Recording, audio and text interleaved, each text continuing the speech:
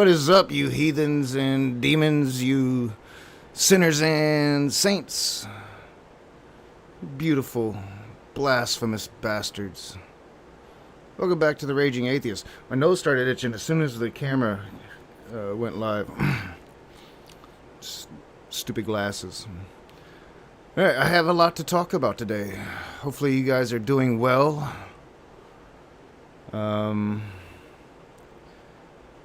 This might be like the calm before the storm. You know, it seems like certain groups of conservatives were ready and waiting to activate. And I think that we still might see something like that, but there's a lot going on. And I think, you know, I have enough to kind of like talk about all the different variables now. But ultimately, there still is like very little information that we have. There's a whole lot of speculation. There's a lot of internet sleuths doing their thing. But really, the authorities are releasing very little. So I've got a lot to look at today to kind of a picture of what I'm kind of looking at when it comes to the Charlie Kirk assassination. There's some wild conspiracy theories out there. There's some questions still about the assassination itself that I think are very valid questions that honestly probably should be asked. Not sure what's going on with my OBS over there, but let's see. All right, that's better. And maybe we'll ask some of those questions today. But there is a lot of chatter, and you know, about Nick Fuentes and a Groyper connection.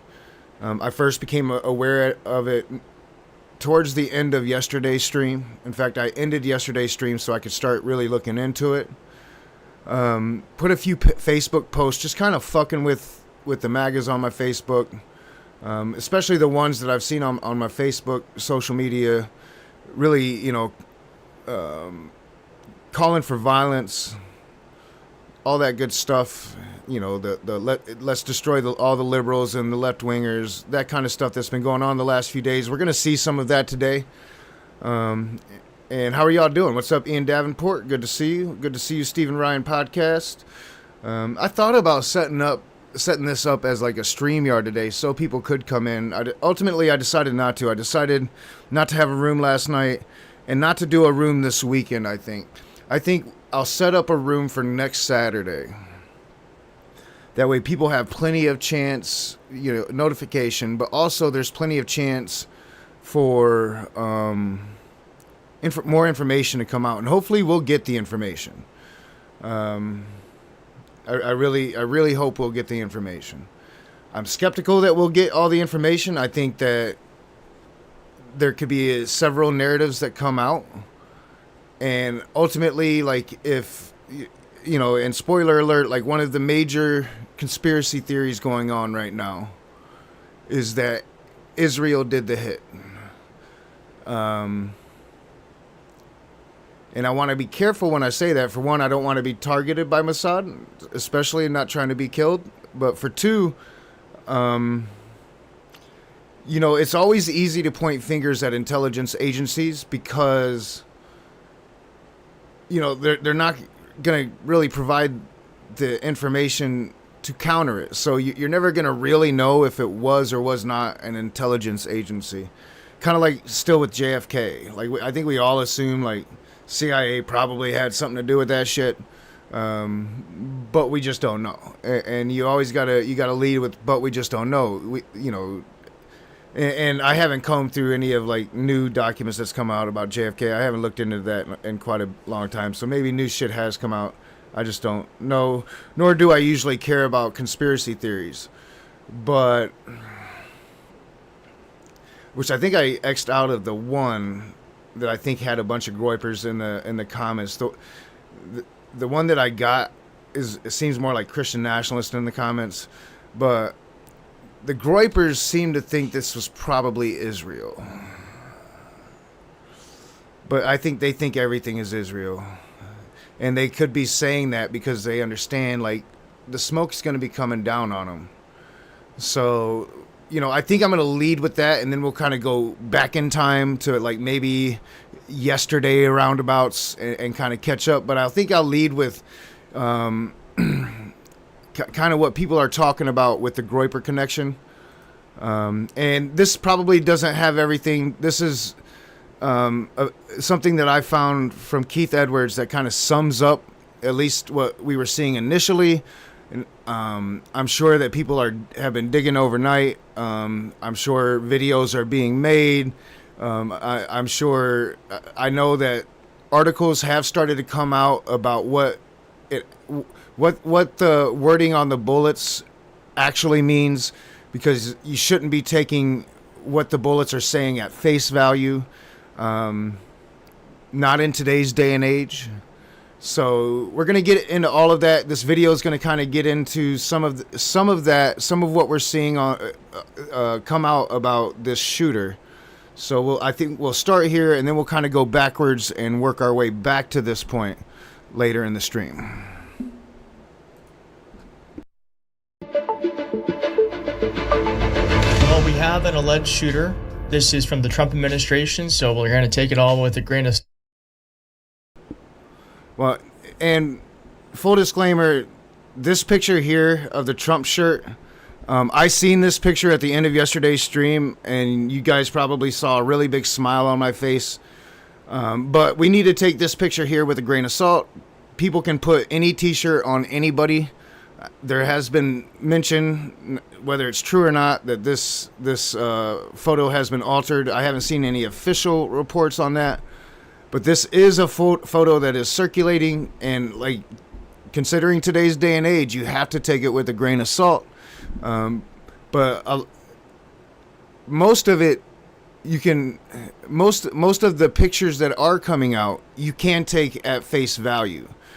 This guy was a 22-year-old white dude, a Mormon, raised Christian nationalist, raised steep in American gun culture.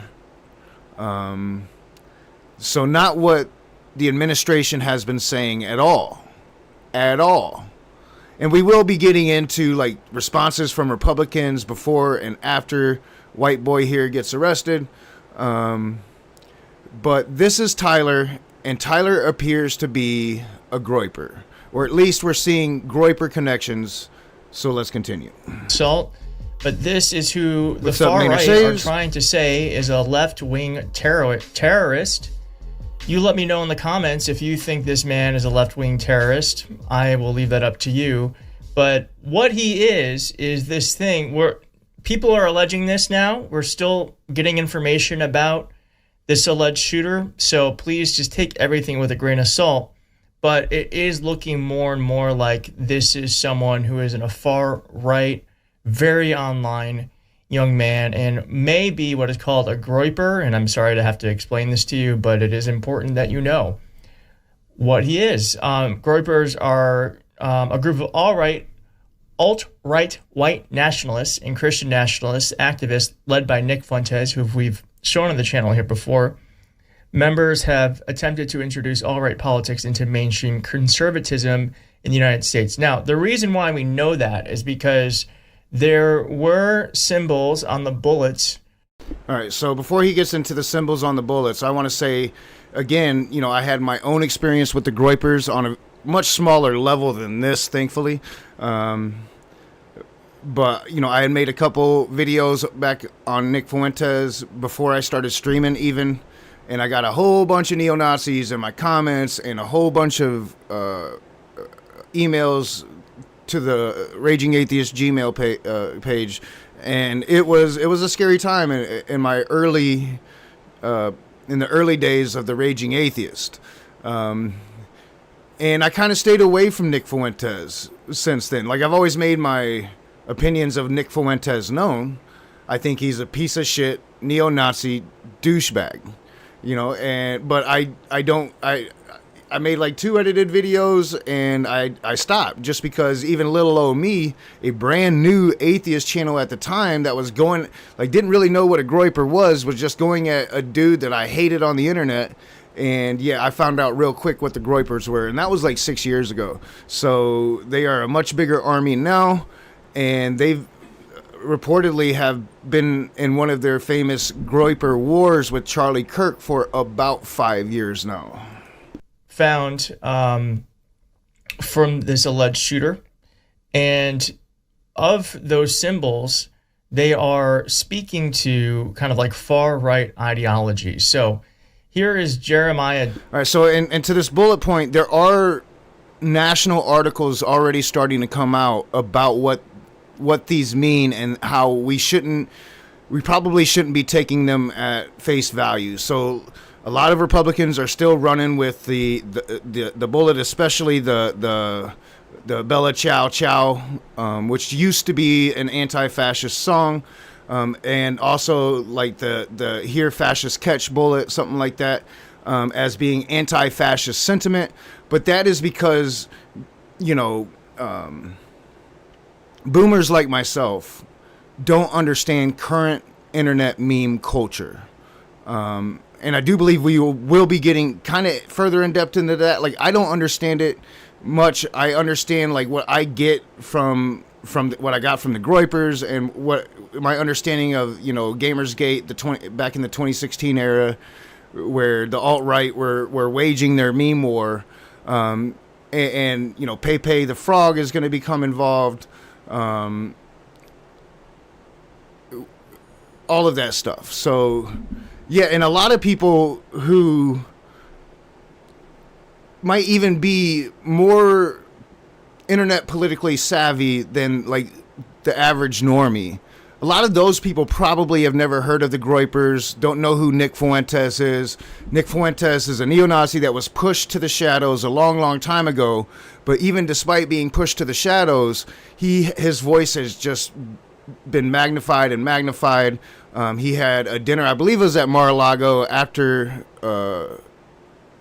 Trump's first term. Always been a huge Trump, considers himself and his Groypers as the true America First movement, and has recently turned on Trump because of Israel, because of the Epstein files. But he's, Nick Fuentes doesn't hide that he's a white supremacist and he hates Jewish people. So really has turned against Trump recently, and has always kind of backstabbed all the other political commentators who, when they work with Nick Fuentes to get their clout up with the far right, then they find out that he doesn't like them and he doesn't think they're pure enough, they're not conservative enough, they're not fascist enough. He calls them fascist light. He called Charlie Kirk fascist light. So let's continue. Johnson explaining this in a way that I don't think I'd be able to, but on one of the bullets, it says Bella Ciao, and it's a multi-layered reference. It's first and foremost an Italian anti-fascist song. So the right is pretending like because it's an Italian anti-fascist song, John, then this kid must be far less anti-fascist. Which, by the way, why is it bad to be anti-fascist? Now, I don't think anyone should die. I know no one should die because of their beliefs. But being anti-fascist, I think, is what America used to be about, right? Wasn't that what World War II was all about? Anyways, there's more layers to it than it just being an anti-fascist song. It's also a Hearts of Iron 4 meme, which is a very popular game reference, and it's often included in Groper playlists, which is, again, what this young man might be. And as he says, it's impossible to determine an ideology from the use of this because we don't know in what context and with how many layers of irony is being used. The only thing that he's sure of is that it indicates, along with other engraved messages, the shooter is hyper online. Now, there were 3 down arrows on one of the bullets, and that was being interpreted as a common Antifa logo, but given that the full description is up. Yeah, so I do believe like Steven Crowder gave this example as the anti-fascist propaganda when he first came out with this information, because Steven Crowder had somebody at the ATF leaked the information about the writing on the casings. And Steven Crowder ran with it. Although I would maintain like Steven Crowder is probably a person that does understand current internet meme culture, considering he was probably one of those alt-right figures back in 2016. If he wasn't one of the ones pushing the memes, he was one of the ones radicalized by the memes, and has probably definitely understands the Fuentes movement. And it seems like, the narrative, and I kind of laid it out on my Facebook page this morning, the narrative from the right wing, which I think does have some kind of legitimacy, considering that we just don't have any fucking information whatsoever. They're being extremely vague in their press conferences, and I think they're doing that on purpose, because I think what they are finding is not what the president has been saying, and they found that out really quick, and the more information they get, the more they're like, oh, this is fucked. Like this Discord server, so to speak, right? So the Discord server, they've been saying like he was radicalized, and there's this Discord server, and they've taken screenshots of the Discord server, but we haven't seen any of those screenshots. We've only heard about, the gun being talked about, but what kind of Discord server is? The right is saying it's a furry Discord server, and this kid was like this average, normal, right-wing kid, and he went to college and got radicalized by a far-left furry movement, and that's why he killed Charlie Kirk. And like I said, there is legitimacy to that narrative, because we don't have any information, and because apparently they aren't paying attention to any of this, right? So, or they don't want to hear any of this. I know CJ Cox has been screaming pretty much on my Facebook page all night long, while I was asleep, because he really does not like this message. He wants to, CJ Cox and many conservatives like CJ Cox really want to get out on the streets with the guns that they have stockpiled and start murdering leftists. They are itching for it. And that's the thing we can never forget with any of this, is that their first response at a major assassination in the modern age like this on their side was, we need to murder our political rivals. All of them. That's what they've been saying. And we'll get to that later. So we cannot ever forget that. We cannot ever forget that when we want to go high because they keep going low. No, like if you keep going high, they're going to murder all of us. Right? Like seriously, fucking murder all of us. But I'm getting ahead of myself. Let's continue. Oh yeah. So Steven Crowder releases, that there was 3 down arrows, which I'm not, current with the current Antifa. That shit was a long time ago for me. And that was being related that is like current Antifa signology, if that's a word. It probably isn't, but a current like thing used by Antifa. 3 down arrows. Fail to include the up arrow and the right arrow, which is important for context, I would imagine. Steven Crowder's a douchebag. Shouldn't surprise any of us. Wife beater, right? Or wife abuser. Pregnant wife yeller at her. So, yeah, not giving the context. So this whole like anti-fascist propaganda that's on these casings aren't quite what they might look like, because we live in the internet age, the post-truth era, the era of meme culture.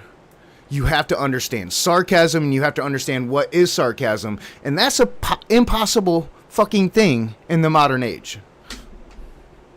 Right. You have to understand the groups and the certain that select groups sarcasm. Down. And the guy plainly had internet brain poisoning. Worth noting that this is also a meme from Helldivers 2, that very online game. Now, the right is saying, from a regular middle-class family, good grades, went off to college and became an extremist Antifa killer. So that is the narrative.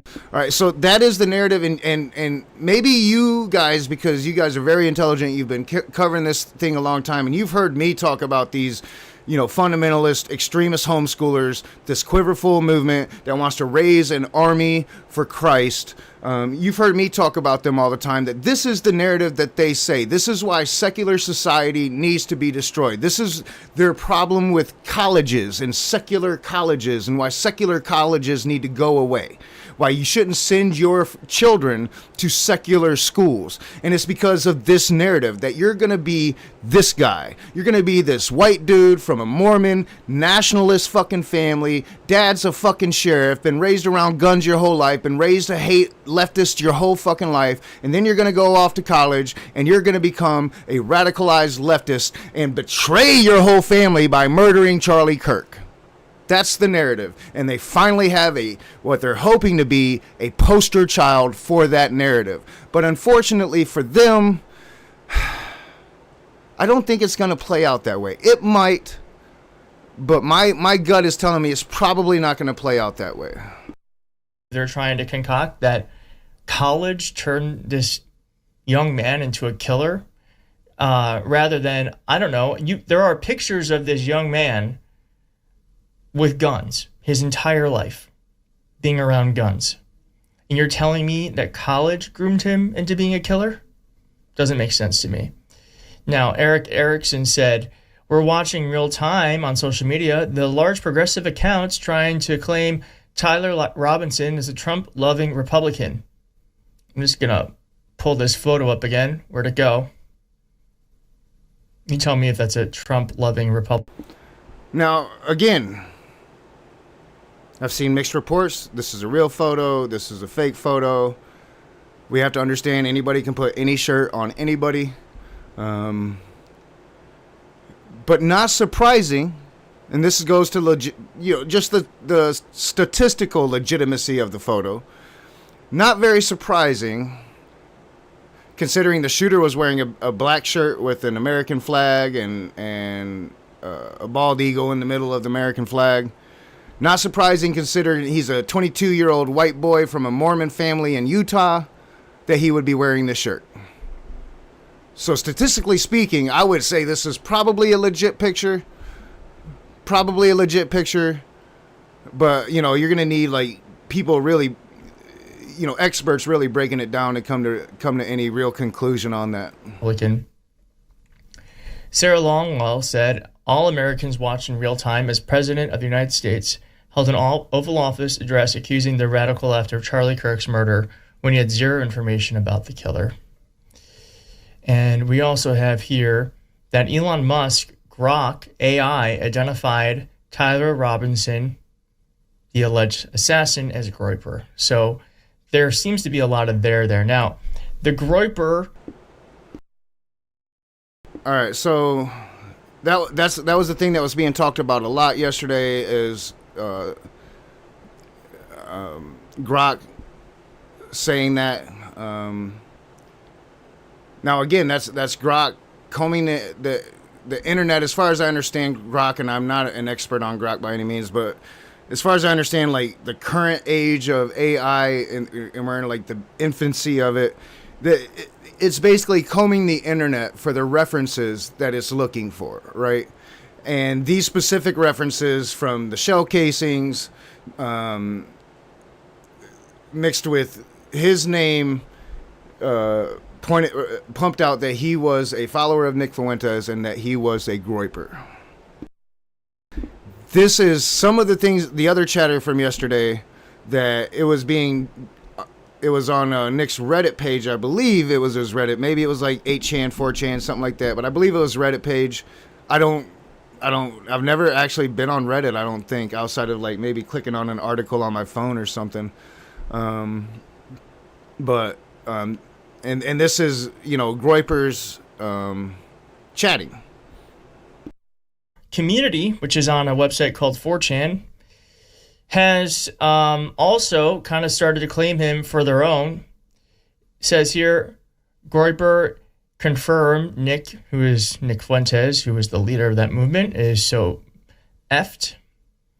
There are more pictures here. It says, so is he our guy?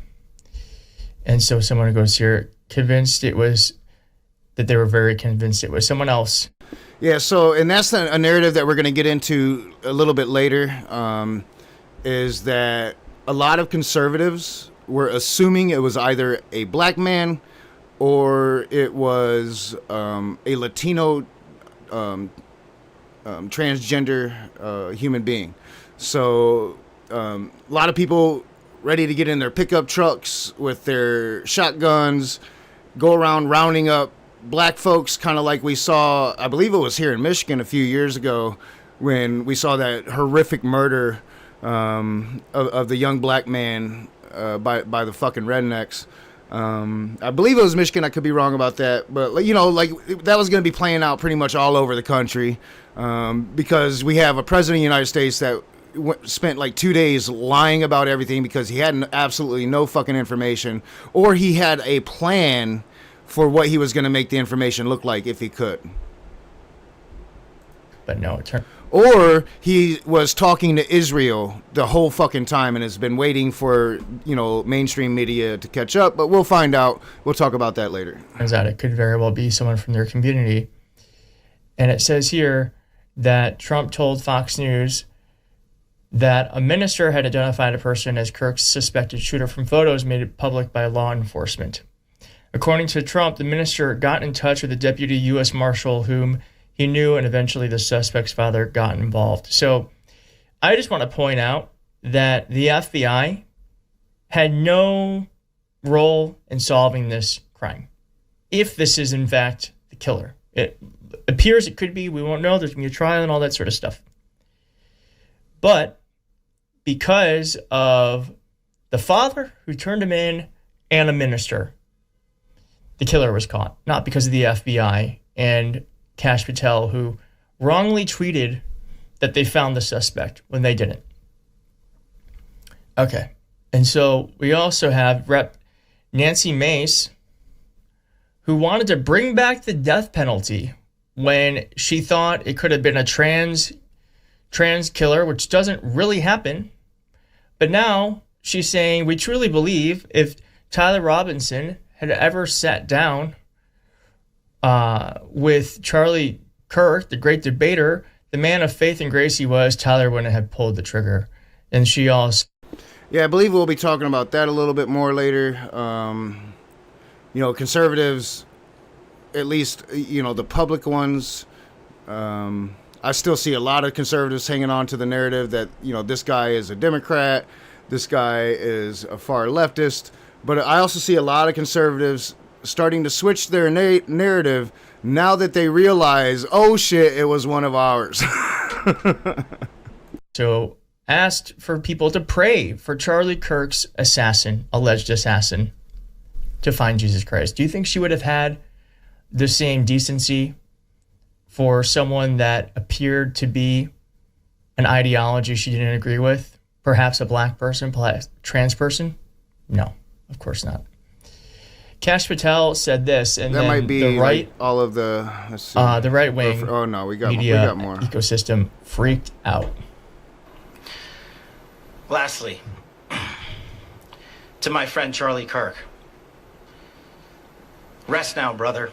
We have the watch, and I'll see you in Valhalla. What a fucking idiot. Okay.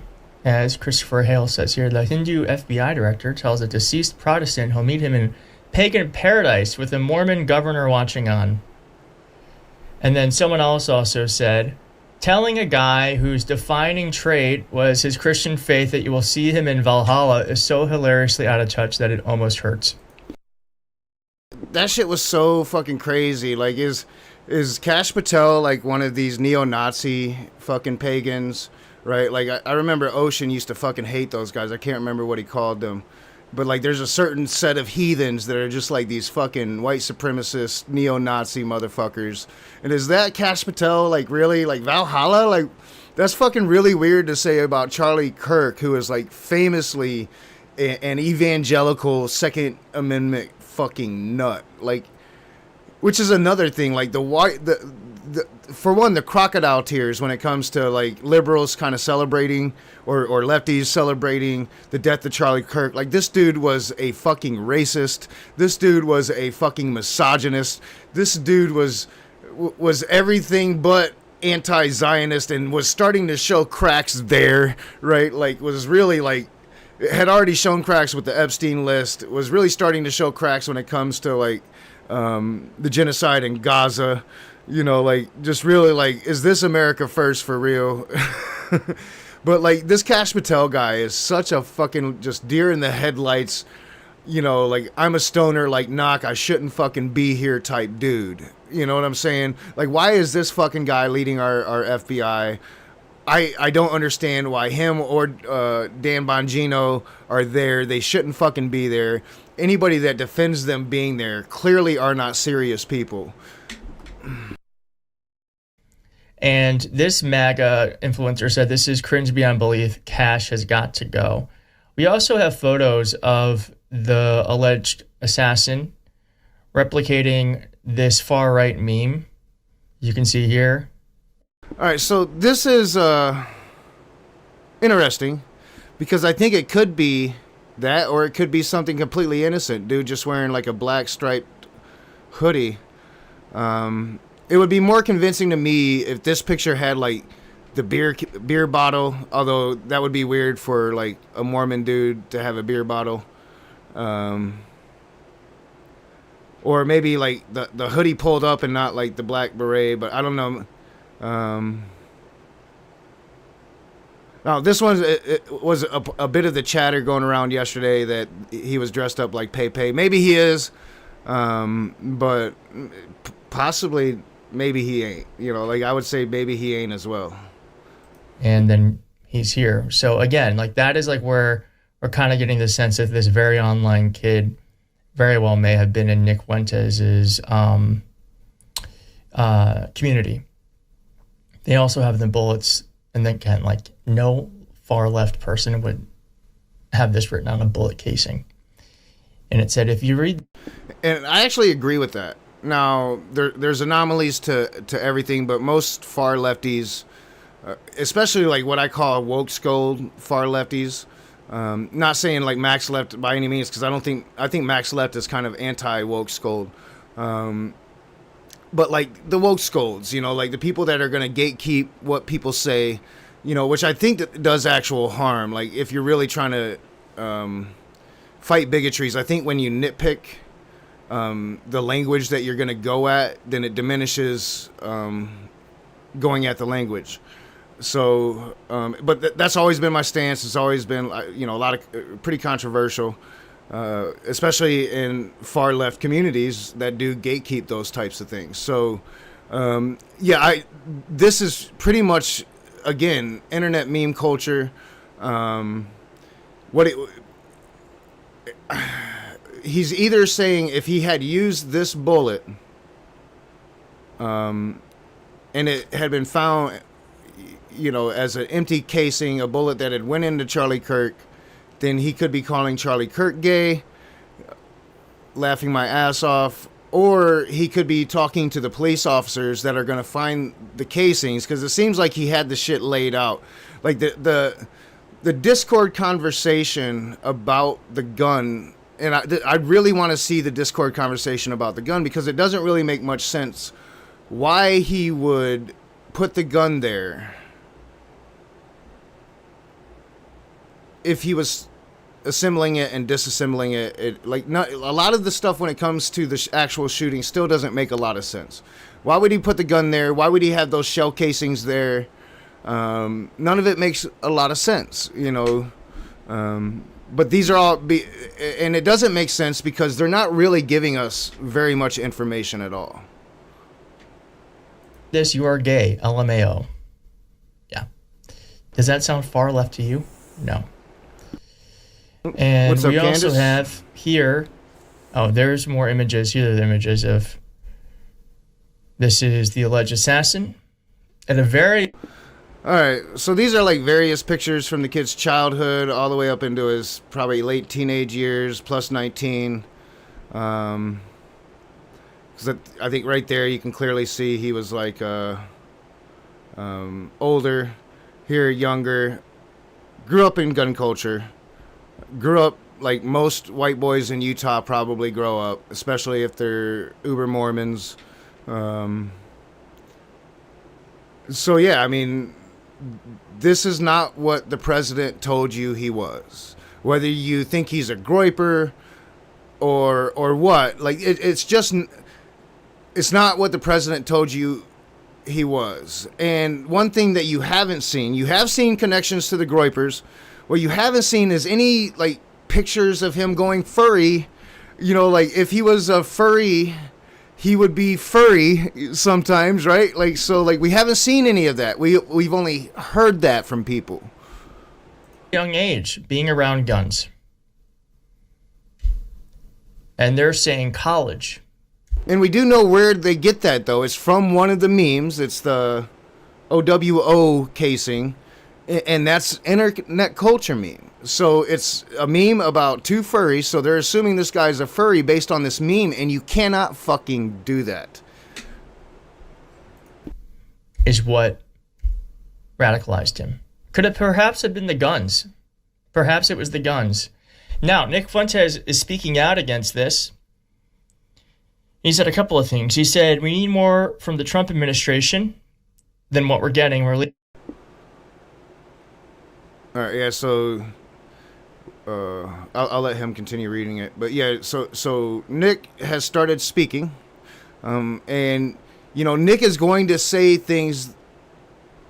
So let's do worst case scenario. Dude is a Groper. Worst case scenario of that narrative is Nick Fuentes, like, told him to go do it, right? So Nick Fuentes would have to say this if that was the case.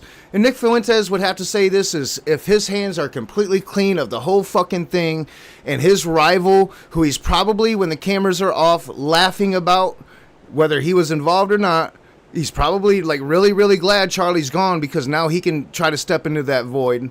You know, that's just my speculation.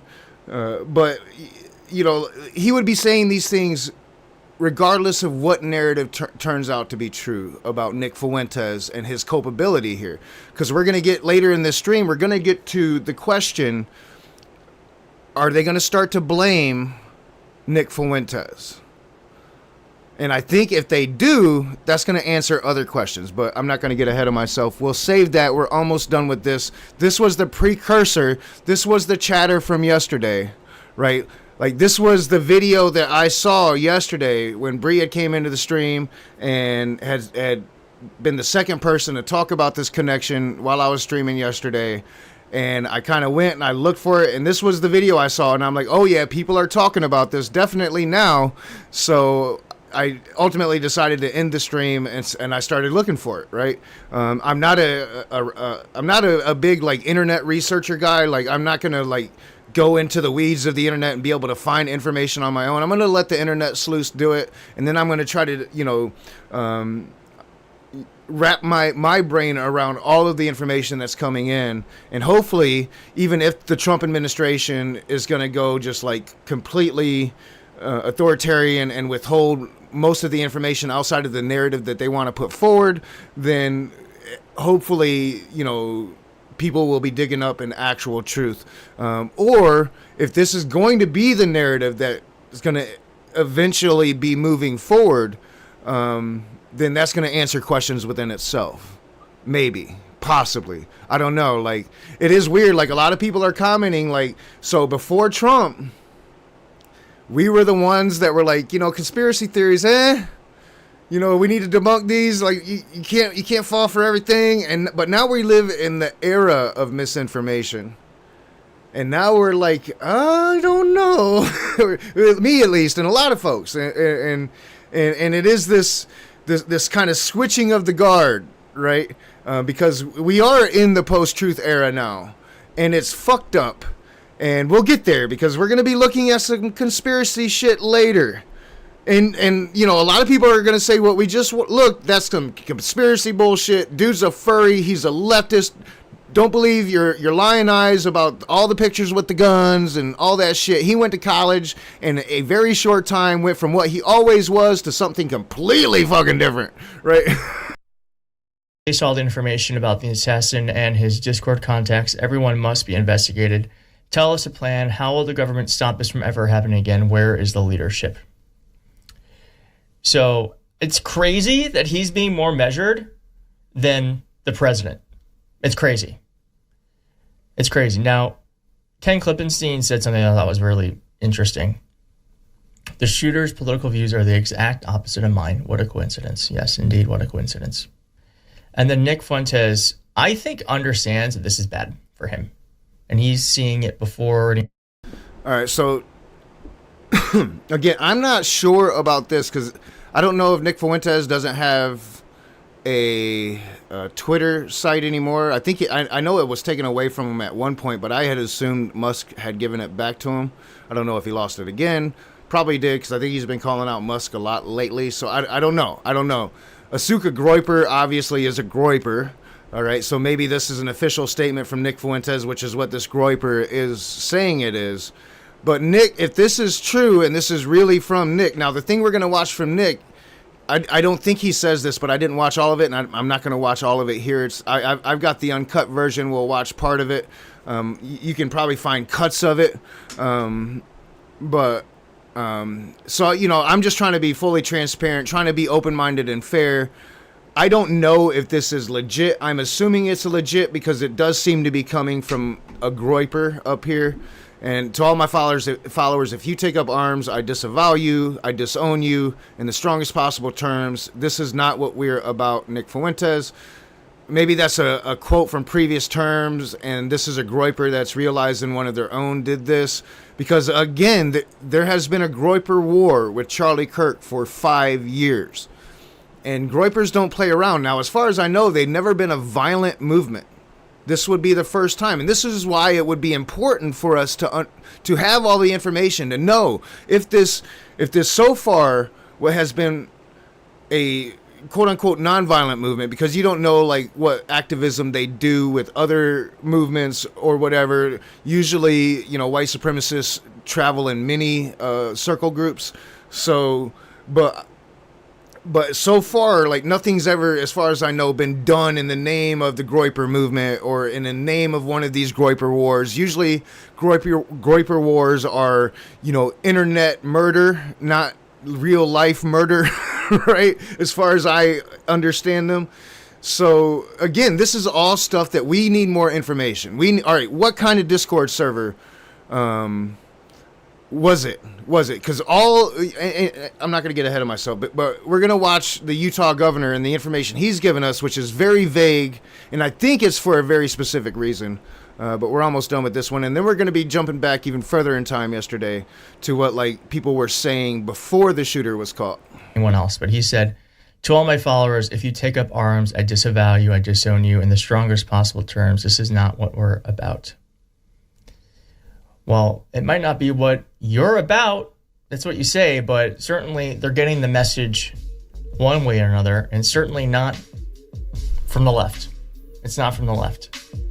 Well, please do hit like on this video and subscribe. We're going to keep following this. That's the bad thing about these vapes. They, especially like a month after a major illness, which I'm really starting to wonder if I had gotten like that bird flu that's going around that Trump doesn't let nobody talk about, because I was sick. I was really sick, and it's just kind of lingering. And like the vapes really both of them really take my breath away, to say the least. All right. So, yeah, that was the chatter from yesterday.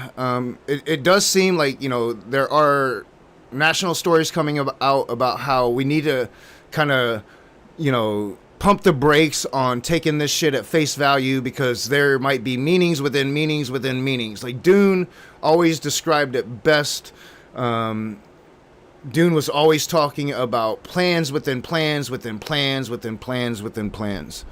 And if you've never read Dune, shame on you. Start reading books.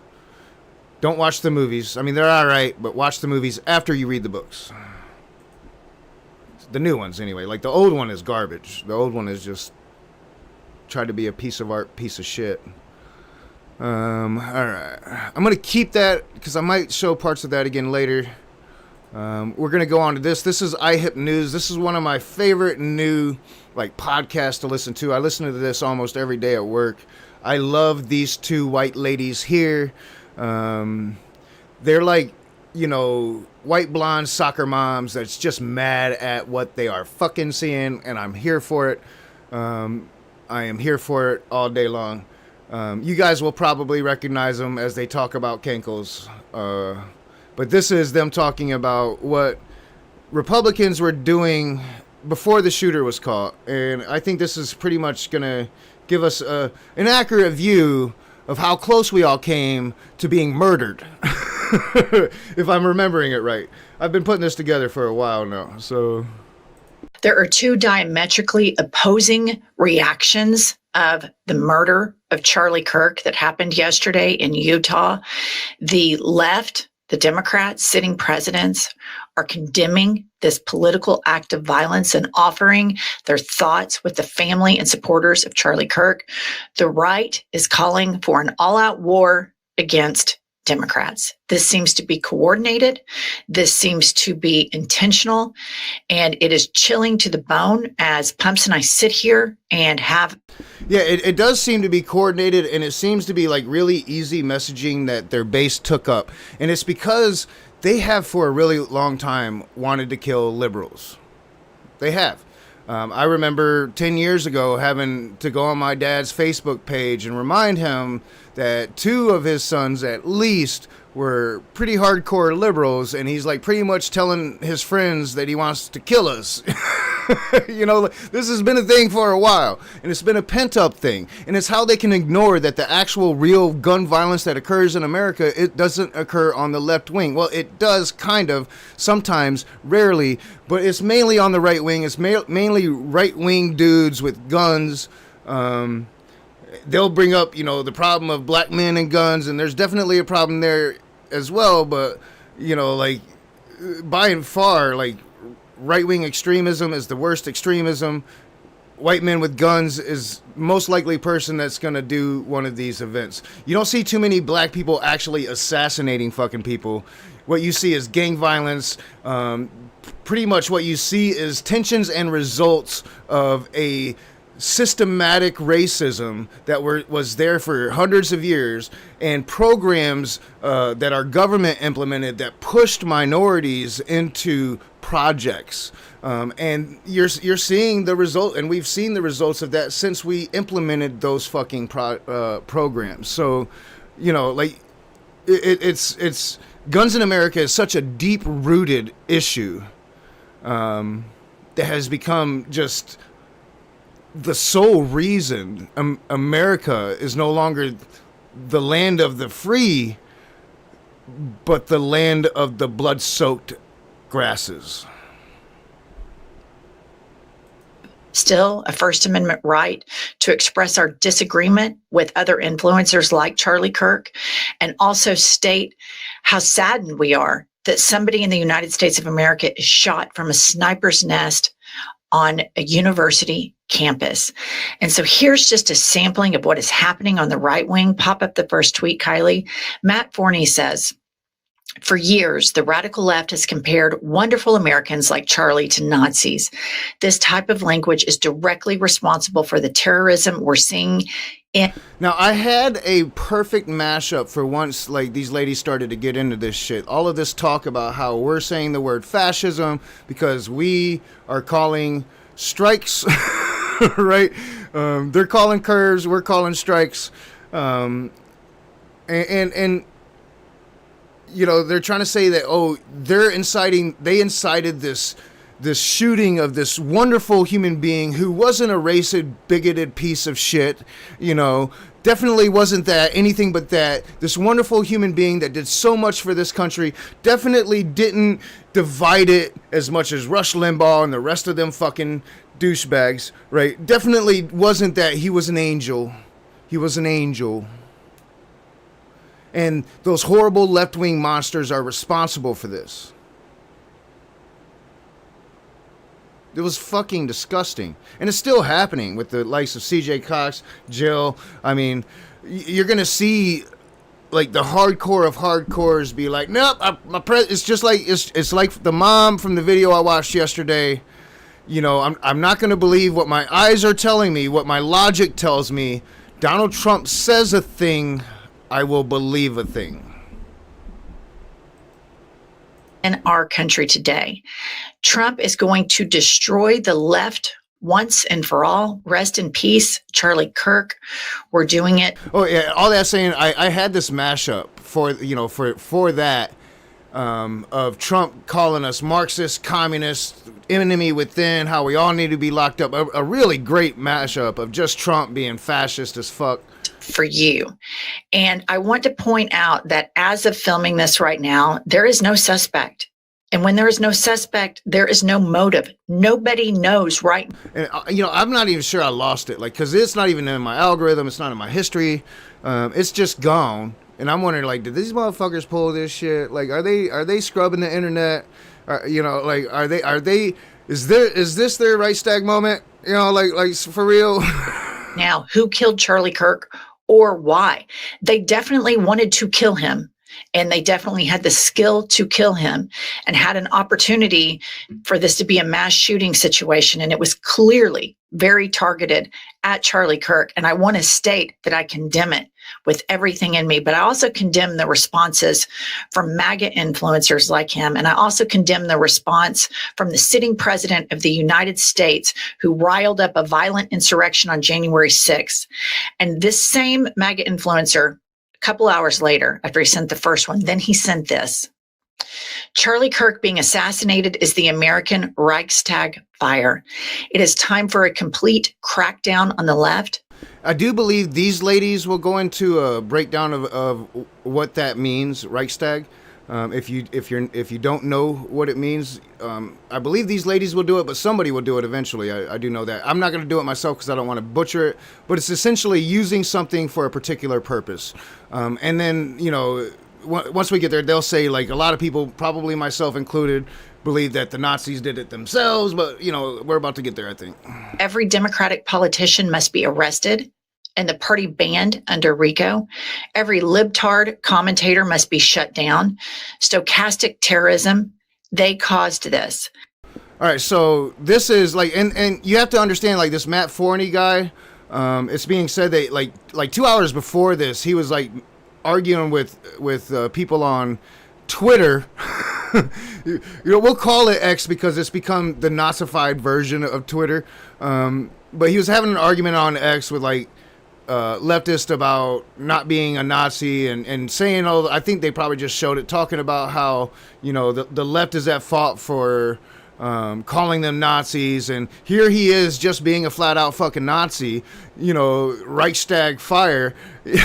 Like, it's really fucked up. And what is he saying? Every Democrat politician must be arrested and the party banned under RICO.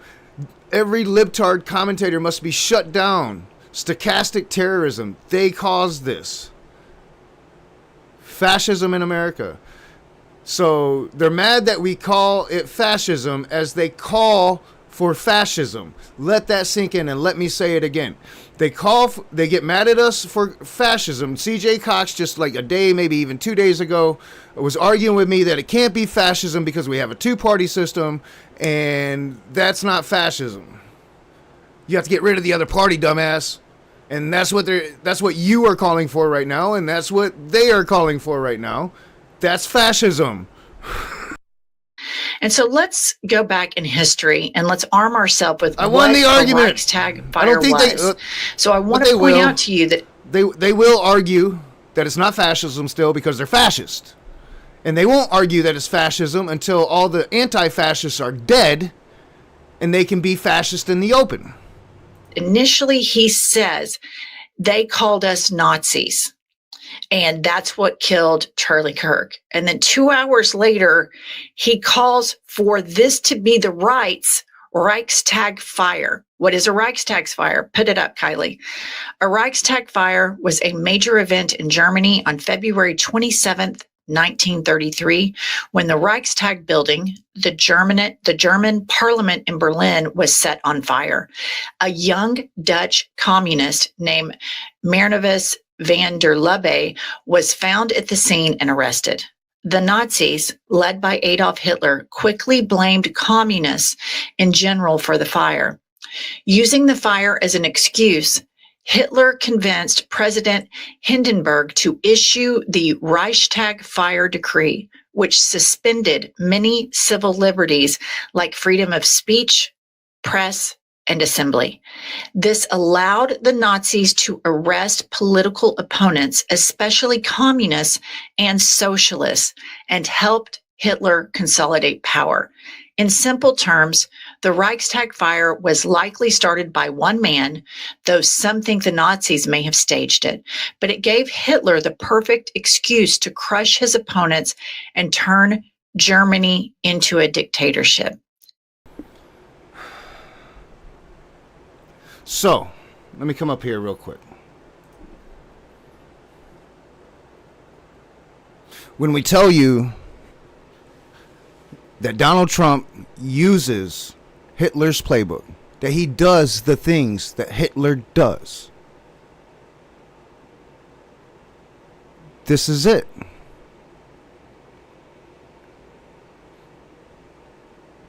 Trump's former wife, I believe it was Ivana, not Ivanka, Freudian slip, right? Ivana Trump, I believe it was Ivana, said the only book that Trump kept on his nightstand, now this might be debunked, I don't know, but this is in my head. The only book that was on his nightstand was Mein Kampf.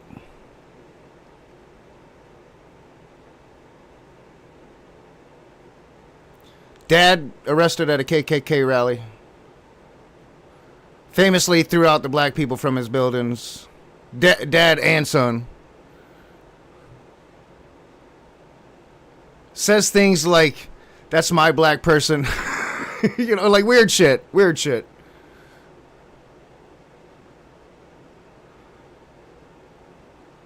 This is what we're talking about. And when we talk about the rise of fascism, we're talking about that thought experiment that we've all had when we were in school learning about World War II. That thought experiment that all of our teachers should have, and if they didn't, I feel bad for you.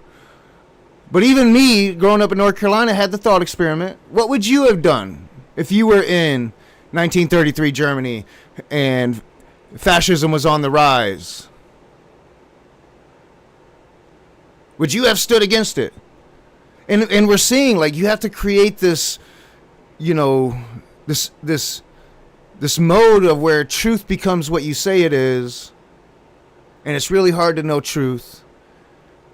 And people don't remember what fascism is, not really. And those that do have really good arguments to say why, you know, it's not fascism. But fascism is fascism. And they're trying to get rid of their other party. And to me, what seems kind of apparent, and the only real conclusion you can draw from Donald Trump just immediately jumping at this narrative is he was reaching for that Reichstag moment.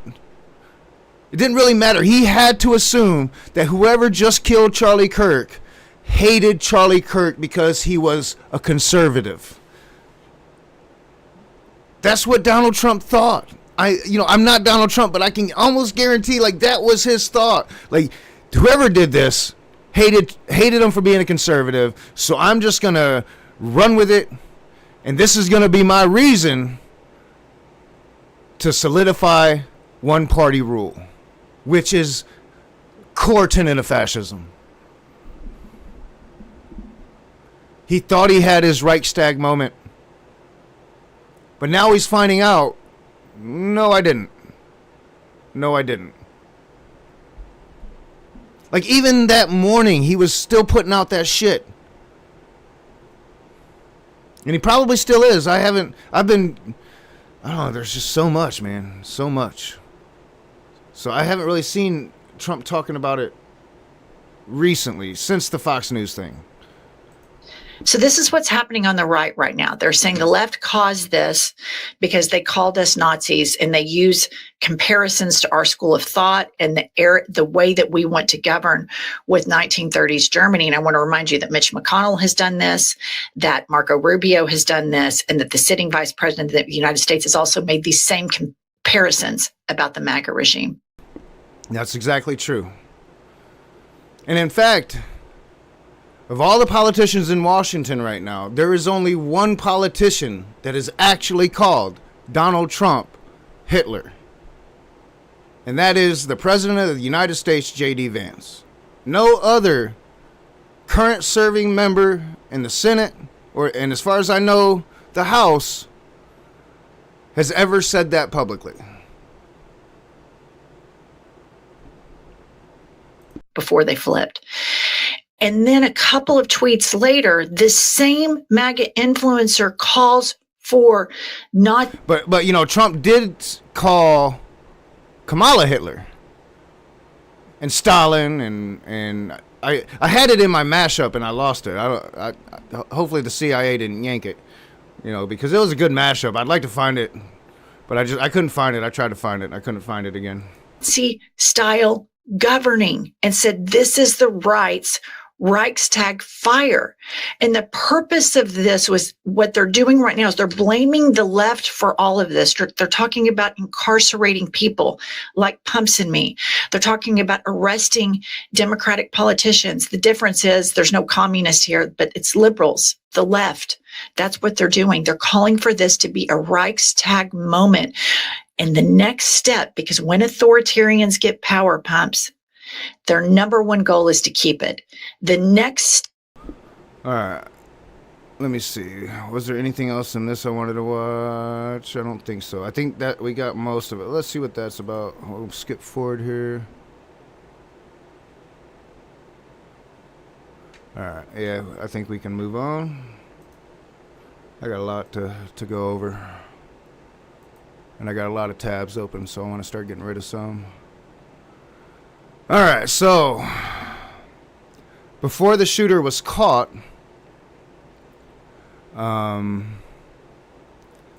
MAGAs were saying and having a bunch of different theories. So a lot of people thought it was a furry left-wing extremist, what they were calling a freak of nature.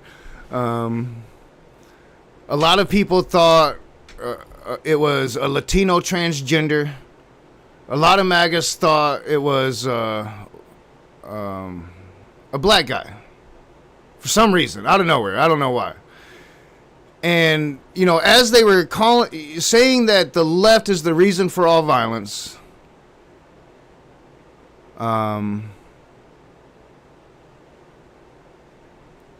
as they were calling for war against the left for being the reason of all violence, which I must tell you is quite the paradox.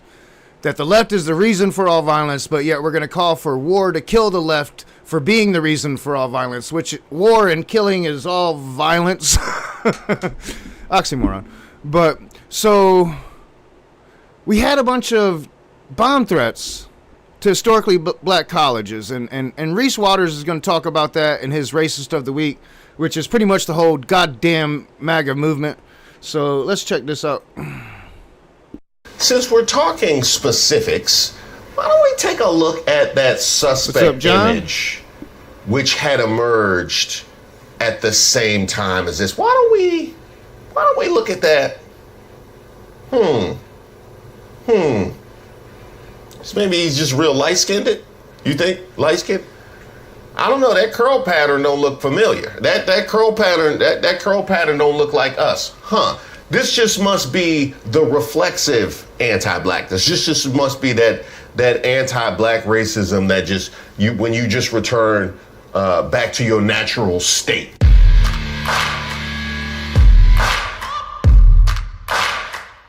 Shout out to all the subscribers. All right, 1 second. My daughter's blood is low, so I'll be off screen or off camera for just a moment. So as I get her straight, I just gotta find it. It's hard here. I had it at one point. There it is. And the members here on the channel, don't forget to like the video.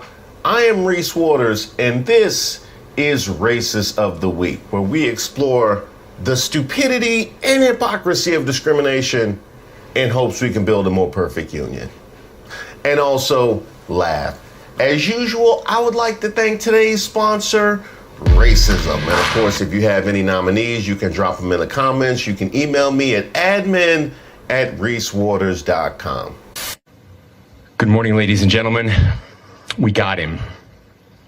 On the evening of September 11th, a family member of Tyler Robinson reached out to a family friend who contacted the Washington County Sheriff's Office with information that Robinson had confessed to them or implied that he had committed the incident.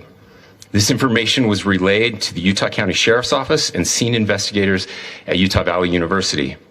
This information was also conveyed to the FBI.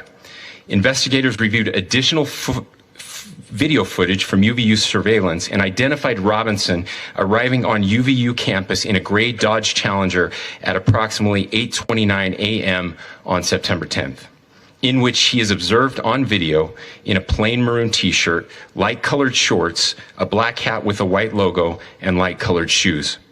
When encountered in person by investigators in Washington County on September 12th in the early morning hours, Robinson was observed in consistent clothing with those surveillance images. So I kind of gave like this dude props yesterday. He still should, he's still like playing a moderate tone, but I think like he's being irresponsible by not giving us more information. And we'll be seeing more of him as we go through this stream.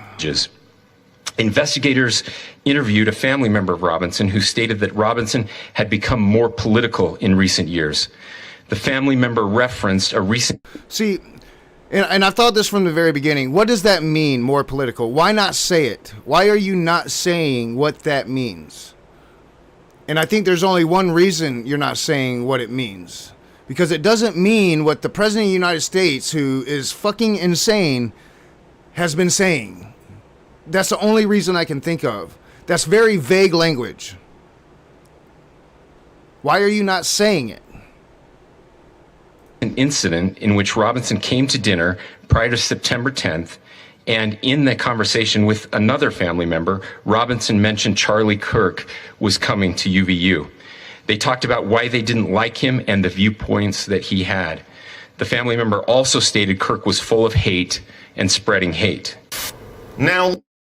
Now, again, that is very vague language because one of the things Groyper says about Charlie Kirk is that he hates them. He's not a real fascist, that he hates them. And that's language that is truthful, yet fits the president's narrative. And why not just come out and say it? Why not just come out and fucking say it? Let's see exactly who this is. I don't know. Maybe we should look into Grok. AI knows everything. Grok explains Tyler Robinson's political beliefs. Spoiler alert, he's a MAGA Groyper. In my view, these inscriptions on the ammo casings, notices, bulges, OWO, oh Bella Chow, Bella Chow, Bella Chow Chow, catch this fascist, and if you're reading this, you are gay, LMAO, aren't random or left-leaning signals like some early reports claim. Instead, they trace Tyler Robinson's political beliefs squarely to the fringes of the alt-right, specifically the Groper movement, led by figures like Nick Fuentes. The crowd positions itself as hyper-patriotic, pro-Trump conservatives who see mainstream Republicans like Charlie Kirk as... Sorry, real quick, I gotta call my daughter again real quick. Sellouts or fake conservatives infected by globalism, liberalism, or even fascism light. Overall, it's not Antifa or trans activism, it's the toxic underbelly of the MAGA ecosystem where online radicalization turns personal grievances into violence against perceived ideological impurities. Robinson's Republican registration and Trump donations fit the profile. A young guy steeped in gun culture and pandemic-era echo chambers, lashing out at the enemy within on his own side. Tragic, but a reminder that extremism doesn't care about party lines. It just amplifies hate. Now, I put this on my Facebook page yesterday. There's like contradicting stories about Tyler's voter registry. So Tyler Robinson, I believe his name is like a very common name. And yeah, there's just more than one person with this name in the country. So there's a Snopes report out, like the whole thing about him donating to Donald Trump wasn't him. But a lot of people saying it says it was him. So there's like a lot of confusion because this is such like a kind of generic name, right? Like it's kind of hard, especially like if they are going through and like scrubbing everything this dude's been in, which I don't understand. If that's like common practice through like several administrations, and I think this is something that like Snowden spoke to, that the NSA was doing, you know, if they're like scrubbing like everything this dude is saying so we can't fucking know like what this dude is, everybody should have a fundamental fucking problem with that.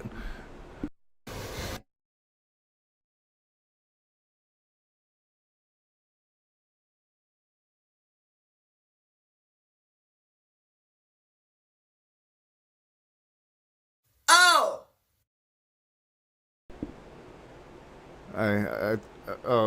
I'm not sure what's going on. I think I just paused it at an awkward time. Oh!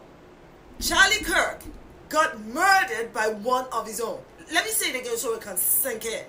Charlie Kirk was assassinated by one of his own. Let me break it down. Not black, not brown, not Muslim, not Arab, not Palestinian, not Latino, not immigrant, not LGBTQIA, not Democrat. So who is he? Meet Tyler Robinson. I mean, names don't come more American and more white than that. All white, American, cisgendered male, Christian, from a pro-Trump loving Republican family. I mean, MAGA must be in chaos, because how are they going to spin this? This is not a lefty that did this, but a righty. Meanwhile, multiple HBCUs under lockdown after receiving terroristic threats. Multiple historically black colleges and universities, or HBCUs, have gone into lockdown after threats were directed at the campus, school officials announced. Alabama State University, Hampton University, Virginia State University, Southern University, and A&M College, and Bethune-Cookman locked down the morning. So, conservatives out here saying left-wing, radical extremists are the cause for all violence, and certain parts of that segment of the population thinks that it's a black dude, so they start calling in bomb threats to historically black colleges, because of course they do. Of course they do. Of September 11th, each citing potential threats made against campuses. The lockdown at Southern University was later lifted, but all campus activities and classes were canceled through the weekend, school officials announced on social media. So let me get this straight. We had all these think pieces prior to the election, preemptively blaming black people if Democrats didn't win and Trump won re-election, about black support and whether or not they were fervent enough for Kamala Harris. And then after the election, when they were proven to be the strongest voting bloc standing in opposition to this takeover, it was seen as not high enough. It was the highest, but somehow not high enough. And then also the finger being pointed in the months since then at black participation in resistance efforts. Where are the black people? Where is the black opposition? That is fascinating. So at each point in time, the focus has been on what black people are doing. And yet here we are. The manhunt is over and an assassination suspect is in custody. Authorities have identified 22-year-old Tyler Robinson of Utah. Yep, not a black dude. Not a transgender left-wing extremist, not Latino, not Hispanic, not brown, not a woman, not any of the things they said it was going to be. One of their own, raised in their own gun culture. The cycle of violence will always continue because it's what they stood for. It's what Charlie Kirk stood for. The only thing Charlie Kirk's a martyr of is the stupidity of the nation. That's it. That's all. as the man behind the deadly shooting of Charlie Kirk. Federal officials believe Robinson acted alone. It is Friday afternoon. Meanwhile, well, right now, historically black colleges and universities across the country are currently under lockdown after a slew of threats that were called in today. Moments ago, Spelman College announcing a shelter in place over the threats, including at Clark Atlanta University, which is near their campus. Other HBCUs receiving threats today: Hampton University, Virginia State University, Alabama University, Bethune-Cookman University, and Southern University. Oh yeah, I forgot. I got YouTube Premium now. So no more ads, if you haven't noticed. No more ads. So far, no more, lapses with the mute button. We're going to try to continue that trend. But I am going to step away and actually go get a soda because I am officially done with coffee for the day. So I'll be right back, and I'm just going to let this play for a moment. The school's urging students to remain vigilant, saying these lockdowns will be in place until further notice. NBC News correspondent Stephen Romo is following the latest for us. It seems, Stephen, like we're getting even more campuses that are closing down just upon hearing what the other campuses are choosing to do. That's true. And to be honest, it's been hard to keep up because we just keep getting new information from new campuses that are shutting down because of concern or because they've received direct threats from this. You mentioned we had Southern University as well. That's in Baton Rouge. Bethune-Cookman, which is in Daytona Beach. And interesting, Spelman University has that shelter in place order, but it's actually not received any specific threats, they said, but the close proximity to Clark Atlanta University has made them, out of an abundance of caution, decide to issue a shelter in place just because of how close they are. They have said they're also increasing security just in case. We have statements from the other universities you mentioned as well. Virginia State University, Alabama University, Hampton University, and Hampton, Virginia. All of these statements so far seem pretty similar. They're saying they have received a threat directly to campus, and they are either asking people to stay off campus or issuing a lockdown order, a shelter-in-place order, so people stay where they are. There is a lot of concern here. Of course, the Charlie Kirk shooting happened on a college campus. We had the Colorado shooting at a high school yesterday as well. The heightened sense of tension is palpable in these students I've seen online replying to this. There's a very real fear.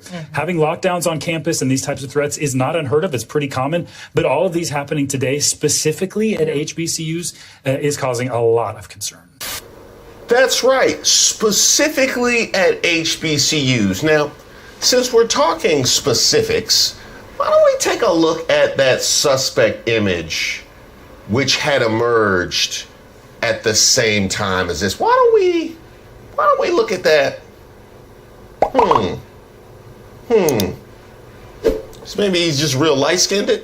You think? Light-skinned? I don't know. That curl pattern don't look familiar. That curl pattern don't look like us. This just must be the reflexive anti-blackness. This just must be that anti-black racism that when you just return back to your natural state. That must be exactly what it don't got nothing to do with anything. It's just. All right, I am almost back. Pausing for fair use practices, all that good jazz. Let's continue. I'll be right back. That's just how we show anger, is just being racist. Now, I definitely have to ask, who is this on? Because I remember Nancy Mace talked about who Charlie Kirk was on. Who is this on? I'm going to say this. Democrats own what happened today. I am devastated. My kids have called panicking. All the kids of every conservative in the country called panicking. Just because you speak your mind on an issue doesn't mean you get shot. Then, by that logic, do Republicans own the shooting of the two Democratic lawmakers in Minnesota? Isn't this on both sides? Are you kidding me? All right, so yeah, this is everybody's favorite lady, Nancy Mace, and her hypocrisy.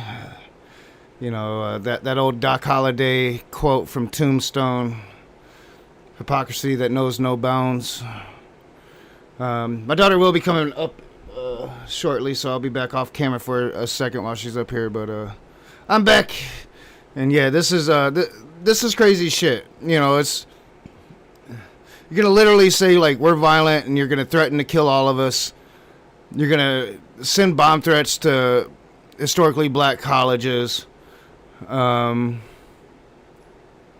This is it's as if, like, maybe they were trying to start a race war. As if maybe like the shooter was a Groyper, and maybe they wanted to start a race war. I don't know, but I mean that's just conjecture and theory. It wouldn't be the first time in American history. The entire Charlie Manson thing was trying to start a race war in America. You know, like, I don't know. Like, we need more information. We need more information. And we're not getting it. They're being very vague with the information they're putting out there. Probably because a president for 2-3 days was going out there saying a bunch of fucking absolutely batshit crazy shit. Because he wants to be fascist and he wants to be emperor. No, I'm asking we you a don't know question. what condition Charlie Kirk is in right now. Some raging leftist lunatic put a bullet through his neck, and you want to talk about Republicans right now? No. No, I'm asking not you. at all. You said the Democrats this have to own it is too, on. but I'm asking, Democrats own this. But isn't there a problem with this. political violence across the spectrum? Yeah, we're talking about Charlie Kirk right now. Grok explains Tyler Robinson's political beliefs. Spoiler alert, he's a MAGA Groyper. And if you thought that was bad, you don't know Nancy Mace. She can do worse. This shit ends. Like, enough is enough. And now I have to deal with real safety concerns. It sounds like the shooter was a tranny or pro-trans. And just because I want to protect women, that I'm worried about getting murdered? Are you fucking kidding me? It's out of control, and enough is enough, and I'm going to double down on this. I'm going to be more vigilant than ever. I'm going to be louder than I've ever been until this shit stops. It's got to stop. And she's just so disgusting, and you've already seen, like, as soon as they find out he's one of them, you know, that is not what the president's been saying, that it's not what they thought it was going to be. Oh, we're praying for Tyler. Gotta pray for the white boy. keep in mind, all of that was prior to a suspect being named. Prior to a suspect being named. So we have black campuses being targeted because Lord knows this is our thing, right? This is definitely our thing, right? You got black. Yeah, you know, say what you want, but like mass shootings, political assassinations, not really a black man's problem. Campuses being targeted, and now you have her saying, because my favorite clip section of that was transgender or pro-transgender. Either way, either way. You know what I mean? Anybody else you want to smear in that? Anybody else you want to attach to that, Nancy Mace? I mean, how did he feel about universal health care? Yeah, this imaginary person in your head that you have to make up because you have no idea who the suspect was at that time. How did he feel about all these streaming apps? You want to take a shot at that? Maybe you in South Carolina. Maybe he was a Clemson fan. Oh, wait, no, he definitely wouldn't be a Clemson fan because Clemson's head coach Dabo Swinney is the one who said it's no more racism after Barack Obama was elected. So, yeah, that naturally he would be a Carolina Gamecocks fan. I'm certain. Well, you know what? We can actually find out. But despite the actual identity of the suspect, despite the photos that went out of the suspect, despite the historical relevance of black people to this kind of thing, because didn't the Supreme Court go ahead and just reinstitute racial profiling? Wasn't that the whole thing? The Supreme Court, they just went, what timing? They just went and instituted the racial profiling. Not to mention, Republicans just went nuclear. They took the nuclear option that they said Democrats were going to take, but Democrats were too fickle to take. So, you know, like we could have prevented all of this if Joe Biden wouldn't have been such a little bitch, and if the Democratic Party wouldn't have been such bitches, went nuclear, because Republicans had already went nuclear. You had no reason to believe they wouldn't do it again. Went nuclear, just got a simple majority to do things like give D.C. statehood so we wouldn't be in the fucking situation D.C. is in now. You know, give statehood to Puerto Rico, add more justices to the Supreme Court so we didn't have this fascist-ass fucking Supreme Court just giving fascist power to fucking Donald Trump, and now Republicans just went nuclear, so Trump has pretty much can just pass through all of his executive branch appointees, no opposition needed. You know, he can just sweep them right through with a simple majority in Congress. Fucking pathetic. This is why the Democrats have failed the United States of America. This is why we need new leadership. This is why we need a new platform, a platform based on what the base of the Democrats, the working man in America, needs. It's the only way we can come back, if we even have a chance. Again, when it comes to ICE, so of course, you know, we gotta have colorblind college admissions, but we certainly can't have colorblind prisons. Oh no, never that. And don't think that won't be a piece in and of itself. So we just went and instituted racial profiling, but somehow y'all want to come looking at us for something like this. And when you see what happened yesterday in Utah, and as a college student yourself, does that ever make you worried about your safety when you're walking around campus? Definitely does. Specifically, just because like this is a HBCU specifically, and a lot of the people that were supporting the man that died yesterday are not so much for HBCUs or people that are in them or attend them. So I definitely do think that we stick out more as a. Yeah, I mean, this whitewashing of Charlie Kirk's character is really disgusting. He was a racist, and he stood for racist shit. So, like, you know, MAGA and Republicans with their crocodile tears as they supported like the worst person in the history of the country can suck a dick. I don't really like the outright celebration because of the optics and because they point at that and they use that. But I don't blame anybody for that either, because, you know, I wish that I could. I wish that I could celebrate it. But I'm just too much a humanist, and B, I'm just too aware of the optics and how they use it. Target, and VSU, like I said, also got a threat, and they are also a HBCU, so it definitely does feel like we have a target on our back right now. So here is the trick bag that we find ourselves in right now. We are getting the boot end of this administration and have since the very beginning, despite being the ones that I wanted to watch to that point after she just spoke, you know, just even though she wasn't that one that had been targeted, it still made her scared, man. And that's terrorism. That's what terrorism is. That's what it's designed to do. But they want to call us the terrorists.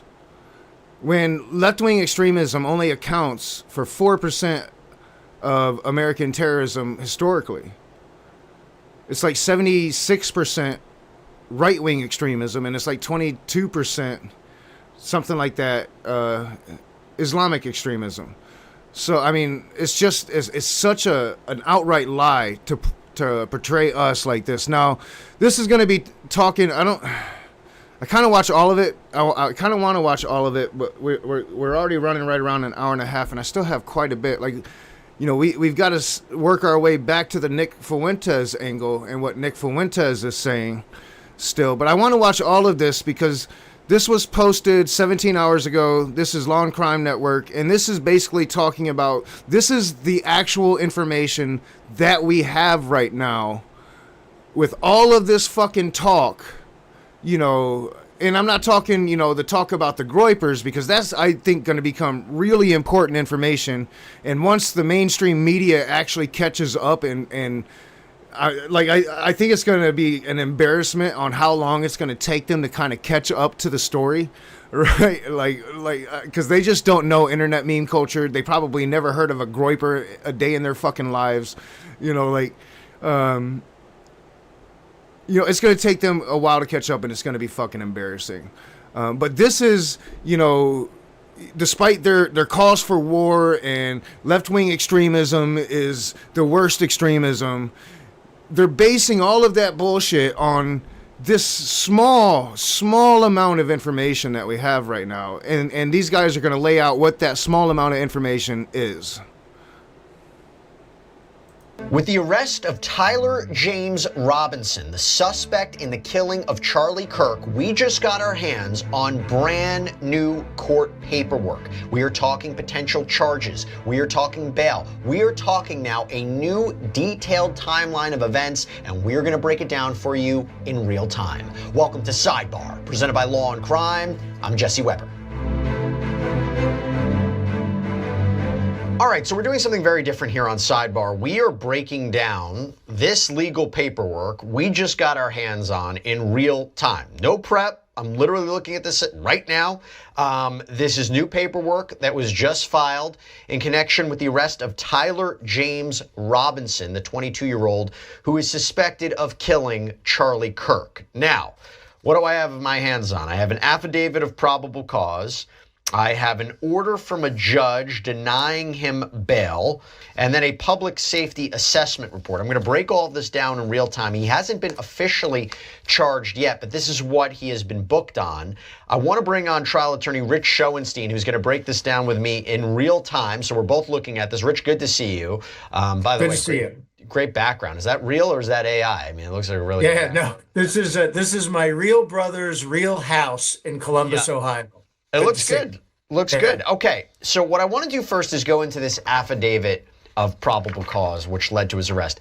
He is charged, and we'll break down these charges. He is going to be charged, or at least he's been booked right now, on aggravated murder, felony discharge of a firearm causing serious bodily injury, obstruction of justice, capital first-degree felony conduct. Before we go any further, Rich, so basically, this is what he could be charged with. This is what prosecutors could be seeking. It could be modified in some way.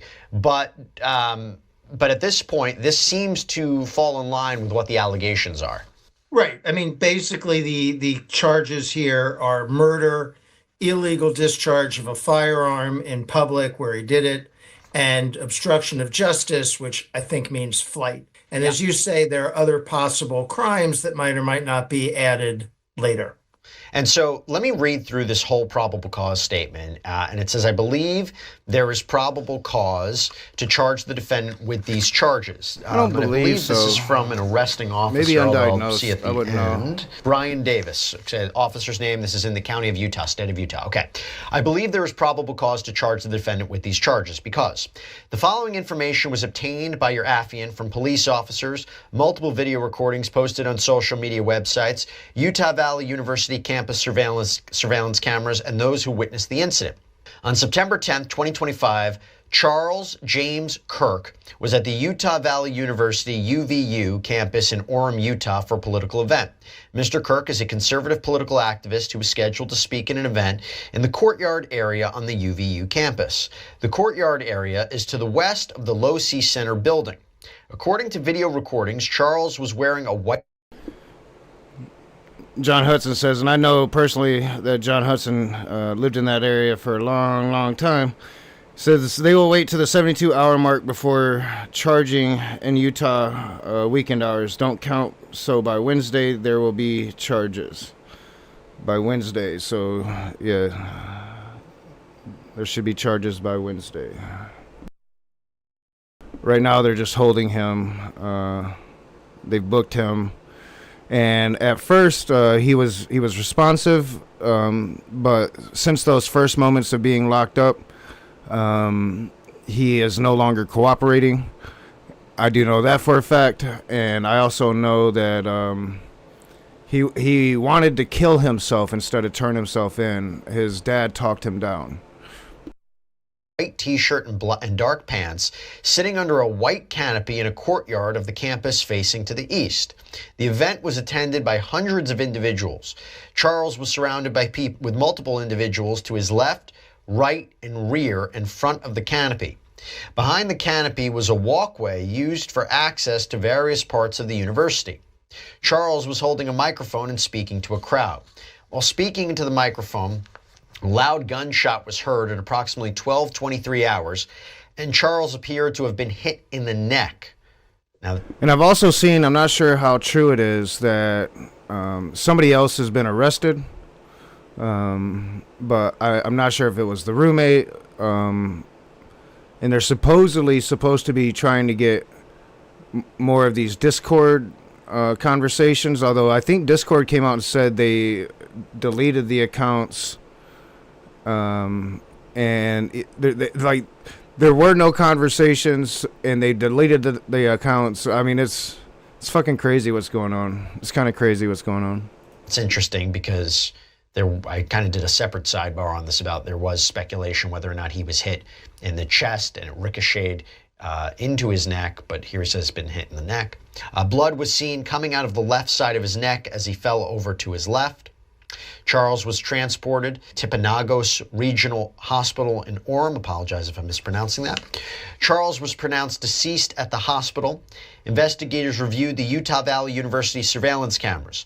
While reviewing the surveillance cameras, investigators observed an individual on the rooftop of the Losi Center building on the UVU campus at the time of the shooting. Hereafter, the unidentified individual will be referred to as suspect. Based on surveillance camera footage, suspect appears to be a white male with dark-colored hair, wearing a dark-colored hat, sunglasses, a long-sleeve black shirt with a picture of an American flag and an eagle printed on the shirt, dark-colored jeans, and white-gray shoes with white-colored shoelaces. The shoes appear to be consistent with Chuck Taylor Converse-style shoes. We've been following this story from the beginning. And you know, one of the reasons that we can do this to really dive into these cases and stories is because of the amazing support that we get from our sponsors like Upside. Now, Upside is great. Colored backpack on his back. Suspect walks with a distinctive gait. Prior to the shooting, suspect appears to walk with a stiff right leg and a relatively slow pace. Suspect's ability to bend his right leg appears to be restricted. All right, so I've seen a lot of right-wing chatter that his girlfriend was a furry. Again, I have seen no photo evidence of that. And one thing I know about furries is they love to dress up as a furry. That's kind of the whole point, right? I've not seen a furry photo of either one of these people. Which is odd. That's strange, right? There's a lot of strange shit in this whole fucking thing. And you never want that when government is involved, when political assassination is involved. Like, you never want strangeness everywhere. I wonder what's gonna happen.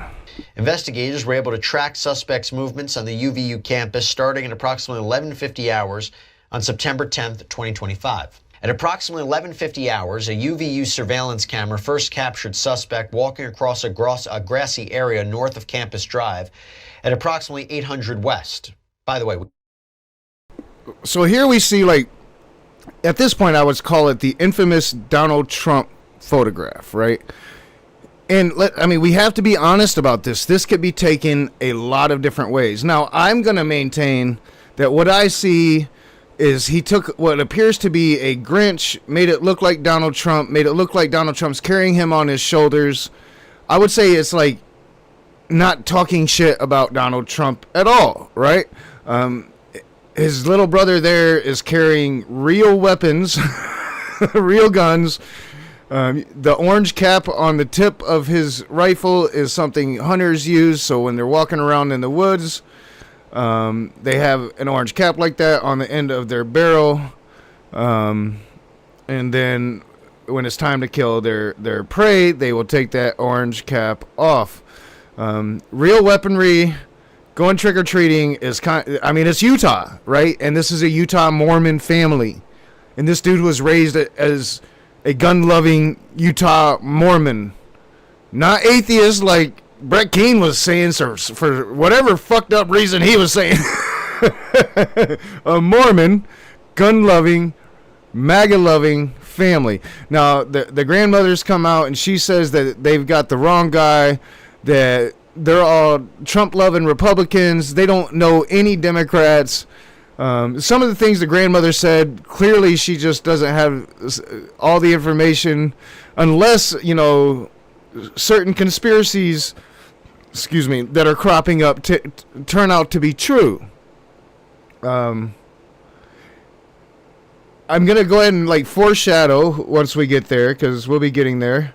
I don't know. I'm tending on the side still of let's not believe the crazy conspiracy theories unless we have reason to. Even with the Trump administration, even with their stances on certain things, but it's hard to say that.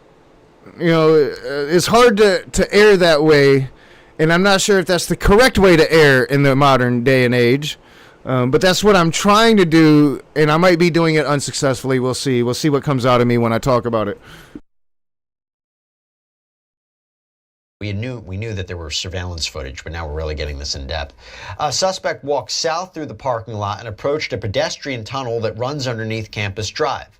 Before entering the tunnel, Robin says it was a costume that year worn by MAGA. Now, I remember, I thought it was going to be like the Halloween where everybody was dressing up as Donald Trump himself. I'm not familiar with this particular costume. And again, I think it could be, the right wing is certainly trying to make it, this is an insult to Donald Trump. I can see how it could, from appearance, could go both ways. But again, I don't know the history of that particular costume. And if it is indeed what you're saying, that was a popular costume during a year, then I think it kind of goes to show. And my general philosophy in life, I automatically assume anybody that wears an American flag on their shirt, especially if it's a black and white American flag, that they're probably a fascist. Now, I know not everybody with American flag on their fucking shirt is a fascist, but at this point in America, I'd say 85% of the people you see wearing an American flag of any sort is probably a fucking fascist. Oh, all right. It's not hitting play when I hit play, and I fully expect that'll be clipped. But hey, I said what I said. I think what I think. Suspect paused at the top of the stairs and pulled out what appeared to be a cell phone from his right pocket using his right hand at approximately 11:53. Well, no, and I wasn't talking about him in the Trump outfit, Robin. I was talking about his little brother next to him. That those were real weapons. That wasn't a Halloween costume. His little brother, clearly he was going trick-or-treating as a hunter, but he was using his real hunting weapons, not fake guns. Hours. Suspect eventually put what appeared to be a cell phone back in his right pants pocket using his right hand. Surveillance captured suspect making his way toward the Losi Center. At approximately 12:02 hours, suspect was recorded walking on the north side of the Losi Center building, walking with the same gait as observed earlier. Suspect entered the Losi Center building through a set of doors on the southeast corner of the Losi Center building. At approximately 12:15 hours, let me just change it here. Suspect was observed walking up to the stairs that led to the common area adjacent to the Losi Center building. Suspect walked to a short concrete wall that separates the common area from the rooftop of the Losi Center building. At approximately 12:17 hours, suspect climbed over the short wall and appeared to crouch down on the north side of the wall on the rooftop. At approximately 12:22 hours, suspect stood up and started running across the rooftop of the Losi Center building. The notable limp from previous surveillance was absent. Suspect ran to the west side of the rooftop and appeared to scoot along the rooftop area as he got closer to the edge of the rooftop. At approximately 12:22 hours, suspect laid down in a position consistent with a prone shooting position near the edge of the rooftop and appeared to be facing west in the direction of the courtyard area. So far, this has been, these are the court filings so far, or the legal filings so far. And there's really nothing so far that we don't know. We know nothing. They're laying out what he did, but we knew all of that already, if this is indeed the shooter. So again, so far, 8 minutes in, we've learned nothing new. You're not going to learn anything new. Spoiler alert. The rooftop of the Losi Center building overlooks the courtyard area where the event featuring Charlie Kirk was taking place. The Losi Center building is east of the courtyard area. At approximately 12:23 hours, Oh yeah, and that's why I say I know that assumption's not right, that there is a movement to take back the flag, and I support the movement. But I still at this point, especially here in Battle Creek, where pretty much everybody's a fascist, I just assume. I do. And hopefully I get proven wrong and I find some allies here, because there's not many. Charlie Kirk was shot. At approximately 12:23 hours, surveillance shows that suspect stood up suddenly from the edge of the rooftop and sprinted north on the rooftop of the Losi Center building. Suspect ran to the northeast corner of the building and approached the edge of the rooftop. Suspect placed a dark-colored item on the rooftop and proceeded to lower himself off the rooftop. Suspect dropped off the rooftop onto the grass below. All right, so, and this was where I was confused yesterday. So, like, people were saying, like, he was limping because he had the gun stuffed back down his pants after he fired the shot. So, which didn't make a lot of sense. Especially, it would mean he had to reassemble it once he took it to the woods, which didn't make any sense. Like, the only reason to take it to the woods is you're hoping, like, they're not going to find it, which is, I think, very idiotic, because of course they're going to find it, but also because you've just hurt your leg. That makes you already conspicuous. And as you're going to see, it does appear that he's actually carrying the rifle, still fully put together, just covered up with whatever blanket he was using to cover it up. So I can see why, like, he would dump it in the woods, because it's very conspicuous. Charlie Kirk has just been shot. He's walking around with the gun assembled. But the confusion for me yesterday especially was, Republicans were saying in the footage of him outside of the people's homes that has been put out that he had this really bad limp. And it was because the gun was in his fucking pants, but he just lands wrong here, and you're going to see, like, he immediately has the limp, I believe, or maybe not immediately, but because sometimes with those things it takes time. But I think you're going to kind of see it right away, but you will definitely see him holding the weapon. Suspect ran north near the parking lot to the east of the Losi Center at approximately 12:24 hours. Suspect ran north across. Were people saying, I know, yeah, there for a while people were trying to say I turned into a Christian and I turned right wing. It was all a bunch of lies. I don't know why people were saying that bullshit. The Campus Drive Road. I've always been a carrying an item. Yeah, I'm an economic socialist. Very, very progressive. Probably not max left, but definitely far left. And yeah, I've never changed. Whose identity is not clear from the surveillance, so whether or not it was the weapon. The area to the north of Campus Drive Road where suspect crossed over consists of a grassy area with trees on the edge of the UVU campus. Investigators discovered a bolt-action rifle wrapped in a dark-colored towel. The rifle had a scope mounted on top of it. Investigators noted inscriptions that had been engraved on and that's when he heard it, when he jumped off the rifle. roof. Inscriptions on a fired casing. So now I'm not going to say, like, there's no leftists that are raised in American gun culture. Of course there is, and especially once you get over to, like, the tanky side of things, the revolutionaries, thinking you have to instill communism with revolutionaries, leading to authoritarianship. So, like, it's nonsense. History proves it's nonsense. But usually, if you're raised in this kind of life, you're right wing. You're far right wing.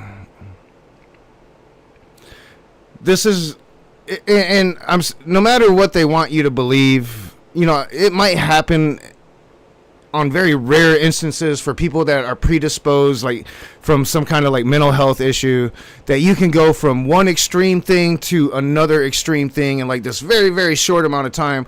Like I've done stories on, like I remember, like I think it was what was her name, Catherine Grove, and like the Wells, the cult of Wells, to where it really seems like in a very short time she was indoctrinated online by the cult of Wells, at least enough to get her to come to Texas, to where they did like something. A lot of people think drugged her, brainwashed her.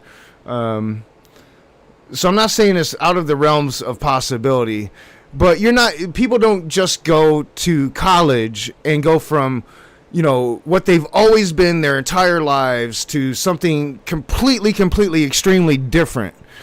That just doesn't often happen, right? It's not a thing that often happens. And that's the narrative that they want to put forward. And I grant, in a void of information, that narrative is going to find legs the longer we have a void of information. But again, we're going to get to the point, like, eventually the mainstream media will catch up. Donald Trump will catch up to the fact that this was a Groyper, probably, and then that raises questions in itself. Was it a Groyper?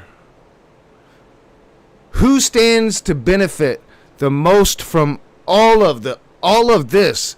has to be a question considered. I'm not saying it's going to lead you to the to the promised land, but it has to be considered. Who benefits most from all of this? Who doesn't? Should always be considered. Read, notices bulge OWO, what's this? Inscriptions on the 3 unfired casings read, hey fascist, catch, an up arrow symbol, right arrow symbol, and 3 down arrow symbols. A second unfired casing read, you know, I mean, and unless you're, and this seems to be like events that he's going to with his family, right? I don't know many far lefties that have shown me pictures of them holding a bazooka. You know, like that's kind of a far righty thing, you know. How embarrassing for the Republican Party. oh Bella Chow, Bella Chow, Bella Chow, Chow Chow. And a third unfired casing read, if you read this, you are gay, LMAO. Before we go any further, so Rich, this is quite consistent with not only what we heard from the press conference earlier today, but it is consistent with video footage that is circulated on social media. What is standing out to you about this so far? Well, I've seen this video footage, as you say, it's been making the rounds, and he walks with a stiff gait, presumably because he has a rifle down his pants. He gets on top of the building, he takes the rifle out of his pants, and now he's able to walk more freely, and he crouches down and fires. And by this analysis, it's like the gun was never disassembled and reassembled, ever. So initially, from video footage, it seems like he's walking up to the building with a very straight leg. And then it appears once he gets on top of the building, he takes the gun out, runs to the shooting spot, fires, runs back, has the gun covered in something as he jumps down, hurts his leg on the ground. So, like, the whole screwdriver thing. So, and that would be another what's called distraction from truth, right? Or it could be called an error, because even the best killers in the world makes errors.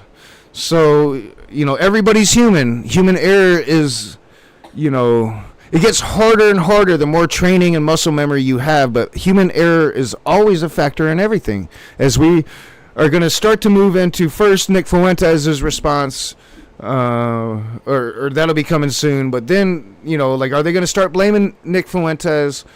And what questions does that raise? What are the conspiracy theories that some folks are putting out there? Groypers being one of them. There are these casings.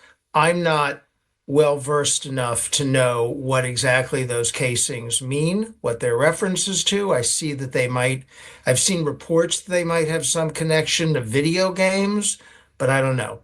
But obviously they're of interest to the investigator. So they're pretty much, as far as I understand, they all link to Helldivers 2, and I think the Bella Ciao thing also links to another game. It all links to, you know, meme culture. So fascism, anti-fashion, fascism versus anti-fascism meme wars, which becomes very, very complicated, especially for an old guy like me, who's been in, like, I ain't done nothing Antifa since, like, you know, before, like, internet was like this major thing. Like, that was a long time ago. Well, I was tearing down Confederate statues, you know, long time ago. You know, and that was like beginning stages of Antifa, when it was still like we weren't really Antifa. We just called ourselves Antifa because Antifa was still just basically up in Seattle with the grunge, anti-grunge, you know, punk rock thing that was going, which was the birth of Antifa versus those upper Northwest skinheads from the 90s. You know, when fascism once again really started to show its ugly head again. They have a lot of footage, and you know, we live in a world where if you're out walking around, you're on a campus, you're in a neighborhood, you're on film somewhere, you're on video somewhere, you can't go anywhere, and they've pieced all of that together to show this suspect getting on top of the building and apparently firing a rifle. And the fact that so much of this is documented, how many times do we cover cases where there is no surveillance footage, let alone of the attack? We all saw the shooting. I mean, we all saw it, unfortunately. But to apparently track the shooter's movements, they talked about it in a press conference yesterday, but to actually have it detailed, that is, and we know that the footage was, we know that the image of this person of interest, this suspect, was released yesterday. That is very important for prosecutors. Yeah. Well, and so listen, this is a very high profile, very horrible crime. This is an all hands on deck situation. They went door to door to get any possible video they can. We've seen cases where they investigate too late and the video is lost. So here they got it right away. They were there the day of, the day after, going around the neighborhood, pulling together whatever video glimpses they could that might shed some light on this situation. And it paid off. Yeah, and the whole time in the background, they had Kash Patel throwing a fit because Kash Patel fired the head of the Utah Bureau for whatever fucking reason. She was a brown woman.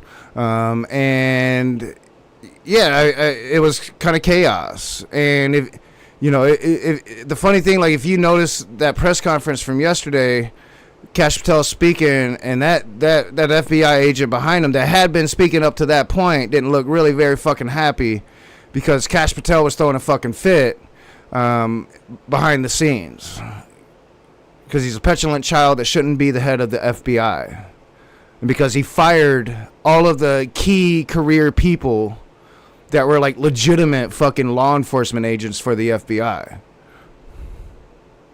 Got pictures, they got video. And they also they say investigators also discovered a shoe impression on the northeast corner rooftop edge of the Losi Center building. The shoe impression was located in the vicinity where suspect climbed down from the rooftop. The shoe impression is consistent with the shoe sole characteristics of a Converse Chuck Taylor shoe. They also talked yesterday about forearm impressions, palm prints. I believe that has been sent out for testing as well. They're probably looking to see if it matches up to Robinson. One thing to note here, and I was talking about this with Ellie Honig yesterday, this is before there was an arrest, legal liability. One of the things you have to wonder is whether or not the university, and you are a civil trial attorney, whether the university faces any liability here. All right, yeah, so user OI unknown. Unfortunately for you, it's a song that's on the Groper playlist, so we'll be getting there. In the sidebar I did yesterday, there were concerns, there were questions of reports about maybe a lax in security. Were the tickets being checked? Was there a lack of actual, security detectors? This appeared to be on the outside, though, right? So on the rooftop. Does the school face any liability here, you think? Well, potentially. This is going to be heavily scrutinized. Every facet of this is going to be heavily scrutinized to determine if anybody else is responsible, anybody else is involved, and anybody else is potentially... Yeah, we'll be getting back to that narrative. Right now, we're catching, because I started with that narrative, and then we kind of went back in time before the shooter was caught. Now we're finding out what information we actually have based on legal filings. And then I do believe, what do I have next? Next, I'm going to be looking at the governor here, kind of talking about like some of the really, generic language he's using. Then we'll be getting into, let me see. So now I got a choice to make because that's back to that narrative right there, and into some of the more conspiracy theories that go beyond that, and kind of some of the things that the Groypers are saying right now that what they think it is, because the Groypers think it's their boy, the Groyper the Groypers. Some of the Groypers are claiming it's their boy, but first, we might do the Fuentes response. No, we'll save the Fuentes response for last. Yeah, so, and then we're going to get into what Nick Fuentes said yesterday, I believe.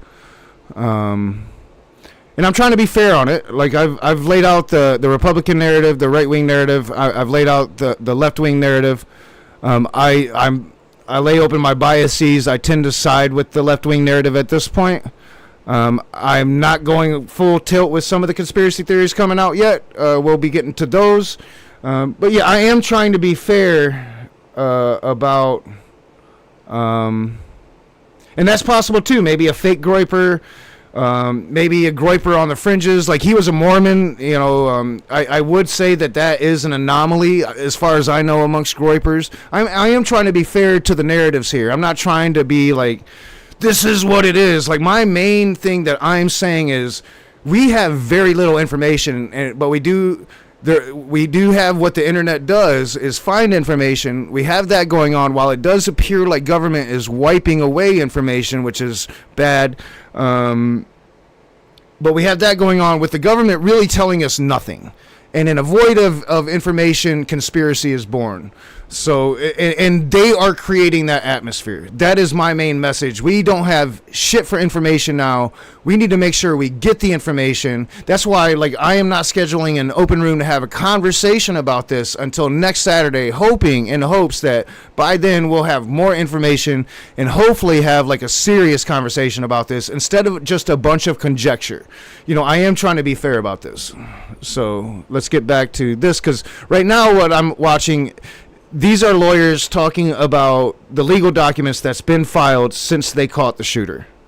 At fault from, should he have been noticed getting to campus, getting up on top of a building? Should somebody have seen that? Was there adequate security for an event that not only had a prominent speaker, but had hundreds of students and other people in attendance? Was there adequate security? I don't know the answers to any of those questions, but those questions are going to be asked. And one of the things we talked about yesterday was not only a potential wrongful death or negligence lawsuit filed potentially by Charlie Kirk's family, but, you know, people around there who had to witness this very traumatic event. This is when we always talk about infliction of emotional distress. I want to move on to that, though. I want to go back to this. So it says, on the evening of September 11th, 2025, a family member of Tyler Robinson reached out to a family friend who contacted the Washington County Sheriff's Office with information that Robinson had confessed to them or implied that he had committed the incident. This information was relayed to the Utah County Sheriff's Office and scene investigators at UVU. Again, very consistent with what we heard from the press conference today. This information was also conveyed to the FBI. Investigators reviewed additional video footage from UVU surveillance. Dude, like, titles are titles. Like, I don't even try to be, I don't even try to be like clickbaity. I was just trying to kind of give an overall sense of what all the different things I'm going to be talking about is. You call it what you want, but I mean, titles are titles. Like, notice I ain't hashtagging Nick Fuentes. I ain't hashtagging nobody. I don't have some fucking great description, or I'm pretty bad at the YouTube thing. This is just me commenting on what I'm seeing on a dead channel before I start a new channel sometime next year. And identified Robinson arriving on UVU campus in a gray Dodge Challenger at approximately 8:29 on September 10th, in which he is observed on video in a plain maroon shirt. Maybe Puff, but it's the route that I prefer caution. I prefer having the information. I think it's pretty apparent what the information says, but you know, plenty of people are doing that. Light-colored shorts, a black hat with a white logo, and light-colored shoes. When encountered in person by investigators in Washington County on September 12th, early morning hours, Robinson was observed in consistent clothing with the surveillance images. Wow, Rich, that's interesting. Yeah, that's very interesting. And I'm assuming you're a Groper, and I'm probably going to have Groper problems again. It's all good. Sort of, if it's true, surprising that he didn't change his clothes more quickly. And then it says investigators interviewed a family member of Robinson who stated that Robinson had become more political in recent years. The family member referenced a recent incident in which Robinson came to dinner prior to September 10th, 2025. And in conversation with another family member, Robinson mentioned Charlie Kirk was coming to UVU. They talked about why they didn't like him and the viewpoints he had. The family member also stated Kirk was full of hate and spreading hate. The family member also confirmed Robinson had a gray Dodge Challenger. Investigators identified an individual as the roommate of Robinson. Investigators interviewed the roommate, who stated that his roommate, referring to Robinson, made a joke on Discord Investigators asked if he would show them the messages on Discord. He opened it and showed several messages to investigators and allowed investigators to take photos of the screen as each message was shown by Robinson's roommate. These photos can... Yeah, and all that being said, too, I am kind of the dude that came out like day one saying, I think it was the CIA. I think this is all black ops, but... outside of initial reactions, I decided, maybe pull the reins on too much assumption. And I'm putting my biases out there front and center. I think I can almost turn it back on. I'm putting my biases out there front and center that, I'm leaning towards that this dude was a Groper. Definitely a right wing, definitely not what the president said. We need to take hard stances on that. It's not what was said. This dude was definitely right wing, definitely not a Democrat, not a left wing, extremist, none of that. But at the same time, when it comes to what people are digging up now, we're in the beginning stages of that, and I am talking about it, but I'm trying to talk about it in a way that's responsible. I didn't yesterday on my Facebook page. I was kind of fucking with CJ Cox a little bit intentionally, and it triggered him, and it was beautiful.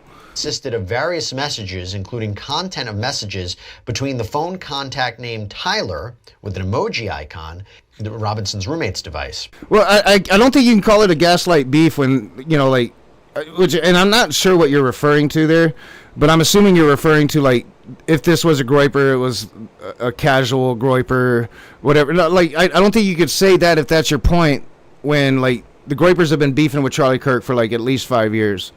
And Charlie Kirk was more successful than Nick Fuentes at what Nick Fuentes wants to do, which is bring the young people to his form of far right extremism, not Charlie Kirk's form of far right extremism.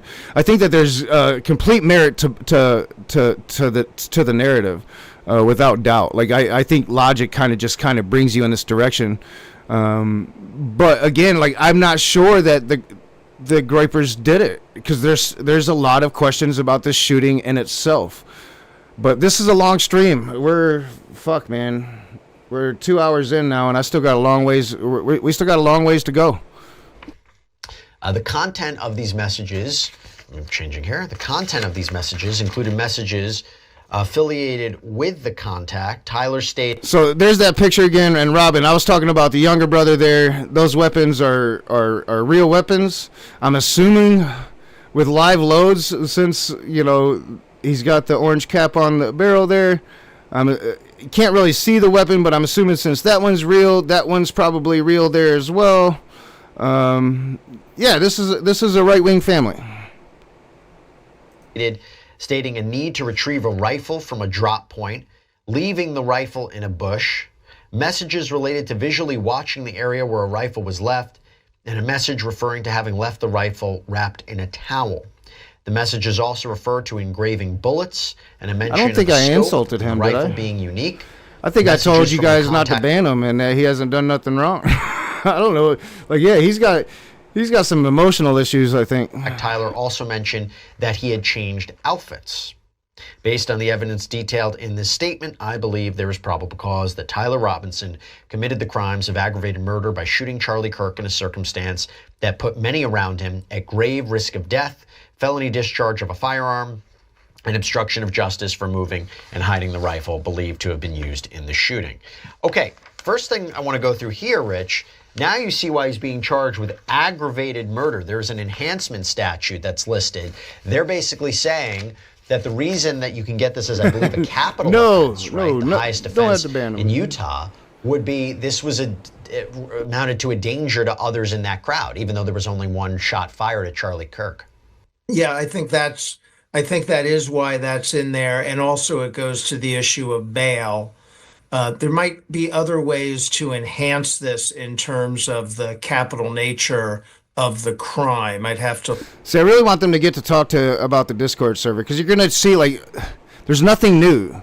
They didn't give us any information on what kind of Discord server it is. In fact, I think that's known. I don't think we have to go through the rest of this. They are going to go through, there's a few more affidavits that they're going to go through. great information to have if you're like really trying to figure out, like if you're trying to figure out the truth of this. The only truth we're really going to get is going to be through the legal filings, and then we've got to hope, like, you know, the DOJ is playing by the same rules, and I don't think that we can safely assume that. Shouldn't safely assume that. It would be irresponsible to assume that.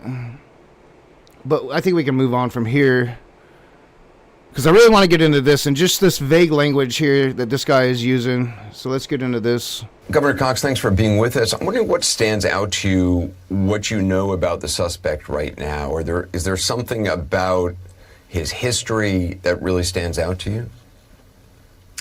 Well, I think maybe what stands out is that nothing stands out the way you would normally expect. You know, this is...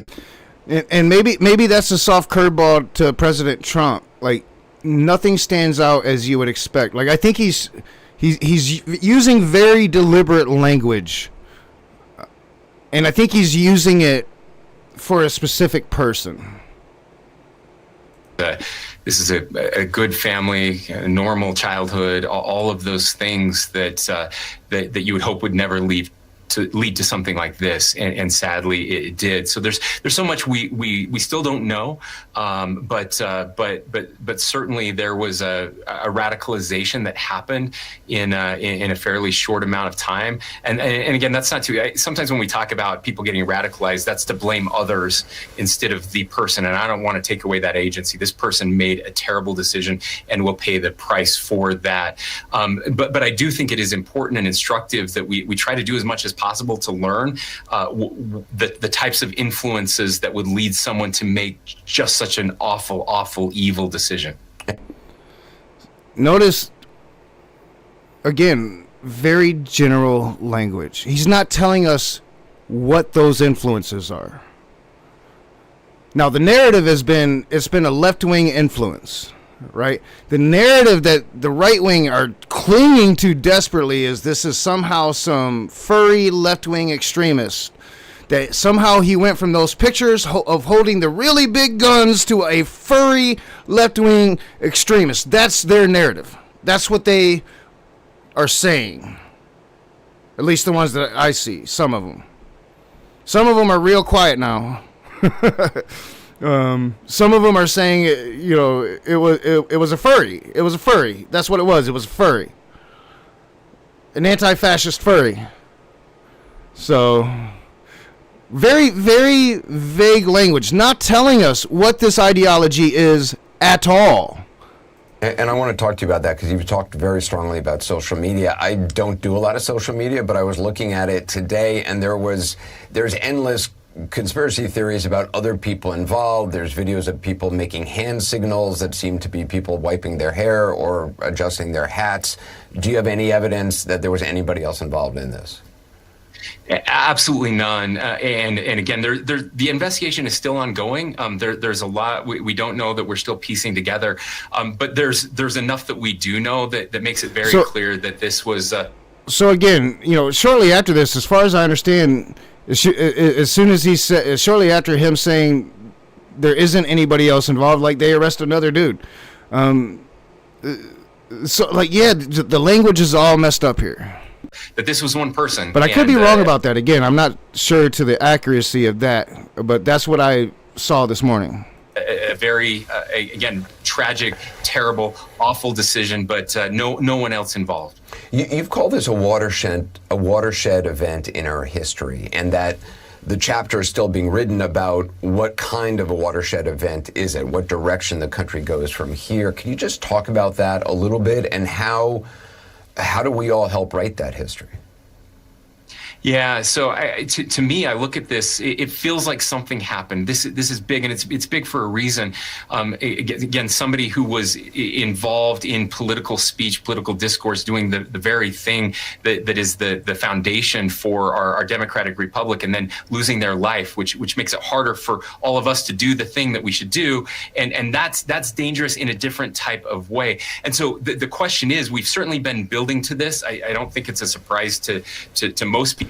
So, and right there, I think would be the juxt of what their argument to like to this guy's hesitancy towards coming out with truth about the ideology. Oh, he doesn't want to say it's left wing because he's afraid there's going to be a bloodbath.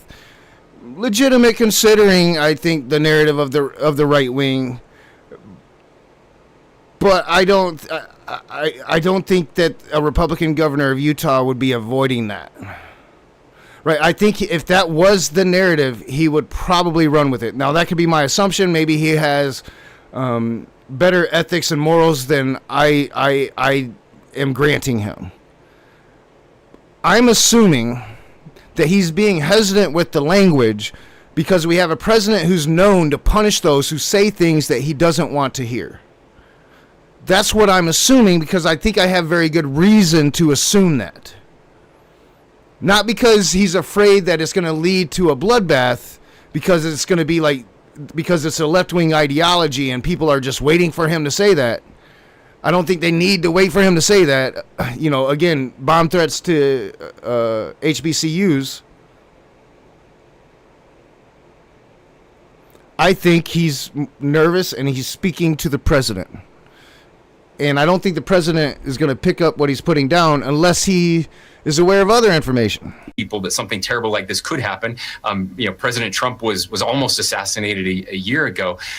So the question is this the end of a very dark era? Does this wake us up in a way that we actually change? Or is this just the beginning of something far, far worse? And what will write that history, what that will depend on is all of us. It's not any one person who's going to change this. If we're waiting for a leader from Washington, D.C. or Utah or anywhere else, then it will never happen. And that's why I just feel so strongly that it's incumbent on every single one of us to look into our souls and decide, do we want this to continue? Are we going to be the part that continues? Or are we going to try something different? So he's clearly afraid of speaking what the ideology is, I think, and he's also concerned, maybe of all the rhetoric that's being spoken, considering the information he's probably looking at. So I'm assuming if he's a Groper and he's in Discord servers, he's in Groper Discord servers, right? That's what I'm assuming. If he's a Groper. If he's a furry, he's probably in furry Discord servers. And I think if that's what was the case, that'd be all over the fucking internet. I think that would be all over the internet. Instead of what we're seeing on the internet was he was a Groper. And that's not good. That's not good. And that's why I think that this language is very deliberate. Right. And that's the only way we're going to break out of this fever dream. And there are entire, media ecosystems which profit from outrage and which pump out outrage and that is part of the algorithm. You have influencers on all sides of the aisle, but we've heard, very well-known ones on the right. Even one commentator on Fox News talking about war. When you hear that word being used, war, what do you say? Well, we say stuff like that, and that's normal. It's been part of the vernacular. We use it in sports terms sometimes. We talk about a battle, a war, right? And we now do it in political terms.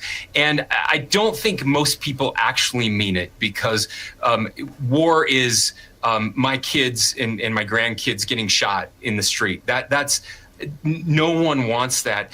The problem is that there are people out there who, when they hear that, they actually believe it, and it leads to things like we're saying today. But again, people are angry, and rightfully so. They don't need to be lectured by me or CNN or anybody else when they're feeling anger. But my question is, what do we do with that? And that's why I think, again, Charlie's words are so important on this. He did preach nonviolence. Whether you loved him or whether you hated him, he truly believed that that talking to each other would help us prevent violence, and that we.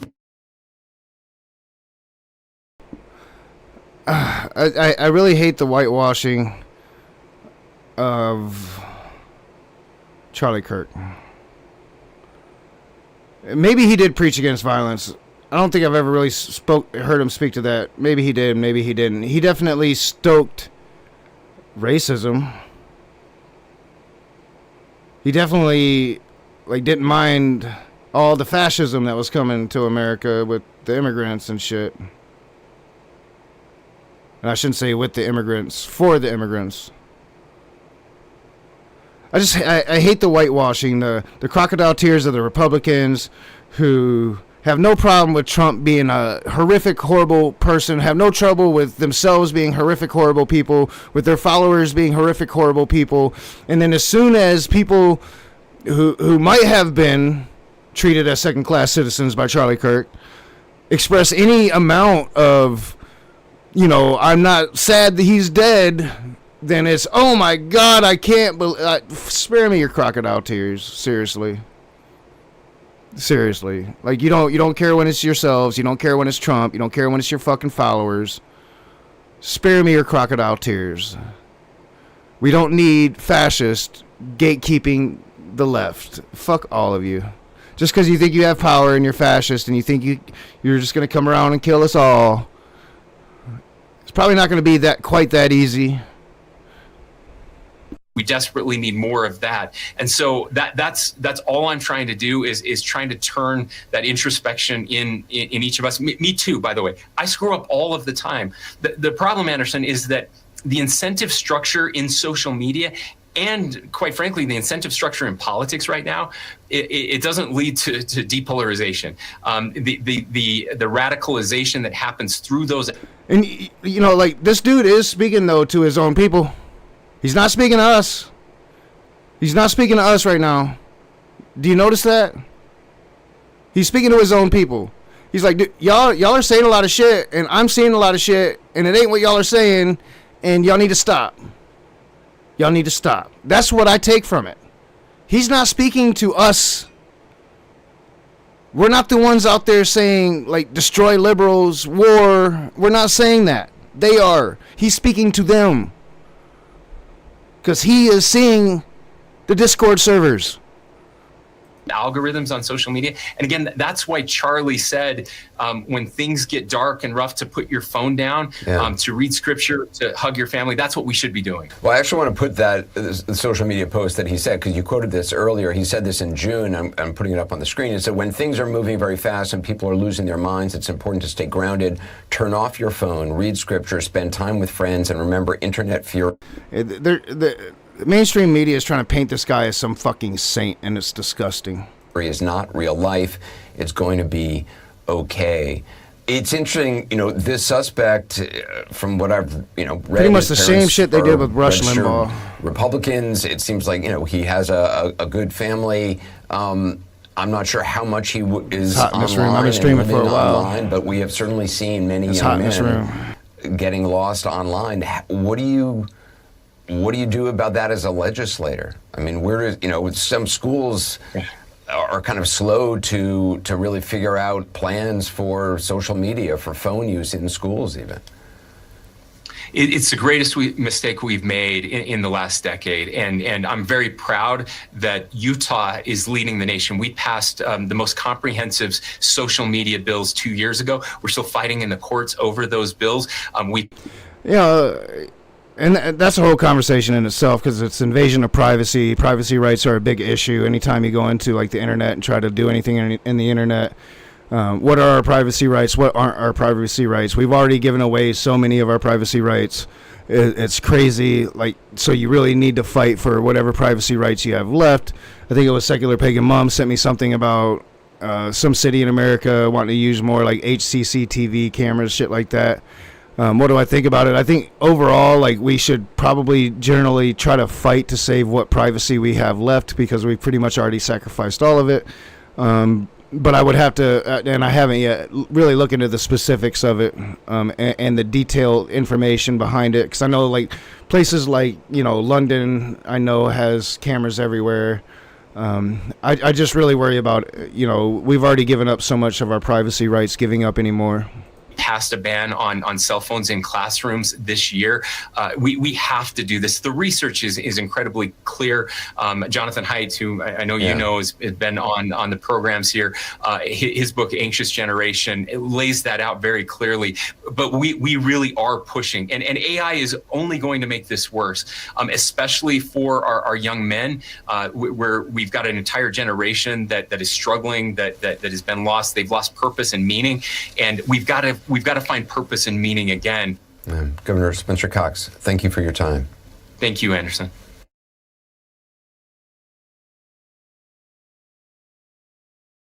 All right, try to get some wind on me.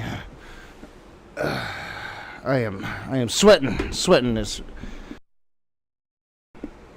got hot on me.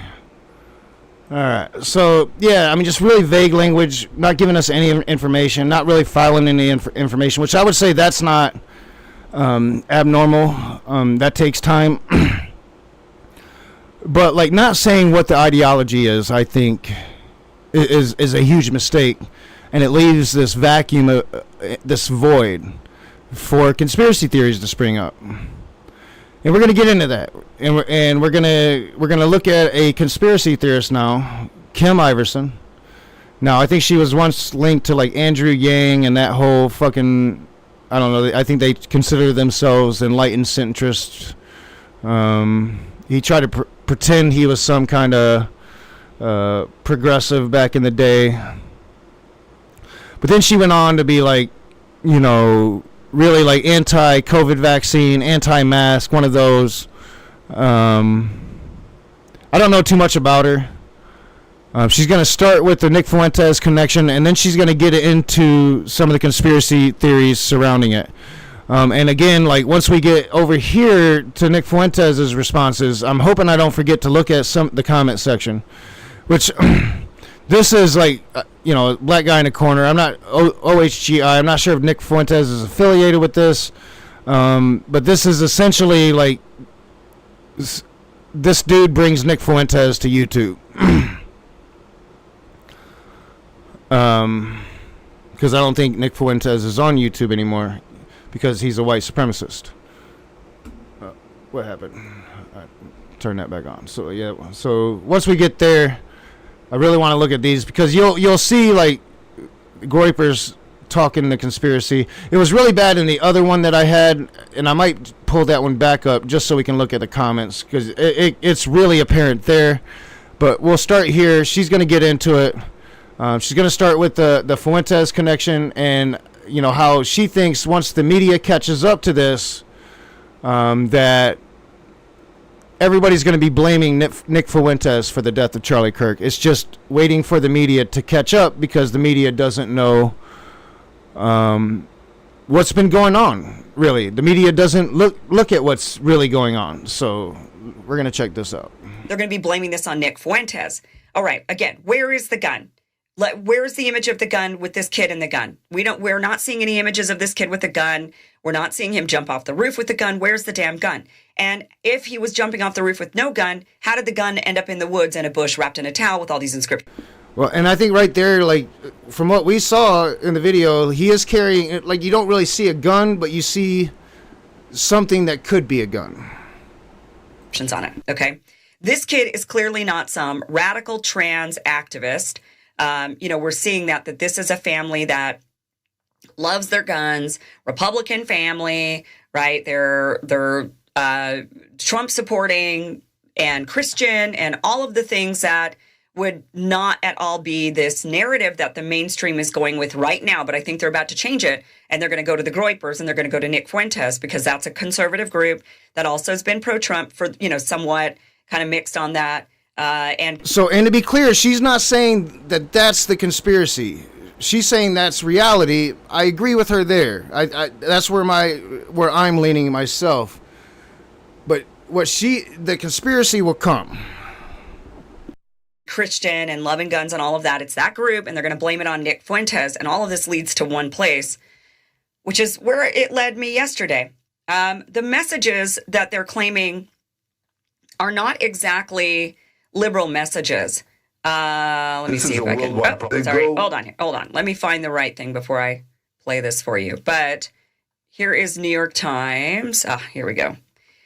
What some of the bullet casing engravings in the Charlie Kirk shooting mean. So when these old people, like the governor of Utah and also all the old people on Fox News start saying, well, it says like, hey, fascist catch with the bullet.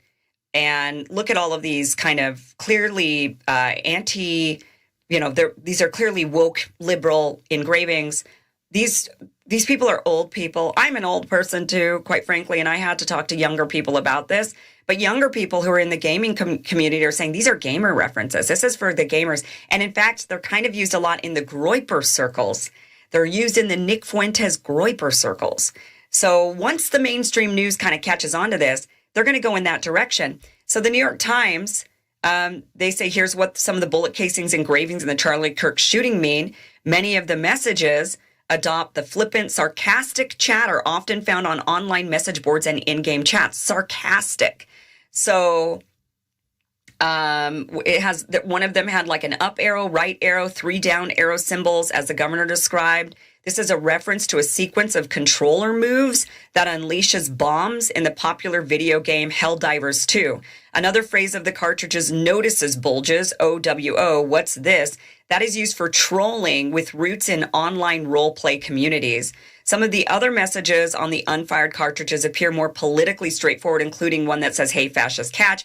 Although, when I talked to even younger people, they said, well, that kind of sounds like a reference to one of the video games where they kind of have that same sort of, they don't say, hey, fascist catch, but they do have like a, hey, so-and-so catch.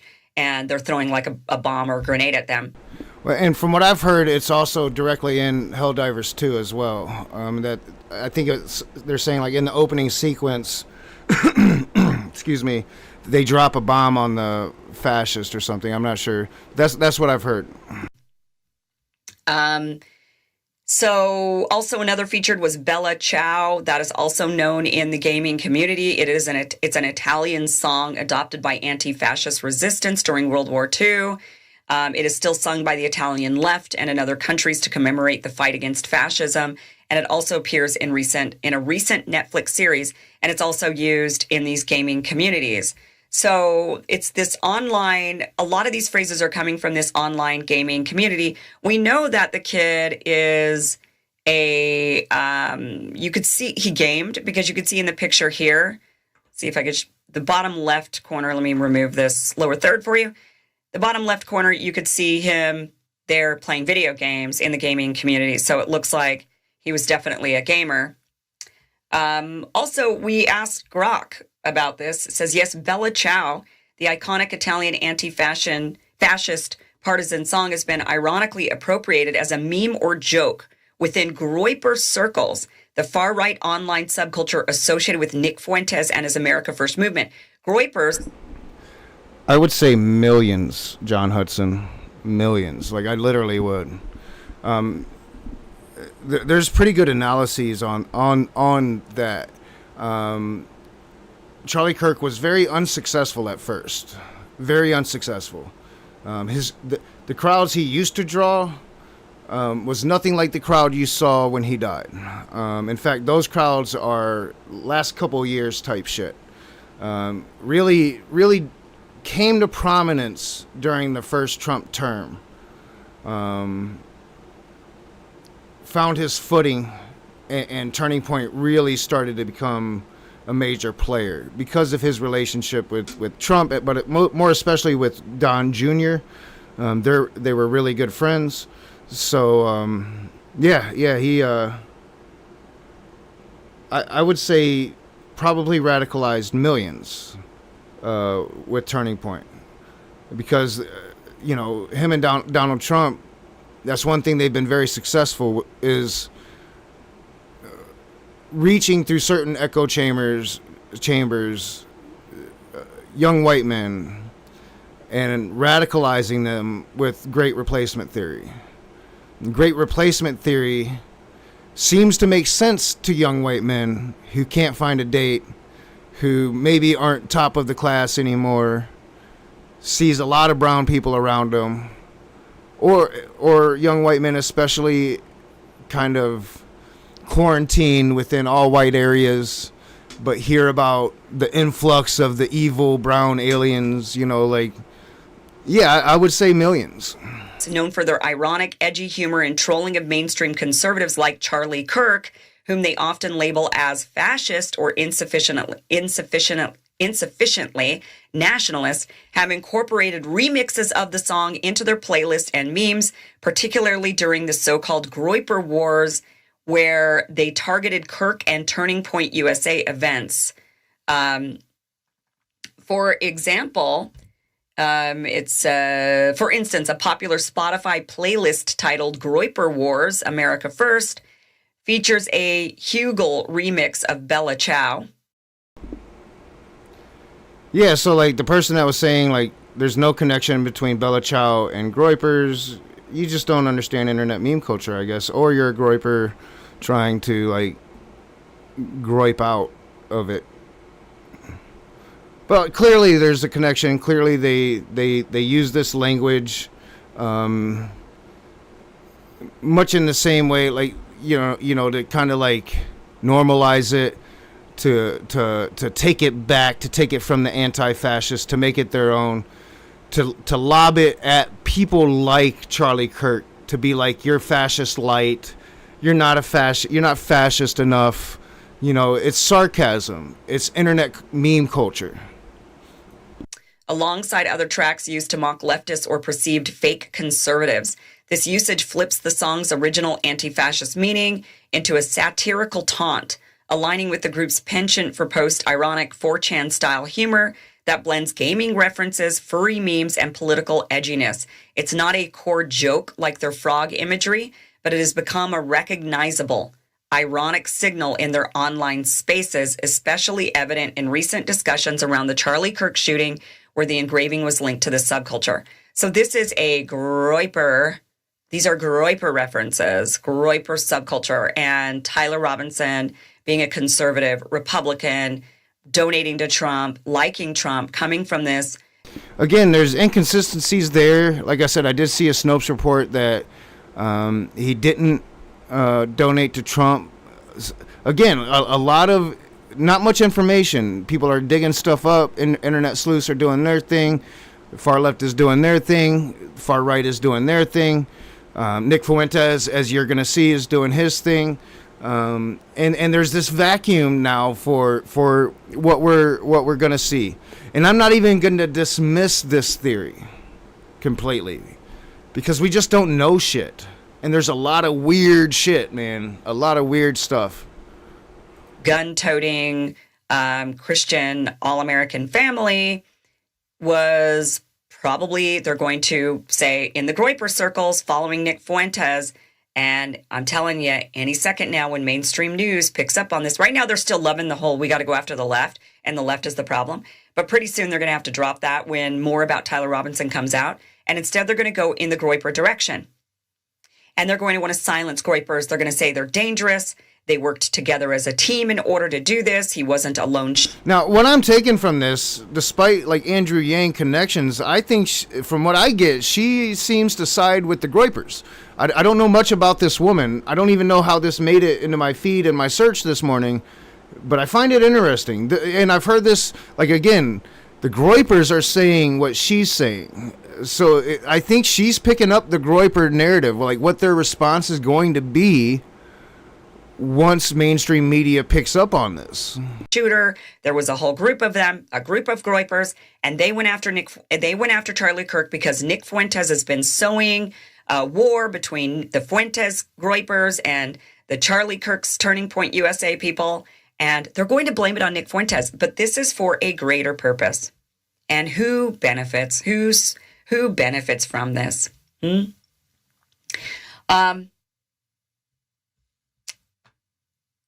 Let me just show you also this. This is... Where's the condemnation? Yeah, here we go. From all the Christians. Where's Charlie Kirk on this?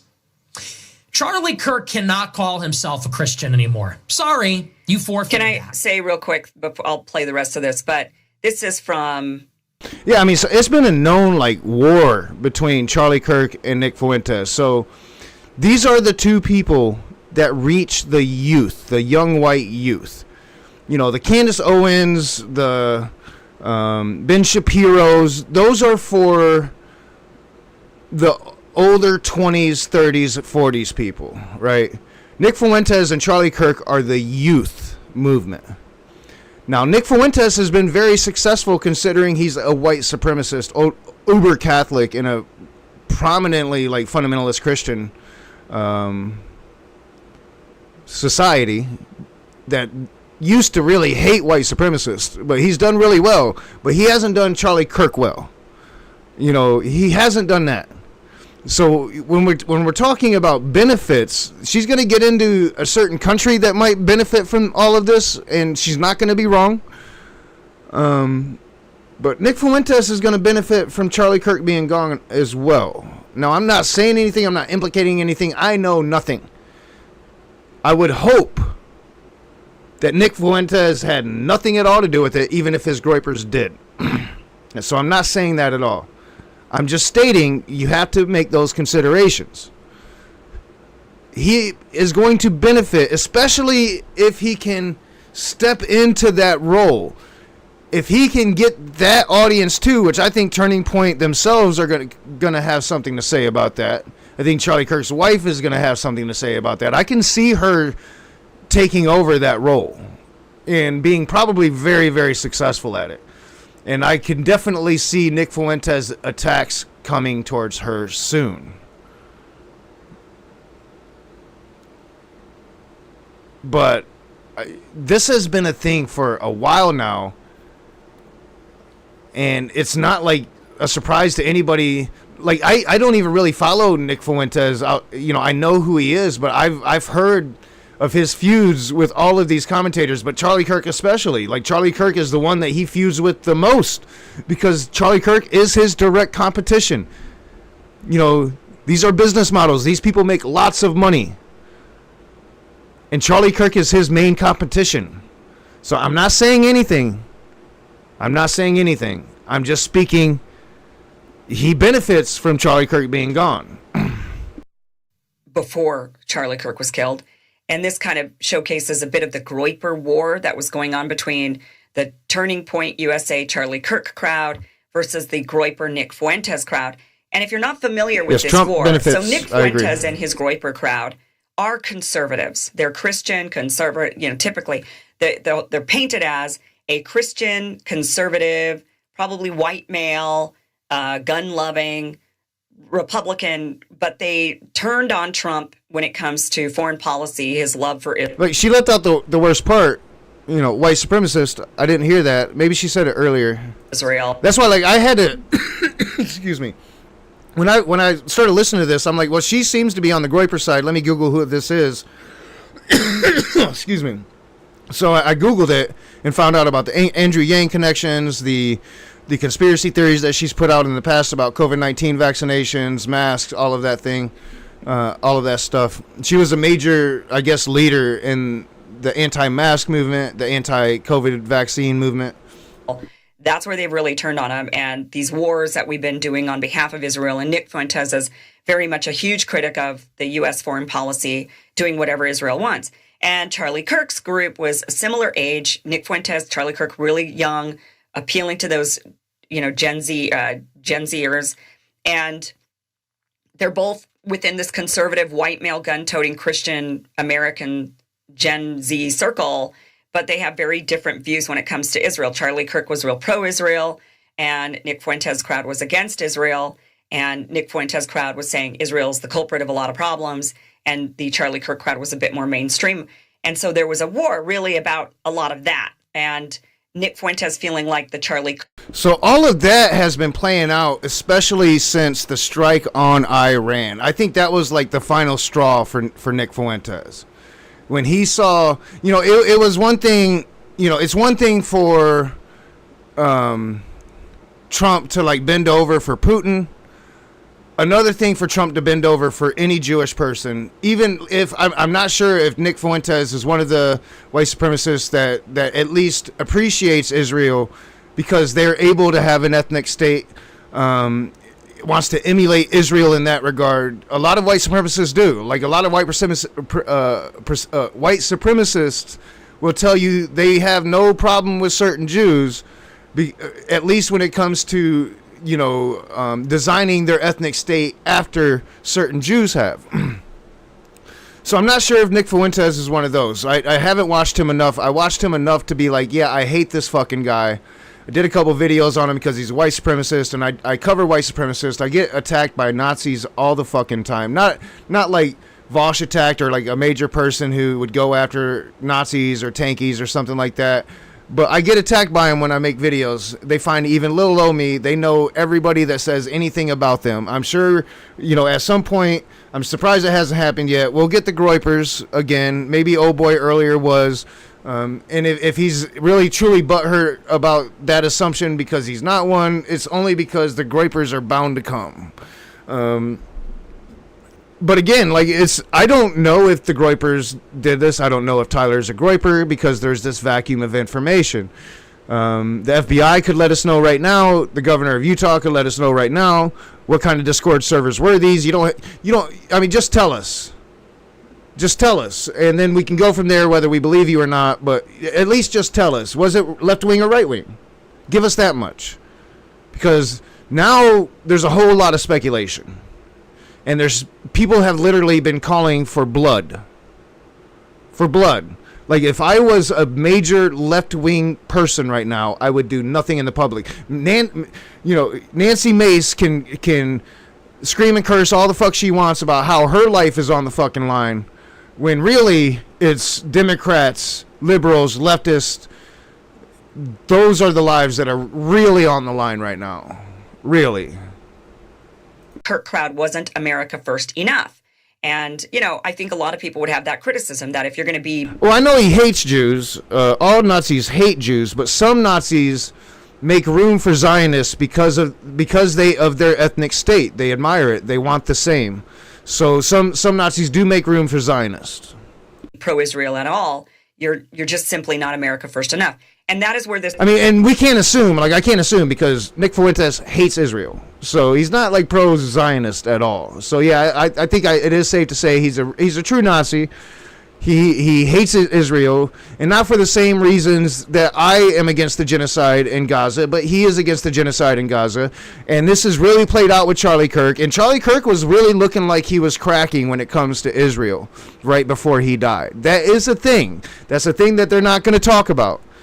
But Charlie Kirk was cracking. Charlie Kirk was cracking on the Epstein thing, and Charlie Kirk was cracking on the genocide thing. And yeah, and Charlie Kirk has it's been reported that Charlie Kirk was terrified that if Israel thought that he had turned against them, that they would take him out. I'm not saying it. It's being said. And it's being said, I believe, by a guy that was InfoWars, right? Groper war, with the Turning Point crowd, that's what that fundamentally is about. And this is Nick kind of talking a bit more about that. I do not want to hear, and you cannot allow Charlie Kirk to go to one more public event, one more question and answer, one more ask me anything, without being protested, without being shouted down, without being interrogated about this. This guy goes around from campus to campus in the most artificial and phony and fake way, talking about, oh, God made me very blessed that I control $500 million. Oh, I'm so blessed. I'm so rich and I'm so blessed. And oh, God's been so good to me. I'm such a Christian. Oh, the Lord gave me the Sabbath. I take Saturday off. You sit there and call yourself a Christian and then you make excuses for the genocide of 2 million people? Seriously? You stand there and purport to be an evangelist like Billy Graham? Oh, you're the latest Billy Graham? You're our generation's America's pastor? Why? Because you said the right words? Because you said, God bless, God bless. God bless, my friend. Oh, I rebuke the devil in the name of Jesus. And then you go around from campus to campus making excuses for a famine? You have a rabbi from Israel on your show to explain how Israel's not inflicting a famine on these people. That's fake news. That's not a genocide. Israel could kill them all if they wanted to. Seriously? It's disgusting. This is what our country is supporting. And by the way, if any other country was doing this, there would be sanctions, there would be international outcry, there would be... Yeah, I don't think Donald Trump likes Nick Fuentes. Do you? I don't think Charlie Kirk liked the pressure of what he was experiencing. Because Charlie Kirk always tried to posture himself right there at the edge of that neo-Nazi line, right? Something Ben Shapiro's finding out the hard way. And Ben Shapiro always had a hard time doing that to begin with. For reasons, you know.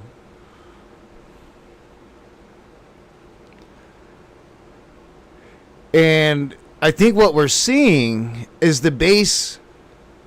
Although there's I think a genuine outcry for Charlie, but the base was already moving beyond Charlie, right? And Nick Fuentes has always been a guy that wasn't afraid to tell you. He's not afraid to say it. He's going to put words to what they feel.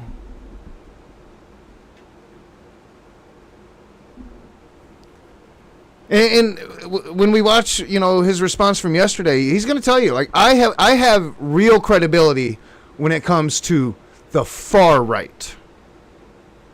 Real credibility, as in Charlie Kirk did not. With the far right.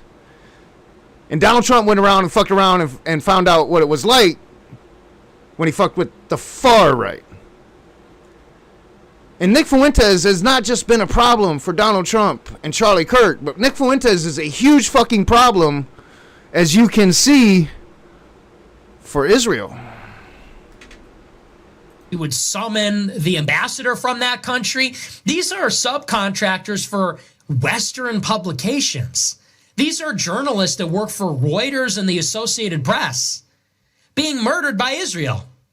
Western journalists who are protected under international law, working for, in some cases, American companies, being murdered by Israel in a conflict zone intentionally to cover up their war crimes. Where's America on this? Where's Trump on this one? Where's the Christians on this one? I don't know how anyone can continue to defend this in any way. They say Israel's not the enemy. What would a country have to do to be the enemy, exactly? What would make a country the enemy? What made Saddam Hussein the enemy? What makes China or Russia the enemy? Has Vladimir Putin done anything like this?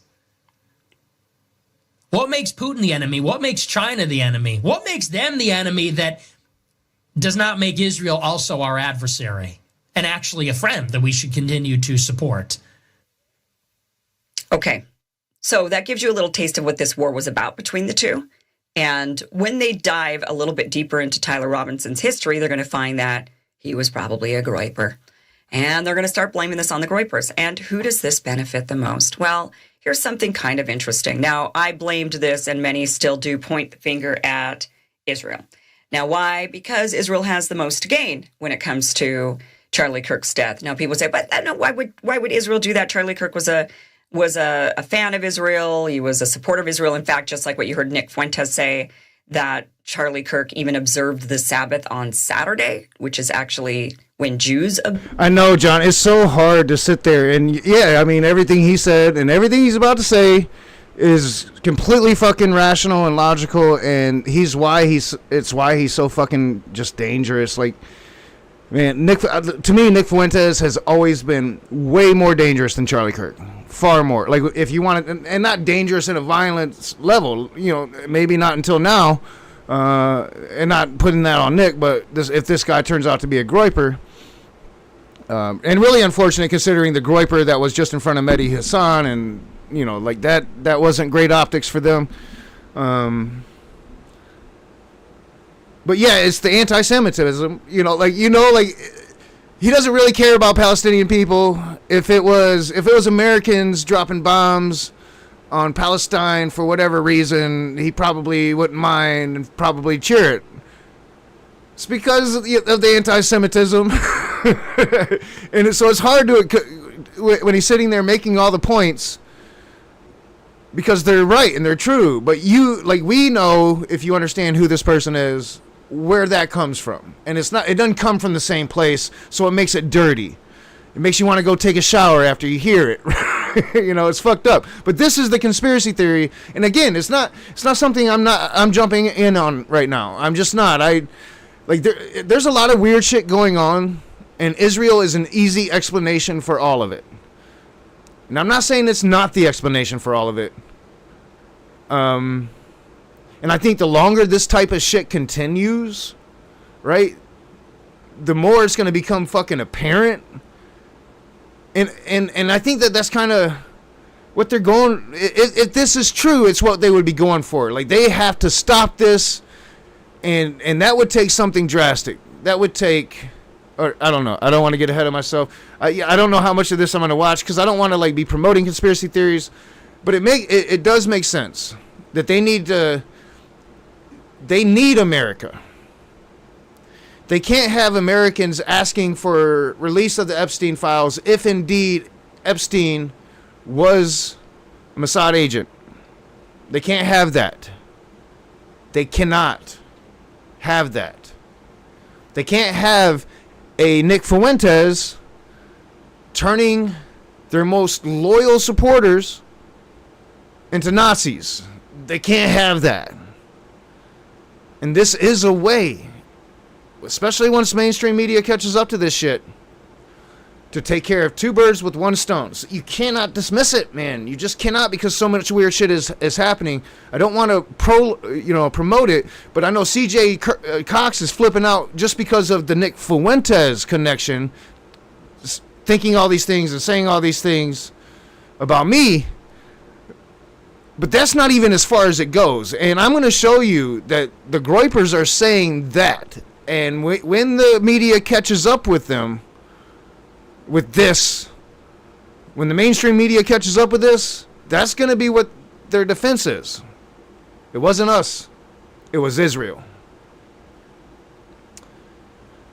So buckle up, buttercups. I think we're in for a wild fucking ride. Wild. Observe the Sabbath. So Muslims, it's for them Fridays. Jews, it's Saturdays. Christians, it's Sundays. And Charlie Kirk, the Christian, was celebrating or observing the Sabbath on Saturdays. Strange. That is true. That is when he did observe the Sabbath. So who benefits them? And that's kind of weird that the Sabbath is somehow made an issue there. I didn't catch the full context of that, but what I do know is that Christians argue about that shit all the time. Like CJ Cox, Jamie Reichen, or Jamie Russell, whatever that dude's name is. They are all about that. The Sabbath is on Saturday, not Sunday. I don't. It's a big thing in the Christian world. So then people say, well, so Charlie Kirk was a big fan of Israel and Jews and all of this, and so he wouldn't have. Why would they want to take out their biggest champion? Because Charlie Kirk was starting to question things, and he was starting to change his tune, and he had rejected money and trips from Israel, and they were starting to get really worried, and so they would have a reason to want to silence him. And more so now, who is slated to potentially take over for Charlie Kirk in his America tour at college campuses? So remember, the youth is who Israel is the most worried about losing, is the youth. And the youth is at college campuses. And Charlie Kirk was going around to college campuses. And even at these campuses recently, he'd been saying things like, yeah, Epstein looks like he was a Mossad asset and we want the Epstein files. Well, yeah, it does seem like Charlie Kirk was about to break from Trump, from Israel. But that's just, chatter that I hear. Like, I don't pay attention to Charlie Kirk. I haven't paid attention to Charlie Kirk outside of his appearance at Cambridge, because he just got so utterly wrecked in that debate. Like, it just went viral and it made it through my algorithm. And that's why it was one of the first things I talked about when I came back again, So, yeah, this is the conspiracy now. This is, was it Israel? There's I'm not sure how much more. Yeah, because, I mean, you know who's replacing Charlie Kirk. Everybody knows. Ben Shapiro. Who will definitely not be breaking from Israel. Who will definitely not be calling for the release of the Epstein files. Who is definitely suffering in his audience because of it. Because, again, he's another one of these people that tried to walk that fine edge right there along the line of the white supremacy. And he had to walk it way tighter than Charlie ever did. And he's losing a lot of his fucking followers because he will not call for the release of the Epstein files. He will justify Donald Trump's cover-up of it. And he will never, never turn against Israel. Ever. Ever, ever. Forever, ever. Forever, ever.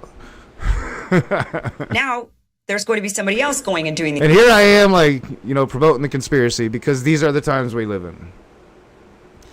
I think the only thing that's going to really give legitimacy to that is if, like, Trump turns his attention to Nick Fuentes, which I think is possible because Trump has to hate him at this point. Had him at Mar-a-Lago, fed him a nice dinner, couldn't keep his white supremacist ass in line, too impatient, can't wait for the fascism. Got to call him out publicly and shit. Can't work with the other ethnic state that exists. So, I mean, you know, as they're so busy putting it on the left, their house of cards is falling down on fire all around them. And they don't even fucking know it yet. They're still trying to think that they have reason to kill us. But they don't. These college campus tours, somebody not afraid for his life. Why would he be? And he certainly is going to be taking a very different tune when it comes to the Epstein files and to Israel and to questioning anything about Israel. And that person who's going to be taking over for Charlie Kirk is Ben Shapiro. Now, it's still up to us. I saw a lot of rumors online today. I was made aware of this by my team that I canceled some sort of college tour. That's bullshit. I saw those rumors. They are false. I will be coming to college campuses, many of them this year. So will we all, I am sure, because we're Americans and we're not going to be deterred. Charlie's voice is not silent. We're going to pick up that bloodstained microphone where Charlie left it. And to those who would intimidate, who would seek to stop us, who would seek to end free discussion, who believe that they have ownership over public spaces and can violently threaten and kill people who speak freely, we are not going to stop. And I have two words: fuck you. We will not stop telling the truth. We will never stop telling the truth. We will never stop debating and discussing. We will never stop standing. And he's talking to us. Ben Shapiro's talking to us. Fuck you. No, fuck you, dude. It wasn't us. It was those people to the right of you. Your house is burning down, dude. And you know it. You know it. Up for what America is and for what she should be. And we will never let Charlie Kirk's voice die. Goodbye to my friend, Charlie Kirk. May your memory be a blessing for your family and for your country and for all of us. Okay, and so Ben has stated also on Twitter in other posts that he does plan to continue the college tour. And which, look, I agree with him that we shouldn't allow this to silence us. And I agree with that sentiment in and of itself. But Ben Shapiro being the person to kind of pick up that blood-stained microphone where Charlie dropped it and pick up where he left off for it to be Ben, that means that there will be no criticism of Israel in these college tours. There will be no talking about the Epstein files. It will go in the direction that Israel wants. And, isn't that just a little bit too convenient? Also, something else really strange going on is that Netanyahu, the prime minister of a foreign country, don't you think he has a lot going on right now? I mean, I think he has a lot going on. But Netanyahu... So, I mean, if it goes... Man, I really don't see how they could ever go after Nick Fuentes if this dude's a Groyper, right? And we might have to, like, if it goes, like, in the wrong way, you know, like if they go after Nick Fuentes for Charlie Kirk shooting, unless they have, like, solid proof, like Nick ordered it, and I don't know, I just can't really see, like, him doing that.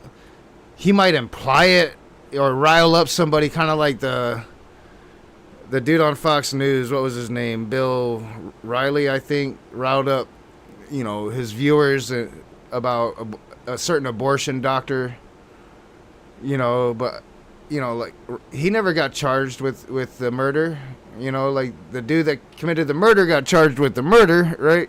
So, like, if this goes, like, really bad and they try to, like, lock up Nick Fuentes, you know, we're going to be forced, I think, to defend Nick Fuentes, unless, I mean, again, unless they have him, like, you know, on tape with Tyler being like, all right, here's the spot.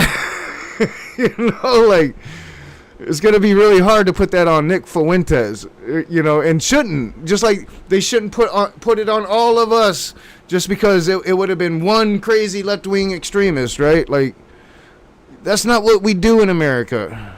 Netanyahu, the prime minister of a foreign country, is going on a full press circuit right now, basically denying that Israel had anything to do with Charlie Kirk's death.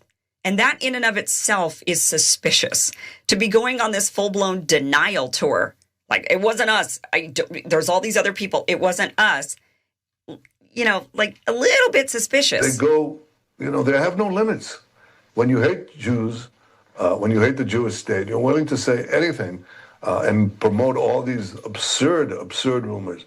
And by the way, they're willing to kill us all the time. I mean, that's what they're doing. And, you know, over the centuries, when Jews, especially in the Middle Ages, the horrific Middle Ages, the worst things were said about Jews you couldn't possibly believe. We were poisoning the wells. We were drinking the blood of Christian children. You name it. I mean, these things, that continued actually up to the Holocaust. The Nazis said the same thing. You know, we're carrying vermin, we're spreading disease. And people believed it. And every time they believed it, this was a prelude to a greater and greater massacre, culminating with the worst massacre of them all, the Holocaust. Well, since then, we've learned, when people spread these lies about us, prepare yourself for the assault. Okay, and he goes on Fox News. So there he was. Previously, he was on Newsmax, and now he's going to be on, and then now he's on Fox News doing this full court tour. This is a worldwide problem. The people on the, you know, on the extremes, the Islam. So, how is he already making the networks on a conspiracy theory that's really just starting to pop up, right? Like, it was like yesterday afternoon when people started linking Groypers to Tyler. And since Charlie Kirk's death, Israel has been, like, doing weird shit. You know, like, Charlie Kirk is a Christian. And they've been putting, like, rest in peace Charlie on their bombs. For Charlie on their bombs. Like, it's really weird shit. You know, really weird shit. But how are you already making the rounds when, like, people are just now starting to put those pieces together? It's the radical Islamists and their union with the ultra-progressives.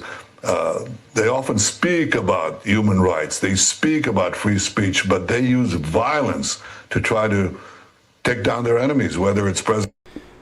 Spinning the narrative that it's progressives, it's liberals. What? That's crazy.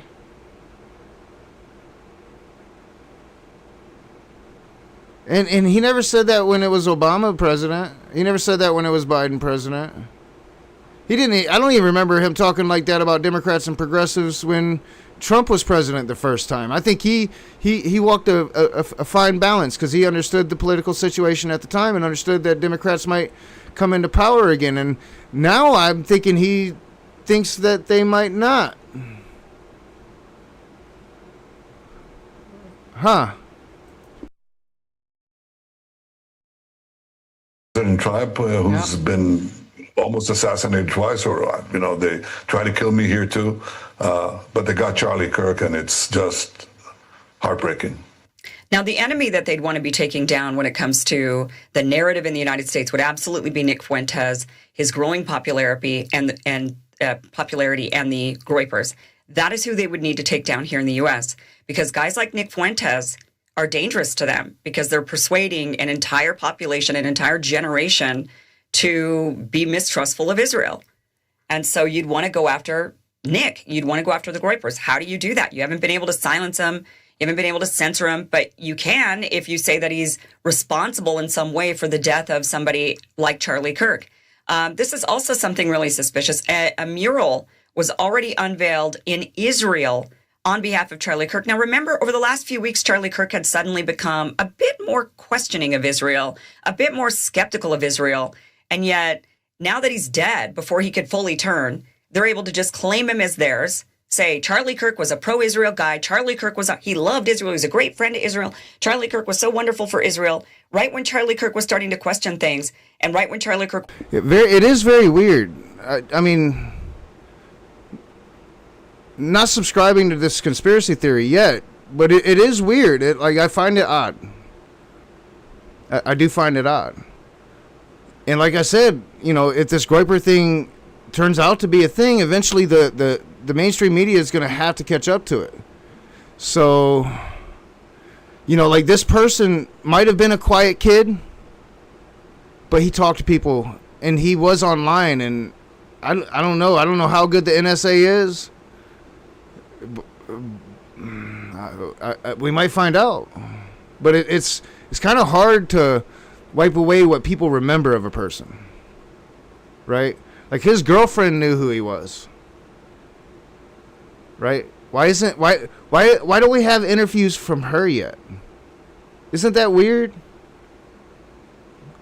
You've seen pictures, and Republicans say she's a furry, but no interviews with her.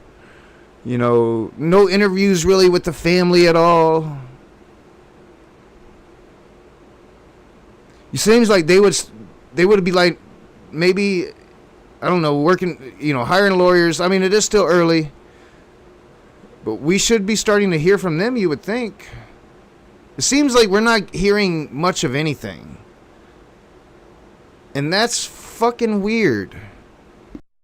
Was going on talking to Megyn Kelly and others about how, he just gave one criticism to Israel, and all the pro-Israel crowd went after him and started issuing death threats to him. And now he's dead, and now the pro-Israel crowd gets to say, no, he's ours. I think your comment might be related towards Nick. So steel manning the argument here, Robin. I think the last thing you would want to do is, if your target really is like Nick Fuentes, right? And I think that they would legitimately have fear, reason to fear Nick Fuentes. Nick Fuentes has never been friend of Israel. Nick Fuentes has a growing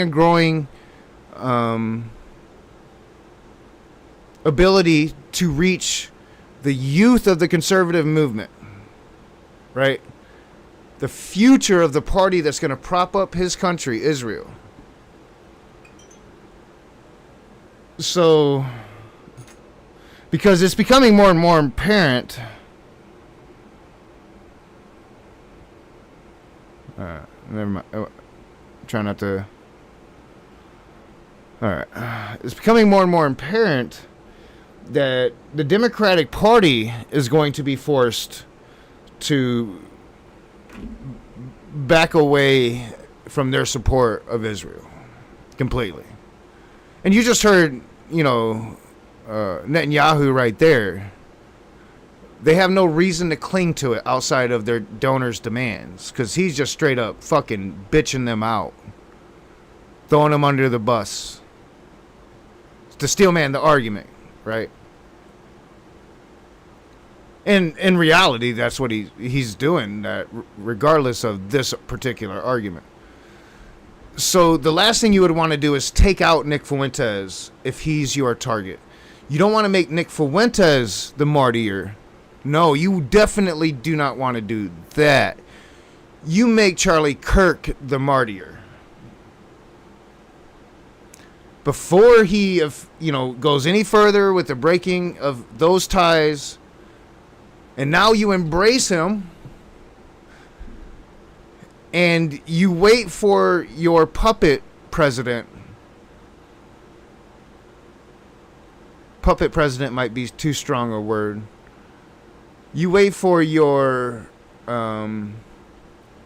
co-defendant president, we'll put it that way, to eventually get to where you've led him, and then you can start convincing him in the ultimate direction you want him to take, which, yeah, Tyler pulled the trigger, but it was Nick Fuentes telling him to do it. That would be the steel man of the argument. And I don't think you can put it past Israel, honestly. So that's what I'm saying. It's really hard to, not run with this. But again,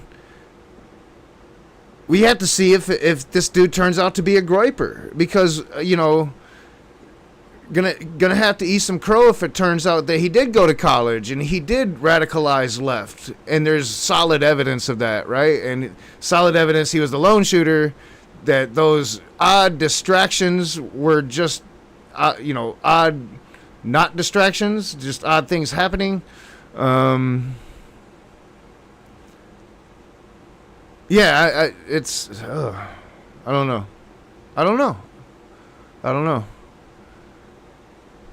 But this is how people get sucked into conspiracy theories, when you have a vacuum of information and the authorities, for whatever reason, aren't releasing any. The families aren't talking.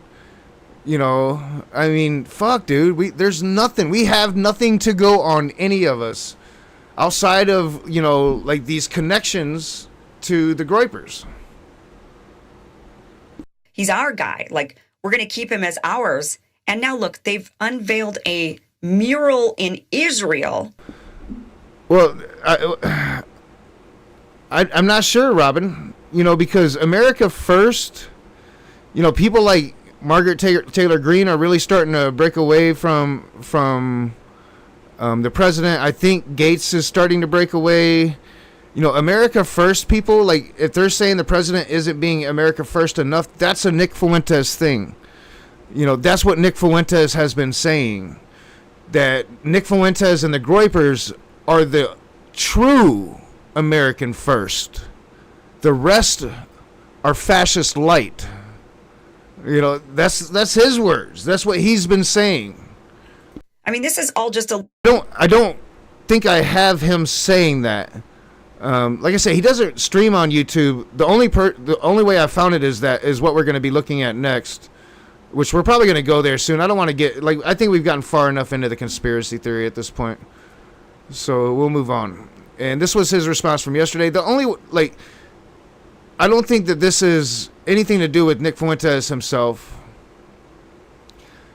There's always reference to the black guy in the corner. I'm not sure what he's about. If he's a Groyper, I don't know.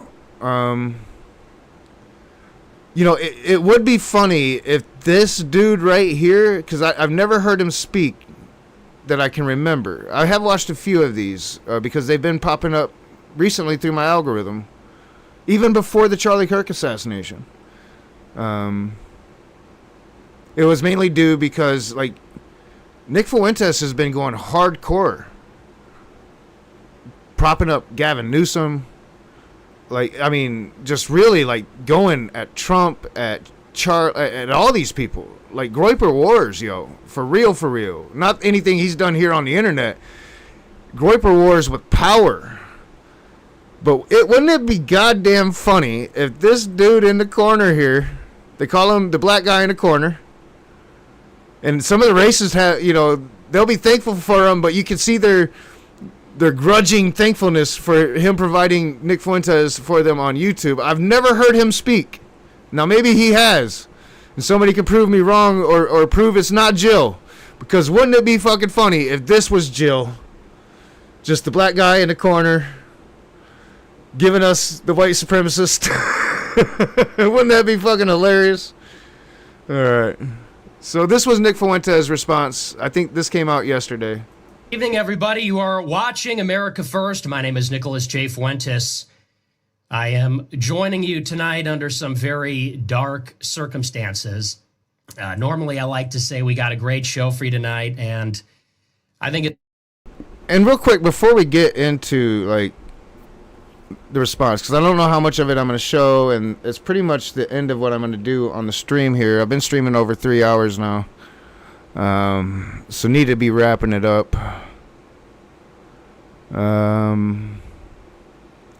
Let's look at some of these comments down here. So a lot of it is just like, you know, like Christians. I love how honest Nick is on how he felt about Charlie. So I have to say, like, what we're about to watch is very well put together by Nick Fuentes, from what I've seen of it. Seriously, people are selling shit with Charlie being shot. That is sick. Those people are demonic. Not going to read those comments. 10 years of glazing Israel equals A-OK. 10 days of criticizing Israel equals assassinated. All right, so right there within like the first little bit of a scroll, you get that conspiracy we were just listening to, right? 10 years of glazing Israel equals A-OK. 10 days of criticizing Israel equals assassinated. Maybe that's a far lefty person. I don't know. I don't know if this is a Groper channel. I don't know. I have no idea. Maybe somebody does. I don't know. Conspiracy confirmed, it's Jill. So I don't know if excuse me, I don't know if this is a Groper channel, but I do, if I can get into my history, I should have what I think is a Groper channel still here. So get into my history. Let's see if yeah, right. No, that's not the Groper channel. That's yeah, right here it is. I think this is a Groper here. He uses a frog. It's not Pepe avatar, but it's still like a frog. It seems like he's kind of tapped into Nick. He's another way to get like shit to the Nazis on YouTube, right? To the Groypers on YouTube. So the comments in this one are wild. I had written Charlie off as a traitor, but after his death, someone compiled a video showing how his sentiments changed and he started to recognize patterns, in quotes, quote, recognize patterns, end quote, starting around 2023 or 2024, which I was unaware of. Very recently, he had told friends he was afraid to say what he really felt because he thought Israel would kill him. Apparently, he had been telling people lately that if something happens to me, Israel did it. He had the power to reach huge numbers of the youth, and if he started pointing the mainstream populations in the direction of his realization, that was something they could not allow because they are in panic mode at the sudden shift of sentiment on the planet and thought this would be a solution. Like, this shit is wild. I can't help but wonder if he was targeted once he began raising questions about Israel. Keep Charlie Kirk's memory alive by continuing the conversation he was having before he was taken out. Before Charlie Kirk was assassinated, he had questioned whether Epstein had ties to Mossad. He had questioned whether AIPAC had too much influence and control, and he had questioned whether Israel was justified in Gaza. He was a staunch Israel supporter, but he developed criticisms thanks to open debate. Charlie Kirk was changing his viewpoint on Israel. You can witness it yourself right here on these platforms. Like this shit is wild, bro. And I'm pretty sure this is a Groyper fucking channel, right? Like, I'm pretty sure, like, I decided not to use this because it's clips, and I was like, maybe we'll just go in the direction. But, like, in his commentary, like, he's pro Nick Fuentes, I think. It's hard to tell. Like, these people have become good at hiding themselves. They have to, or they'll get, like, taken down and shit. What country benefits the most from the left and right going at it? What country is losing massive support and needs a distraction? Charlie took a stand for truth and liberty against the. So like the Groypers are saying it's Israel. They're not saying it's the left. They're not saying it's them. They're saying this is a plot by Israel to target them and make them to character assassinate their movement and probably potentially lock up their leader. All right, no, not that one.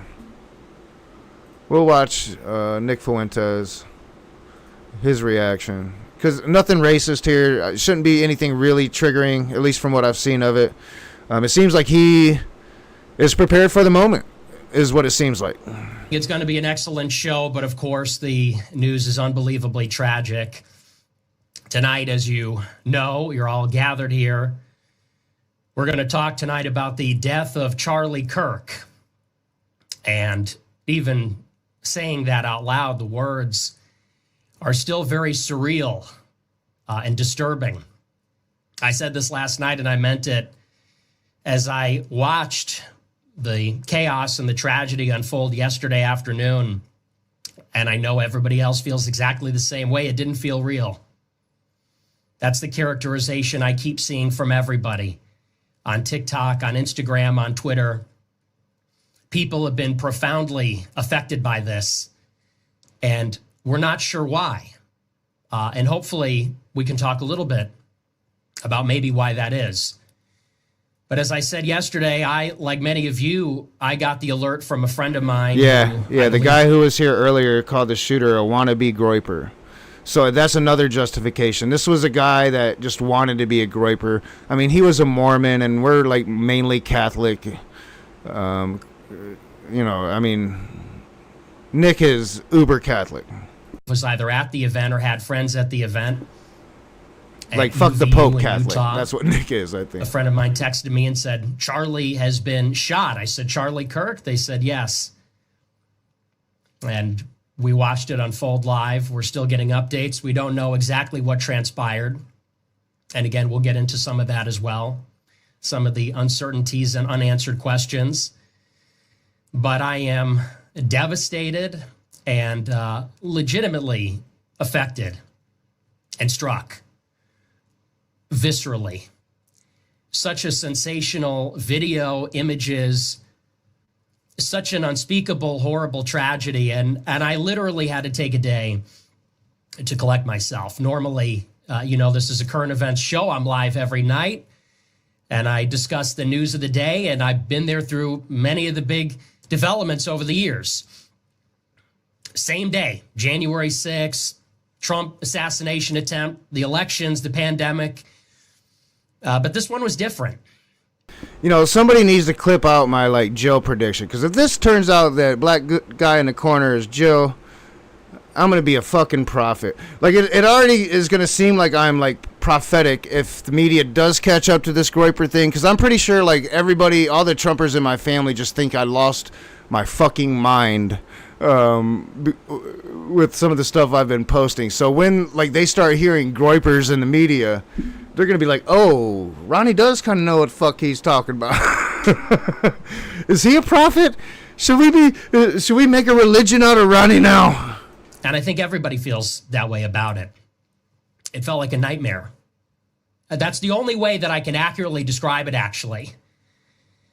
Throughout the entire day yesterday, I just could not process it. It did not sink in. It still hasn't fully sunk in.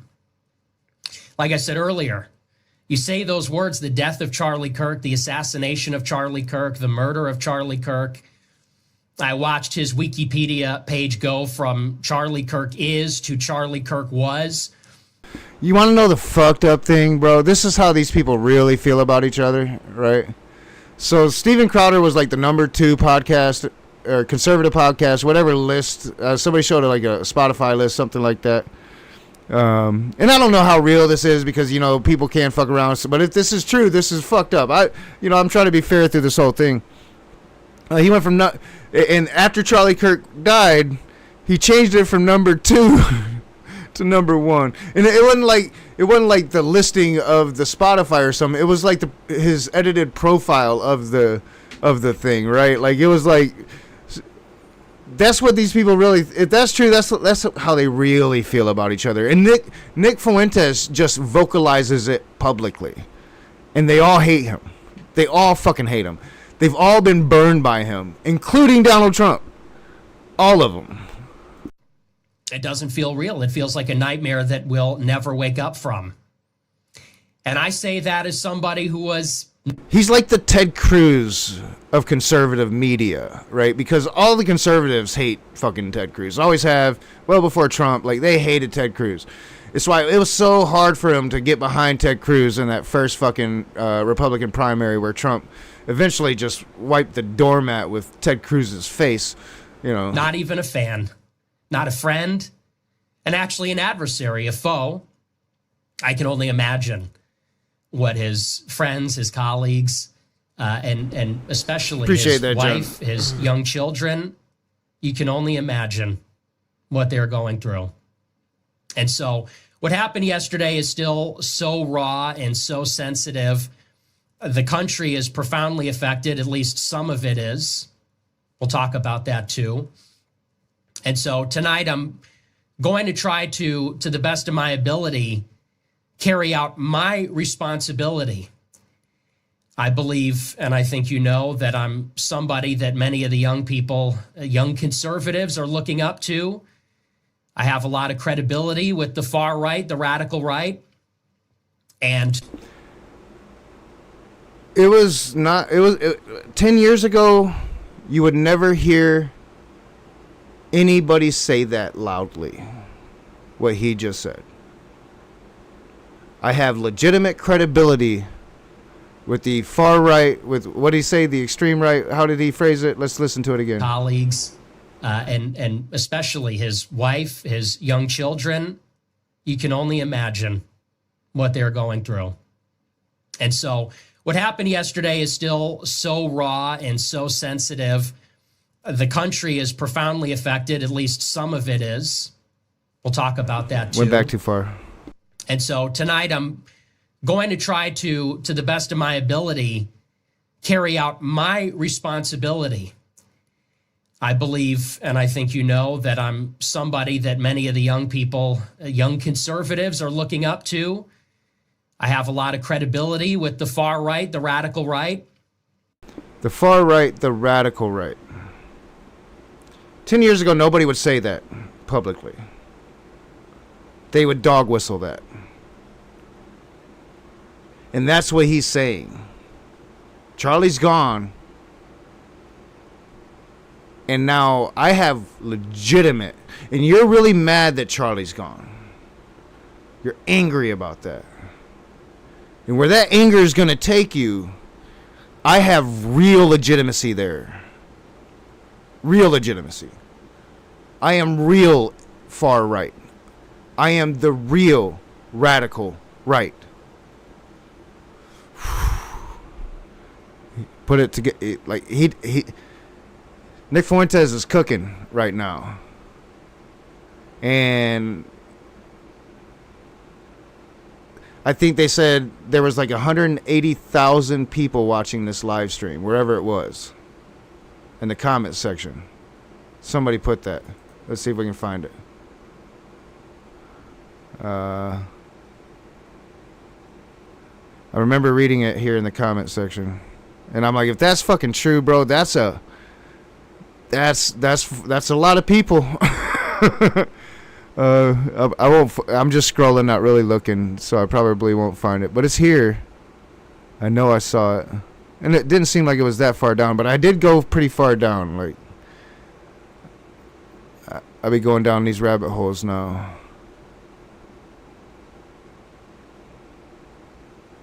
So comments like this be making me laugh. So the dude in the corner is the black guy in the corner, right? Thanks to the dude that posted the full video and kept quiet. Let's see if we can find this shit. Thank you, black guy in the corner. Truly beautiful speech. This is the best of Fuentes' character. And you're going to see, like, this was Nick's masterpiece. Truly remarkable speaker. This is a good speech. He prepared it well. Wow, this not only shifted the whole perspective on Nick, but the whole perspective on the situation. As a Christian, I really appreciate it.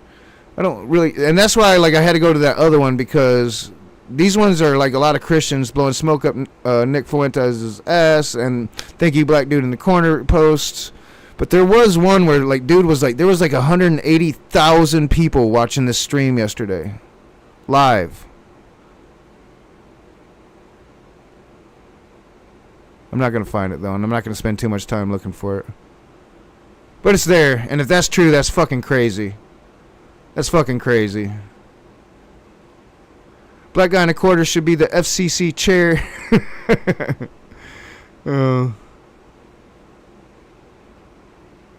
Nick, I know you and Charlie didn't see the eye to eye on things, but I do know you respected the man.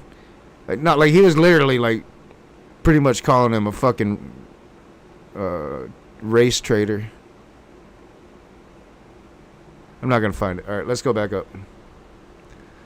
There was a comment. If that's true, 180,000 fucking live viewers for this shit yesterday, that's fucking wild.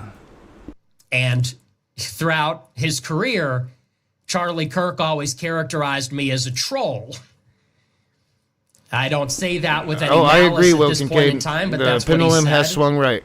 And many in Turning Point USA said that I and my followers are nihilistic. We only want destruction. And I think that I have an obligation to the country. I think I have an obligation to God. I think I have an obligation to all of you. I think I have responsibility to prove that that is not true. That's not about me. But now that it is the morning after, the day has dawned where Charlie Kirk is now dead at the hands of some unknown attacker. It is our responsibility, mine and all of ours, to step up and to get serious. To the extent that politics was fun or we took it lightly, I think we now realize it just got very real. It's been real. People talk about a civil war. They say a war is coming. Some say we're already in one. We have an obligation. All right. I mean, it's going to get wild. He's going to talk, and I'm like, where is this really coming from? But he's got this put together really well, and his message, I'm going to say, like, I don't really disagree with his messaging here, right? So it's wild, bro. Like, what we're witnessing is wild. Now, the leaders, the spokesmen, the men. I mean, we're going to see, is this a Reichstag moment? Is this a moment where Trump's going to pounce, really use this to go after the left? Facts be damned, but he's going to hope for, like, facts behind, like, you know, Tyler really I don't even think Tyler really needs to be a left-wing activist, but it would be really nice if he could, like, tie that home. That would make it really fucking nice. Like, you know, like having a known communist walking around the Reichstag building, you know, is very fortunate for Hitler, right? You know, so, like, if it is going to be that Reichstag moment, you want it to be, you know, you want to be able to tie those knots, right? But I don't think he necessarily has to. I think that his people and his ability really to have immunity to do whatever the fuck he wants as a president. Yeah. When you know, whether you like Will's comment or whether you like Will, and I don't particularly like Will. Everybody knows this. His comment is true, and reality is truth, and you can't run from reality no matter where it comes from. Pendulum swung right. You can either move or get hit by it, and that has been history. And sometimes it takes a lot of people getting hit before you can move that pendulum back. And that's where, like, bravery and integrity and all of that comes in. And that's, like, right now, like, I'm a small guy, 13 people watching now, a couple hundred people. I'm nothing. But it's a decision. And especially it's going to become more and more of a decision.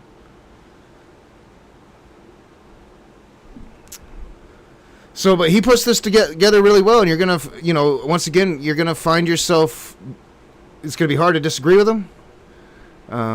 He's gonna say, if you haven't heard this and you only know of Nick Fuentes' reputation, and you never really, one thing you cannot say about Nick Fuentes is he does not have charisma.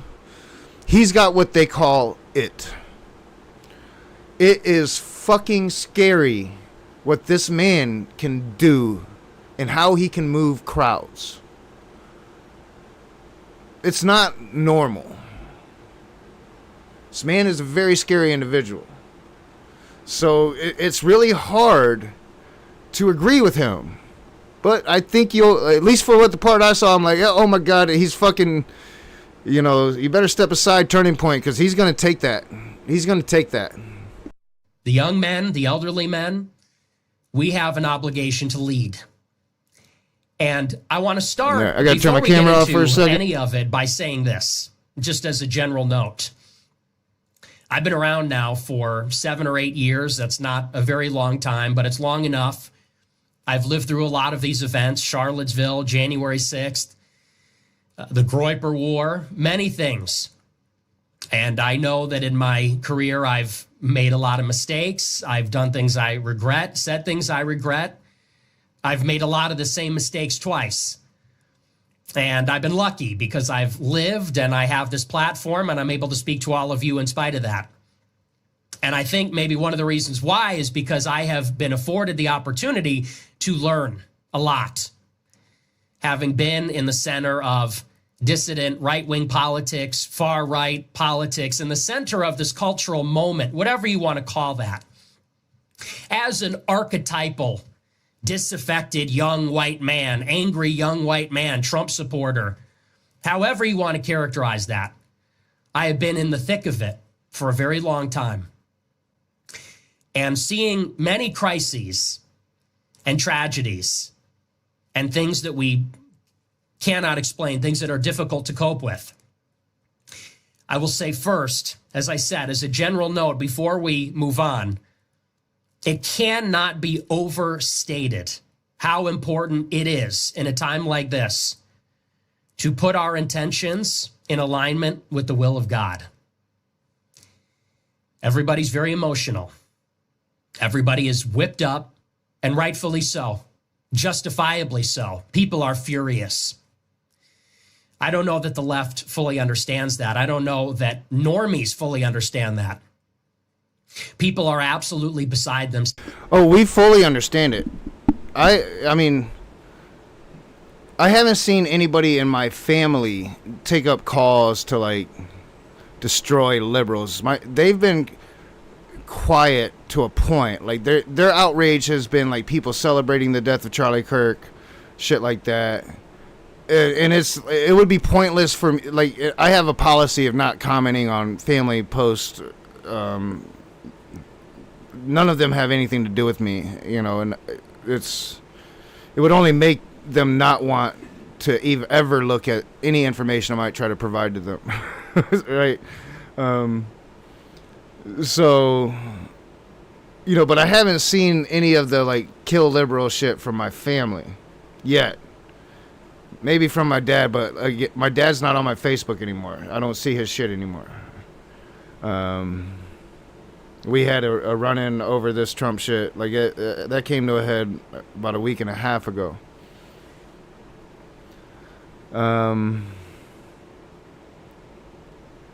So I don't know my point that I was making. I lost it.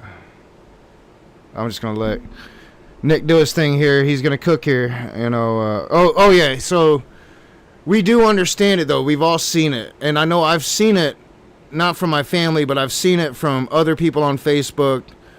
I've seen the rhetoric coming out of not just Trump, but from Republican politicians, Republican commentators, and like in the initial phases, I think it was understandable. Because, people after a tragedy often respond. It's very human to respond with anger and to lash out at your enemy in anger. But then it just became really consistent. And then more, you know, people started to say the quiet things out loud, like this is our Reichstag moment. We need to take advantage of this moment. I think that there's been like some of the more extreme January 6ers have been arrested trying to rile up like mobs to roam around and kill liberals. I guess I don't see too much news on it, but I've seen some news on it. There seems to be this vacuum of information right now where corporate media as a whole seems to have capitulated to Trump. Like they give us the fake anti-Trump narrative, like on the CNNs and the MSNBCs that I can see. But it pretty much seems like everybody has pretty much capitulated to Trump, and the fake news, alternative facts, post-truth era that we live in now.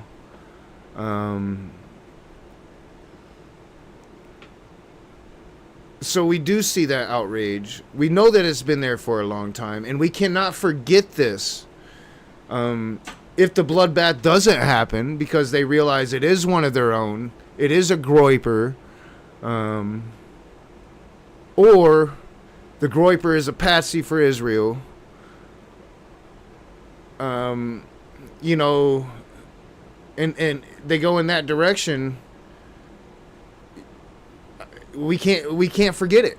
We can't forget that was their first initial reaction. That's what they want.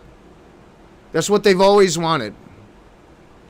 That's why they said they would never take the nuclear option in Congress, and then they took the nuclear option for like to where like they pretty much took the filibuster away. But they would never go nuclear when it comes to legislature or presidential power. And then yet, like yesterday, they went nuclear on the presidential power thing and pretty much gave Trump bilateral control of his nominations. He gets to approve whoever the fuck he wants. No congressional oversight outside of a simple majority, which they have. Trying to steal the next election, like, just blatantly, with people being able to support it. People like Will Kincaid, I'm sure, supporting it. No consistency to their political philosophy. Just a direct slant towards fascism. You know, no, we see it. We see it very, very well. I've never seen the right wing more angry, more furious, and this has been building. Here we are today, the day after Charlie Kirk has been killed, but we're starting here in the middle of the story. It's been going on for over a decade, and these things compound over time and they accumulate. And I like the bulwark, and I think we need a wide tent. We need them, you know, them former Republicans, as hard as it is for people like me to accept. We need those people. We need the moderate Democrats. We need the corporate Democrats to come on board. I think they're going to have to. They're going to have to replace leadership. I think that's pretty much a given. And they're going to have to come away from Israel. The base is demanding it. So, and it's one of the reasons why, like, Nick Fuentes here has been propping up Gavin Newsom, because Newsom's been taking an anti-Israel stance, as far as I know. But he has been propping up Gavin Newsom and Democrats more. Because like Democrats are going to an anti-Zionist stance because of the genocide, not because we're anti-Semitic, because of the genocide. Like everybody else, recognize that this could potentially be a watershed moment. This is a ripple effect. We may look back in time and see a chain reaction, an inexorable chain reaction that leads to nothing other than destruction, devastation, bloodshed, misery. He'll address the troll thing, Robin. I don't think it's crazy to say millions of dead bodies. And we must have the prudence. We must have the confidence in our convictions, in our faith in God. This is the test. It's easy to believe in prayer when things are easy. It's easy to believe in God, mercy, forgiveness, temperance when things are easy. It's when things are hard, when they're confusing, when we feel justifiably angry, wrathful, prideful. That's the test. That's when it counts. And that is when mature people, and I recognize the folly in me saying that. I don't consider myself an extremely mature person. I think I'm a frivolous person in many ways. But it's an obligation for all of us to grow up now and recognize the gravity of the situation we're in, the peril that we're all in. And we have to ask ourselves, what are our intentions? We have to set them intentionally. Welcome back, Marty. We have to set them in alignment with God, with the gospel.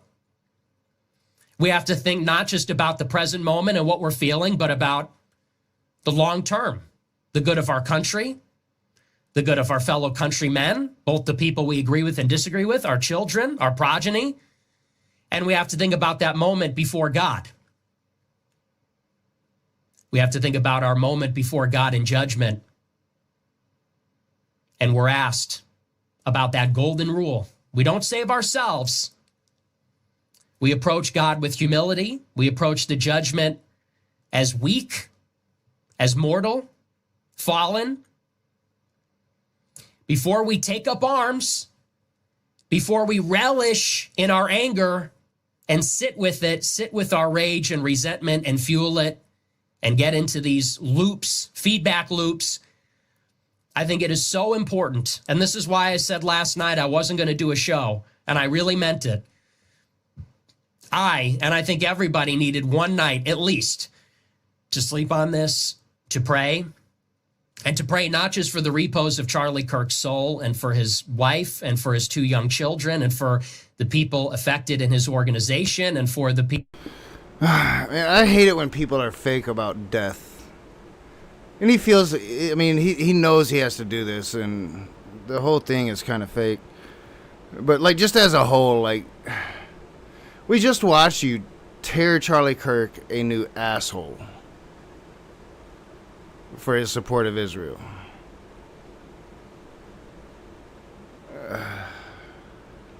But now it's, you know, kind of a whitewashing of that, right? Like, but he's got to, especially because, you know, if it is true that dude was a Groper and he ran in those circles, then, you know, that's not good. That's not good. You know, as we saw earlier from the Groyper chat. Oh, you know, that's our guy. Nick is fucked. You know, not good. People that were closest to him, but also to pray for the wisdom, the strength, the prudence, the humility, the fortitude to approach this in the right way. Because how we respond to this tragedy, like all of these events, like all of the persecution, all of the suffering, the anguish, it will define us. It will define our country. It is life or death here. And what I am urging at the very outset of this, at the minimum, is caution. Let us not be hasty. If you're thinking of picking up arms, put them down. And if you can't be convinced altogether, put them down today. Put them down tomorrow. Let us be cautious. Let us be prudent. Let's think. Let's get right. Let's get right with God before we act hastily. And the reason I say that I have come to this reaction over many years, seeing many crises, is because not only is there a spiritual dimension to our... Yeah, I think it's important because, like I said, he puts this together really well. He says what he has to say. But again, like, you know, if Tyler is his, and I say his boy, if Tyler's a Groper, and that comes out, you have to imagine he probably wouldn't mind, you know, a great bloodbath happened before that. And, you know, the way that he's going to go about describing it here is going to be a little creepy. Almost like he's been kind of thinking of something like this happening for a really long time. You know, so, I mean, but I don't want you to listen to this and this be your first time listening to Nick Fuentes and, oh man, this guy sounds pretty reasonable, you know. Yeah, well, that's the intention. He is a white supremacist. He is uber Catholic. he does not think women deserve rights at all. I would call Nick Fuentes Andrew Tate before Andrew Tate was really Andrew Tate, you know. All of this, and the devil minus uses like our the sex emotions trafficking against us, uses our best intentions, our best inclinations against us to doubt our faith in God, that God is both just and merciful, our faith in God, that he will deliver the vengeance that we are told is not in our hands. Trust in his plan and not create our own. It's not just for the spiritual reasons, but also for the political reasons. Ask yourself, we all recognize this is a watershed moment. We're never going back from this. This is the shot heard around the world, literally. One shot. Yeah, Marty, so I'm not sure how much of the stream you have seen. I know you took a nap. Nick Fuentes is the leader of the Groper movement. He's about as far right as you can be and not be an oath keeper. Although I would say like Gropers probably move in the same circles as like oath keepers. You know, excuse me, definitely the same circles as like Proud Boys, shit like that. But they've just never really been violent. And people on the internet are finding links of Kirk's assassin to the Groper movement. We had a guy in here earlier saying he wasn't really a Groper. He was like Groper light, or, you know, whatever that was the guy said. But there does seem to be some evidence connecting the guy to the Groper, movement, which Nick Fuentes here is the leader of, who is further right than Charlie Kirk, called Charlie Kirk fascist light, and yeah, what else was I gonna say? Yeah, I'm kind of leaning in that direction. The Groyper wars had really heated up. The Groyper war with Charlie Kirk had really heated up the past, 5-6 months since October 7th of last year. Well, shit, like a fucking year now. Fuck, a year. The last year that Israel has committed their genocide in Gaza. Charlie Kirk did show signs that he was beginning to crack on his support for Israel, and especially around Epstein files. He had already kind of cracked on that. But leading right up to the assassination, there was this constant back and forth between Nick Fuentes and Charlie Kirk, and even when like nobody knew anything, and Republicans were losing their minds, calling for like the death of all like Democrats. The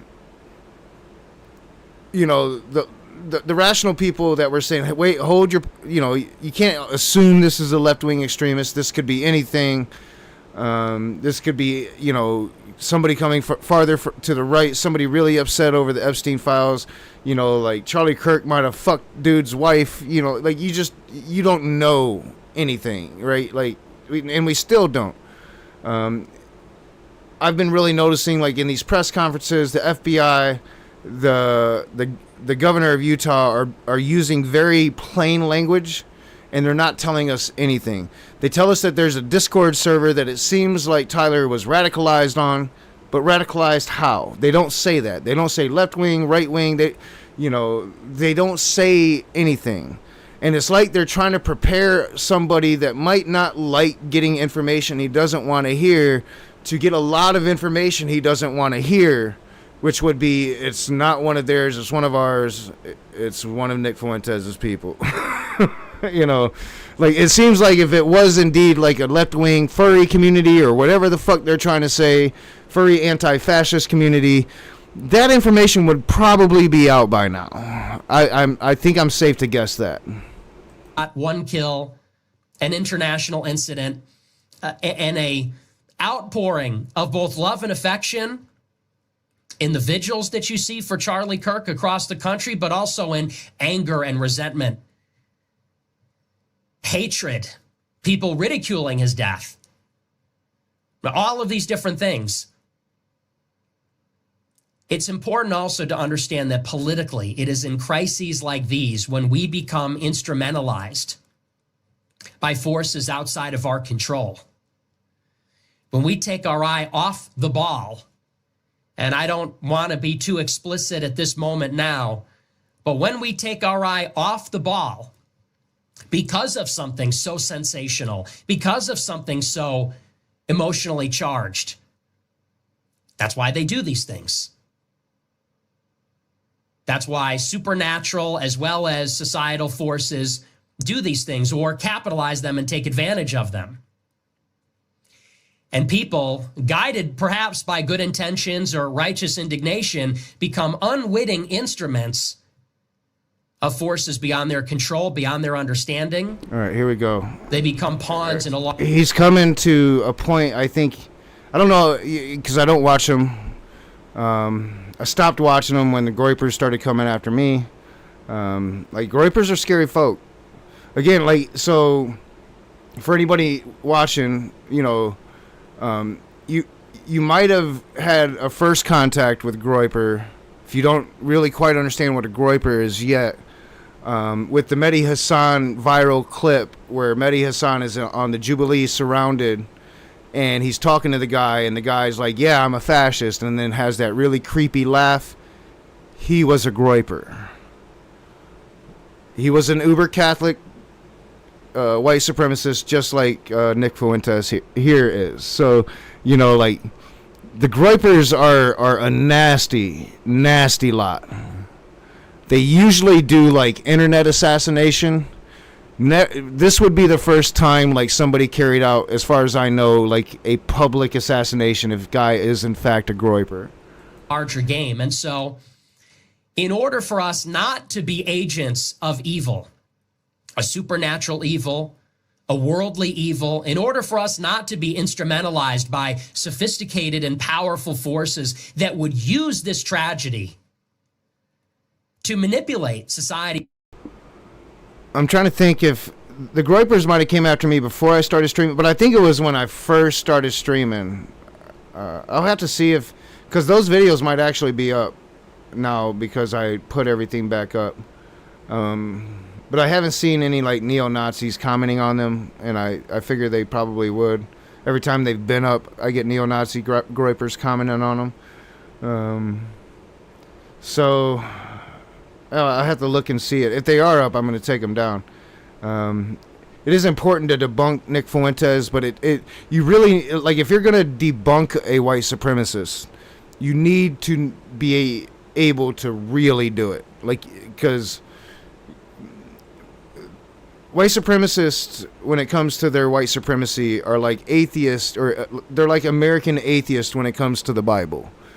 They're going to know their shit. They're going to have their arguments for pretty much everything. And you've got to be able to combat pretty much everything. I ain't that guy. For its own ends. In order to save our souls from the kind of wrath, anger, vengefulness that will surely land us a seat in hell, I would first say, before I say anything else, especially to the young people, the adolescents, that I understand how you feel. Lay down. No, I'm thinking wrong. I was going to say something, but my thought would be wrong. Down your arms. Those that live by the sword will perish by the sword. Remember what Christ said.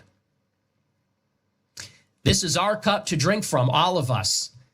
Death, suffering, martyrdom in some cases. It's all part of it. It's all part of life.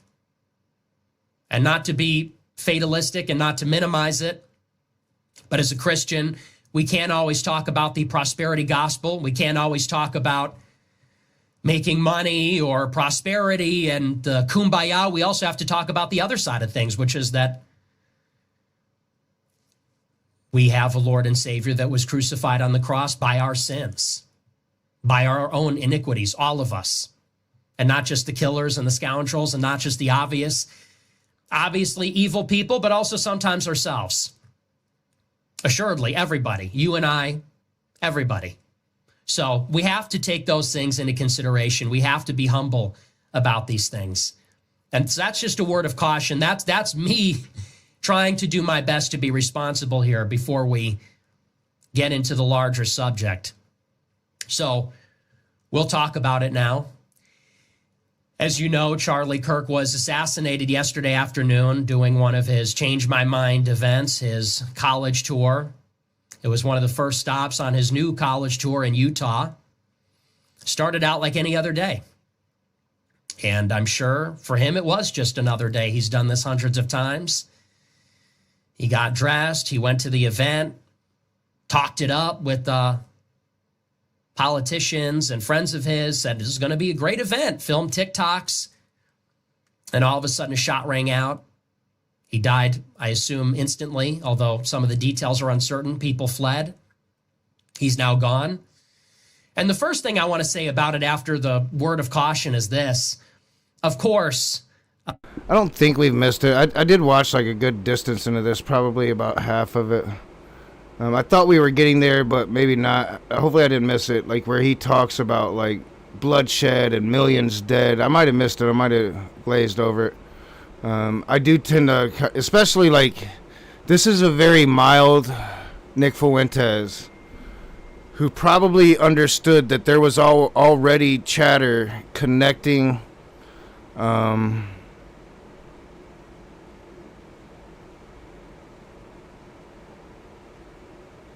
sorry, I'm looking at my daughter's blood. That there's already starting to be chatter connecting the assassin to the Groper movement. And this is probably the tamest I've seen Nick Fuentes ever. But again, I don't watch him. You know, I just know who he is and what he represents. And I've probably seen, like, when I watched him, he was probably at his worst. Because it was when he was making the name for himself. Right, it was way back. So it was when I first started streaming. So, it was way back when I first met Cyrus that I first think I found out about Nick Fuentes. Because I think Cyrus was getting attacked by the Groypers.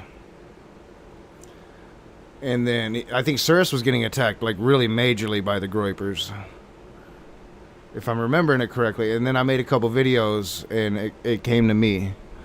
And it was fucking scary shit. But I might have made those videos before. But I think it was right around like the time when I first met Cyrus. The Matt Powell like movie had come out. I think it was right around then that I became aware of Nick Fuentes and what Groypers were. And like back then the dude was just wild. Like he was, like I said, the videos I covered was this dude hates women. Like I said, like he was Andrew Tate before Andrew Tate became Andrew Tate today. You know, probably like he was Andrew. You know, he was Andrew Tate today before Andrew Tate. Like when Andrew Tate was like fighting in the UFC and he was just a prick. Before like all the bad shit, like beating a woman with a belt and shit. Not saying like Nick Fuentes has ever been violent with women. It's just the way he degrades them is the same. As I said, I was not a friend of Charlie Kirk's at all. I didn't like him. He didn't like me. We had a lot of differences, ideologically, politically, and we fought viciously. He did a lot to stifle my career and suppressed me in many ways, and I antagonized him a lot and mocked him and ridiculed him and attacked his credibility. He was my opponent. But I would never wish death upon him or anything like that. And Charlie Kirk never had a kind word to say about me in his life. Now that he has died, I'll say some kind words about him. All right, here we go. Now we're getting to it. And this is kind of what's going viral. This is what people are clipping. I wanted to show all of it because I had watched all of it. Oh, I didn't agree with him. I considered him a part of the political establishment. In many ways, I considered him part of the problem. In spite of that, it is undeniable that he was a towering figure in American conservatism. It's undeniable. He was ambitious. He was a hard worker. He did things I can't. Oh yeah, he's definitely like a leader in incel culture and shit like that. A lot of people said after his passing, I saw some people make oblique references to it. They said, well, if Charlie Kirk was assassinated, now the far right will step up. I don't know that there's anyone that could fill his shoes. I don't know that there's anyone that can do what he did. He died at 31 years old and left a legacy that many people could not achieve in many lifetimes. He hosted a show 3 hours a day. He went and faced down his enemies in debate. He would take on almost any challengers. I say almost because he wouldn't debate me, of course, but nevertheless, would debate anybody, anywhere, stare them down, and people don't know how difficult that is. He would sit there for hours on any subject, and then he would return home from the command center and direct the largest youth organization, the most ambitious project in conservative politics maybe ever, and he did it all before the age of 31. An absolutely brilliant, sharp. Matt Walsh is too beta for the far right. Like Matt Walsh thinks he's far right. Matt Walsh doesn't stand a chance against the Groypers. Fierce warrior for his values and That's his why they got to beliefs. take him out. And as I said, I disagreed with them strongly. I'll make no bones about that. And so again, like if the conspiracy theories are true, and if you weren't here for those, that shit's wild.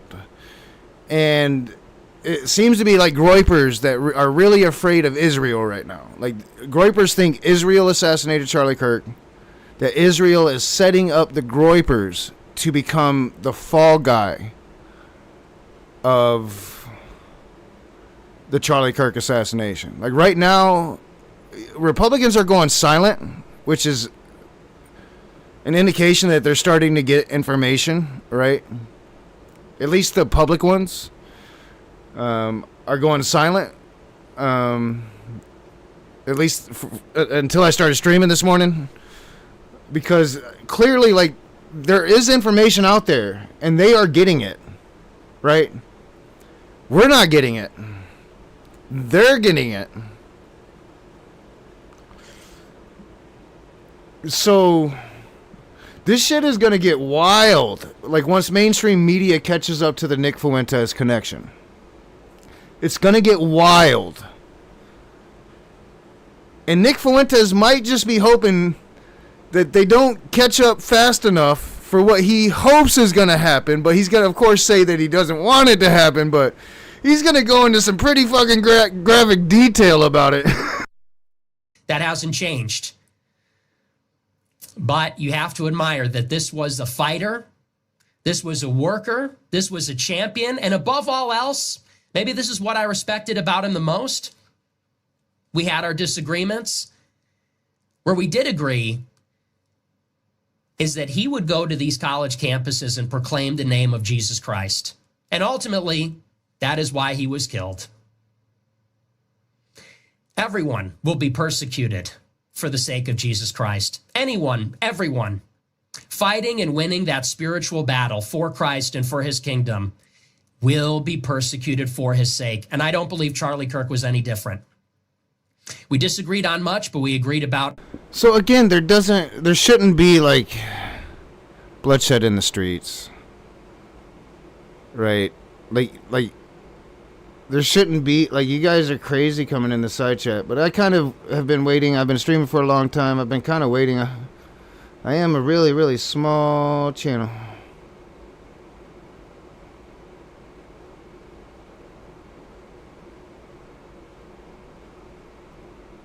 Alright, I missed it. I was kind of looking at the side chat. I'll go back a little bit, Marty.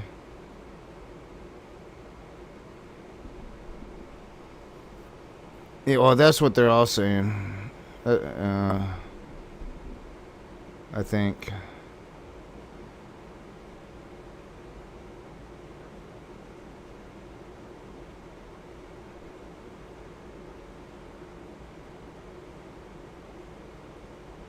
Huh.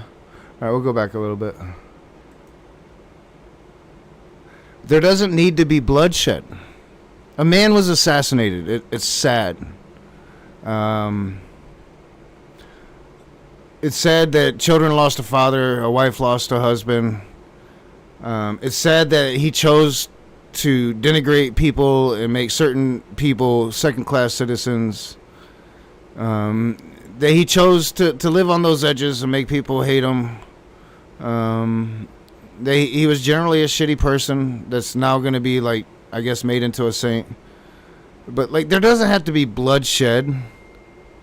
I don't understand, I just don't understand it. And this is what I'm talking about. They're still holding on to this notion. But that's what happens when there's a void of information. That's why you need accurate and real leadership. You know, like, whatever the information is. But, like, people, like, talking about, like, killing liberals and leftists, you're psychopaths. We're not coming to kill all of you. But you want to come kill all of us. We can't forget that. We should never forget that. And you should be ashamed of yourselves. Seriously, you should be ashamed of yourselves. And ultimately, that is why he was killed. Everyone will be persecuted for the sake of Jesus Christ. Anyone, everyone, fighting and winning that spiritual battle for Christ and for his kingdom will be. Yeah, I just went over that theory. I think we're going to see. We're going to see what happens, yo. Persecuted for his sake. And I don't believe Charlie Kirk was any different. That's not the left doing that, though. Israel's right-wing shit, dude. We agreed about feminism. We agreed about many of the other moral, social ills of the country. And when you look at his most vicious detractors, the people I'm bottom of the road. Celebrating his death now, possibly, small channel. probably, the gunmen that killed him, they hated him because of his defense of Christian morality. He wasn't killed necessarily, perhaps, by a socialist or by someone who disagreed about his position on fiscal policy. And this is something I think we all need to take into account, something we need to be aware of and notice. The most vicious, hateful opponents of the conservative movement of all stripes, they are the ones championing transgenderism, which goes by another name, mutilation of the body, a disordering of the soul. It's the proponents of abortion, which is some form of child sacrifice, at the minimum, Fuentes. infanticide. These are the most vicious, violent, hateful detractors of even a moderate conservative like Charlie Kirk because he stood up for those biblical values. I'll say it better, Christian values, Christian morality, for Christ himself, for the truth incarnate. Yeah, you know, he definitely is not going to, like, come out and say, yeah, my Gropers did it. Yeah, he's going to definitely, like, as he says, he doesn't want people to take up their guns and be violent. He's going to stoke the violence. That's what he's doing. Yeah, I forgot about this part. I'm more focused on where I think he's about to get to.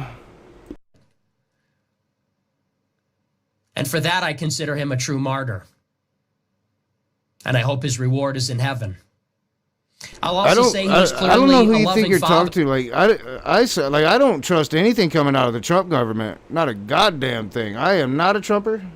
I'm not a Trumper. I'm a lefty that doesn't want to be murdered by Trumpers. That's what I'm. That's what I am. I just don't want to be murdered by a bunch of Trumpers because they think we killed Charlie Kirk or they're using that as their justification. That's the only fucking thing I care about. Israel, all that shit. Like, I'm gonna grant. Like, man, I don't. A lot of strange things have been happening in America, and Israel's losing the PR war. I mean, there's no denying. I'm a far lefty. I'm anti-genocide, pro-Palestine. I mean, once they start locking up these anti-Israel folks, these anti-Zionist folks, I'm gonna be up in there eventually. You know, like, I don't know where you thought you landed. I'm just covering this shit, man. You know, like these links to the Groypers, what the Gropers are saying. You know, so I mean, I don't know if you're a Groyper. I'm not even discounting the possibility of Israel. I've laid it all out. I've been doing this shit for quite a few hours. I don't know, man. I've never liked Nick Fuentes. I don't think he's capable of orchestrating like an assassination of his rival. I think that, like, he enjoys the internet game a lot. That's what he's always done. But I think that there's definitely evidence that this Tyler dude was using Groyper terminology, which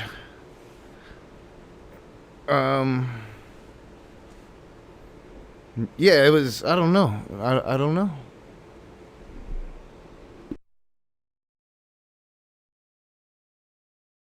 Two kids too good for you. I don't know what the fuck you're talking about. They're a loving husband. Oh, you're talking to Robin. He was beloved by millions of people. That is obvious. And although I do not count myself among his fans, it was clear that millions upon millions whatever, y'all. Of decent, earnest, I'm almost done. Good people, Christians, patriots, they did love him. And he belongs to them. And out of respect for them, I say that Charlie Kirk was a good man. God bless him.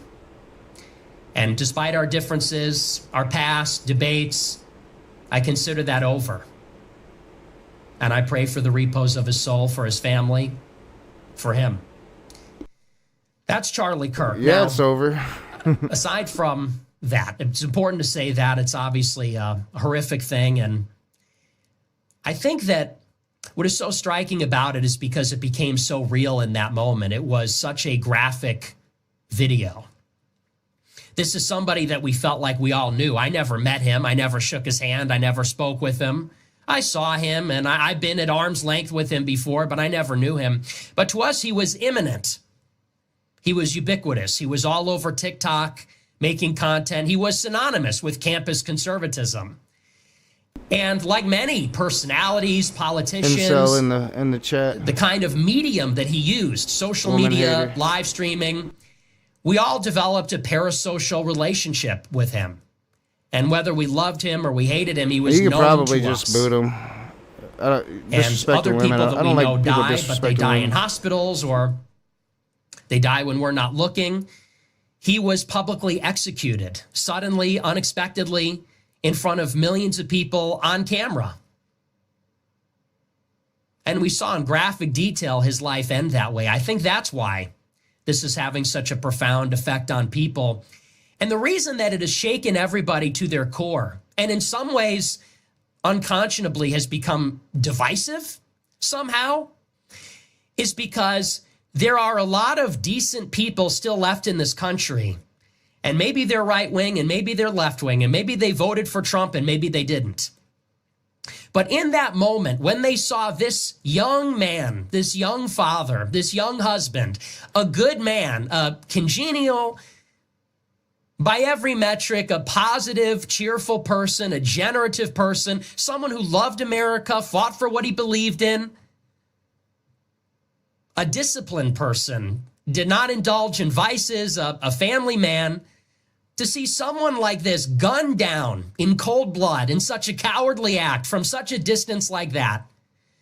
In that moment, what was confusing before about our country, what was divisive before, where there was moral confusion or obfuscation, there was clarity. And I don't care who you voted for. I don't care what your politics are. People, white and black, men and women, feminists, conservatives, people that are straight, people that are gay. I saw across Instagram, TikTok, a good deal of people, I hope the majority in this country, were shaken to their core because they saw true evil. When the assassin's bullet cracked and the shot rang out and people saw this young, good man die for no good reason, someone knowable to us, every decent person that still has a conscience, and I choose to use that word, everyone with a conscience was able to say clearly. Yeah, I was thinking the same thing, Marty. I think I've seen him around before. I think he's pretty much shown himself to be a Groper. Like he came in weird talking about how the right is united and they don't believe the Groper connection, but then went about putting forward what the Gropers were saying, that it's Israel and blah, blah, blah, blah. That is evil. That is wrong. It is wrong to violate the sanctity of life in that way. Our lives are not our own. We belong to each other. We belong to God. We did not create ourselves. We belong to our Creator. To see another human being, I don't care what they've said in the past. I don't care what their opinions are. To see someone summarily executed in such a brutal way like that, there was a moment of clarity where people saw, and this is an all too familiar sight, people saw evil, and it shocked them to their core. People saw true evil, weakness, cowardice, violence, hatred, taking away someone who loved and was loved for no reason. They gotta talk to women like they ain't. And people reacted with sorrow, outrage, anger, made people sick. It shook people up because we were born with a moral law written on our hearts. It's not just written in the Gospels. It's not just written in the lives of the saints. It's also written on our hearts. We know right from wrong. We know it when we see it. We feel it. We feel it on a deeper level. It makes us physiologically sick to see it. Going on and on and on. I think that's why it had such a profound impact. So now we're getting. And the reason that it has people so shaken up, another reason, as I said before, is because this is the middle of a very long story. As we all know, this did not come out of nowhere.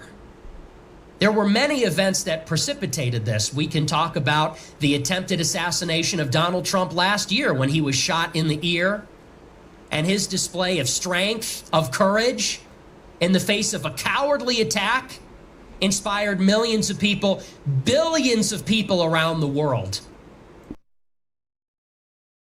Now he's back to praising Trump. Like he hasn't done that in a while. They saw that little twerp, that coward that climbed up on the roof and took a shot. And they saw Trump in that moment who had nothing on his mind other than that he needed to reassure his people, show them he was not defeated or deterred. He rose up and raised his fist, rallied the people to the side of strength, of goodness, of righteousness. There's a part I wanted to listen to, but he survived by the grace of God. It's really hard for me to listen to him. We saw it when Luigi Mangione gunned down the healthcare CEO months later. And like the attack on Charlie Kirk yesterday. I agree, Sal. I think this is, like he's trying. I think he has a strategy to step into Charlie Kirk's place to fill the void that is there now. And I think he has to be aware that there's starting to be connection to the Groper movement. The attack by Luigi Mangione was another chain reaction. In that moment, we saw a young man kill a father, a husband, another innocent. Once again, people say he worked for some company, he worked for an evil industry. Shot in cold blood, no trial, no charge. His life was not Luigi Mangione's to take. And for some reason, this divided the country. There were millions of people that said he was a hero, treated him like a sex icon, a champion. They made T-shirts. They celebrated. I don't think it was millions. I mean, maybe in the city of New York. I don't know the atmosphere of New York and how they were treating Luigi Mangione. I know that there was definitely some support with what's called the Max Left. But I don't think there's millions of Max Left in America. There's millions of Max Right in America, thanks to Donald Trump and Charlie Kirk and Nick Fuentes and Candace Owens and Ben Shapiro and all of these people. Excuse me. But I don't think that there's millions of Max Left. Maybe millions of Max Left combined with progressives. Maybe. Is anybody surprised now that you have incidents like this? Is anybody the least bit surprised? In a culture where mass murder... Well, I guess, and really thinking about it, millions could technically be 2 million. And I guess I mean, so the implication with millions is like a lot of millions, and I don't think that that's true, but like low number millions, probably, maybe. Murder and murder is celebrated. People cheer it on. They lionize cowardly assassins and killers. Is anybody the least bit surprised that it inspired a copycat? It inspired another? It shouldn't come as a surprise. Copycat. But there's other echoes of the So he's violence that we saw distancing himself. yesterday. We saw it imminently just the other week when that young girl, the Ukrainian refugee, was stabbed to death on the train. We saw it when Austin Metcalf was stabbed in the throat at a football practice. We see it in Gaza for years when innocent people are shot in the back of the head getting food for their children because they're starving. The weight of the suffering, the cruelty, the malice, the hatred, it's becoming too much to bear. I think that's the real reason. Because we've seen violence before. We've seen horrible atrocities before. We've seen school shootings, terrorist attacks. But we all recognize we live in a time of nihilistic violence. And it's coming from all sides. Nihilistic violence perpetrated by barbarians, like these opportunists and predators, these young, mostly adolescent black men that are preying upon the innocent and the... So here he gets into his racism. And that's been the narrative. Like, you know, it's kind of a shame. So I don't know, like, this Ukrainian woman that they've chose to, like, make a martyr out of. I don't know her politics. I find it a tragedy that she came here and she got murdered. America's a violent fucking country. It doesn't really matter what color you are. But Nick makes it about color. And you know, I'm not sure when this dropped on YouTube yesterday, but I'm not sure when he made this. He said the day after Charlie was shot. So I don't think the shooter had been caught yet. So maybe he doesn't know anything at all that there's a connection. Unless the Discord group, again, is a Groyper Discord group. And goddamn if they got Nick Fuentes in that Discord group. Because it seems like, from what I've seen, Discord has deleted those groups. Discord said they deleted them. But there was nothing to see there. There was no plans. There was nothing that anybody needed to see. Now, from what the FBI initially said, they took photos of the screenshots. So they got photos of what was said, some of what was said, and then from what I heard, which after the stream I'll be catching up. I've been streaming for quite a long time. I'm not going to watch too much of this. He is getting to the point I'm watching to. I believe. I thought that a long time ago. I was hoping it was a long time ago, but I'm going to be catching up. Doing some cleaning, listening. Hopefully we're getting more information by now. Hopefully more information has come out. But it's going to be interesting if they have these chat room discussions, and there was, known people in there, to say the least. But again, it'd be nice to know and see if it's a left-wing organization or it would be nice to see if it was what like people like Jill are saying. A furry anti-fascist organization.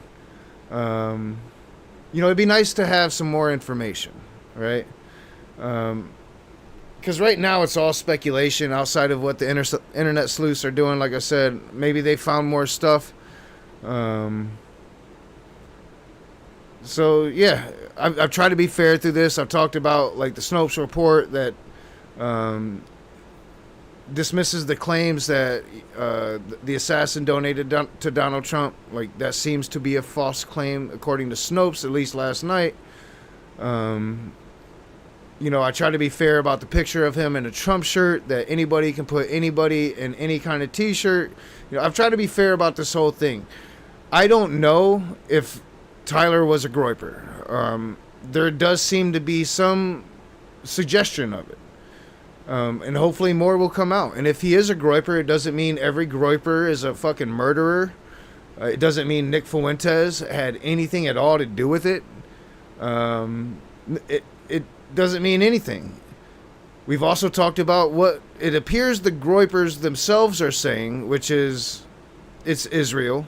We watched the Israel conspiracy, and I think that, you know, conspiracies are only really good conspiracies if there are some really good points to them. And right now, when you live in a vacuum of information, conspiracies thrive in a vacuum of information. So, yeah, we're going to watch the rest of this because it kind of shows like what I think he might hope happens before the mainstream media really catches up to the Groyper connection, if there is one. And again, like, it's probably unlikely that at this point, when he's speaking right here at this time, that people were talking about any Groyper connection at all. Like, I first heard about it yesterday, about mid-afternoon. Was yesterday the day after the assassination, or the day after the day after? I can't remember. I think it was the day after, maybe even several days after. I don't know. I can't remember, man. It's been a fucking whirlwind of no information, is what it's been, and it's been very frustrating. Because everybody's speculating, including myself, including all of us. Everybody's speculating because we have no fucking information. On city subways, city streets. We see it in the barbarism, the predatory, opportunistic attacks, executions, random, cruel acts of violence. We see it in Zionism. Dare I say, in a certain strain of the Jewish religion, which says that the people of Palestine are collectively responsible for the actions of Hamas. None of them are innocent. They all must die. And sitting members of Congress like Randy Fine celebrates famine, starving women and children. 1 million people under the age of 18 being blown to smithereens, being starved forcibly. We see it in another form, which is leftism. Communists, anarchists. There is a certain strain of radical transsexuals. For them, everything is political. Everything is ideological. All this propaganda that's got them whipped up about fascism, a trans genocide, about the healthcare system. They believe the meaning of life is a political struggle, a political victory. And so they have no love, no charity towards their opponents. These are the different strains of nihilistic violence coming from all angles that we've seen. And notice it comes from everywhere. It comes from the political left. And by the political left, I don't mean every Democrat. I don't mean every liberal. I don't mean every Kamala voter. I mean a specific sect of the radical left that recognizes no limiting principles. We see that kind of nihilistic violence from a certain crowd of Jewish Zionists and their allies.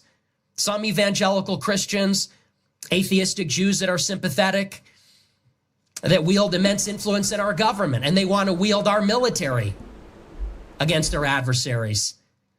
And we see it in the barbarians. We see it in the unthinking, primitive, backwards, regressive, you could say, undeveloped masses of people in other unenlightened parts of the world that are coming here and visiting the savagery upon us.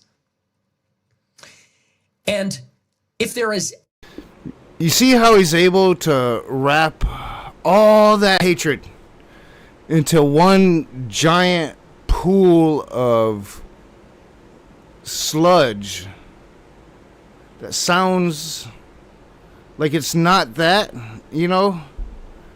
Like this guy really cares about America, but it's just this big giant pool of hate that he just wraps into a giant ball and spits at you all at once.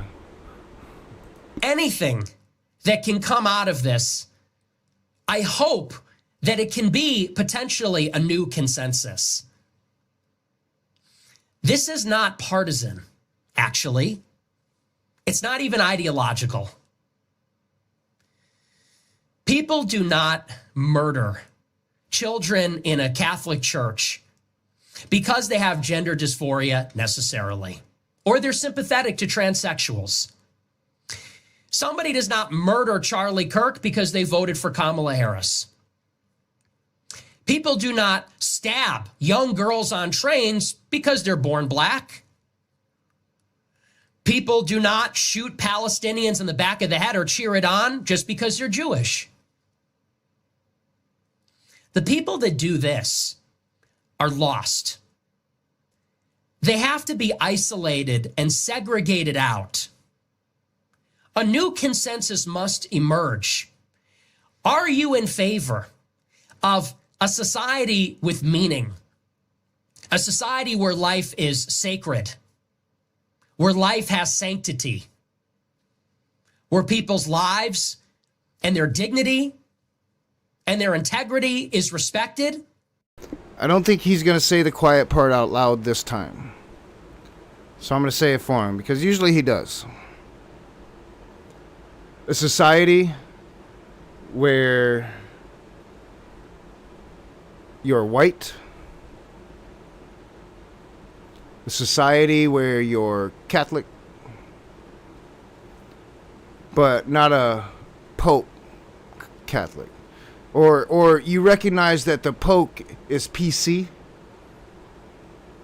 and has to be. You know what I'm saying?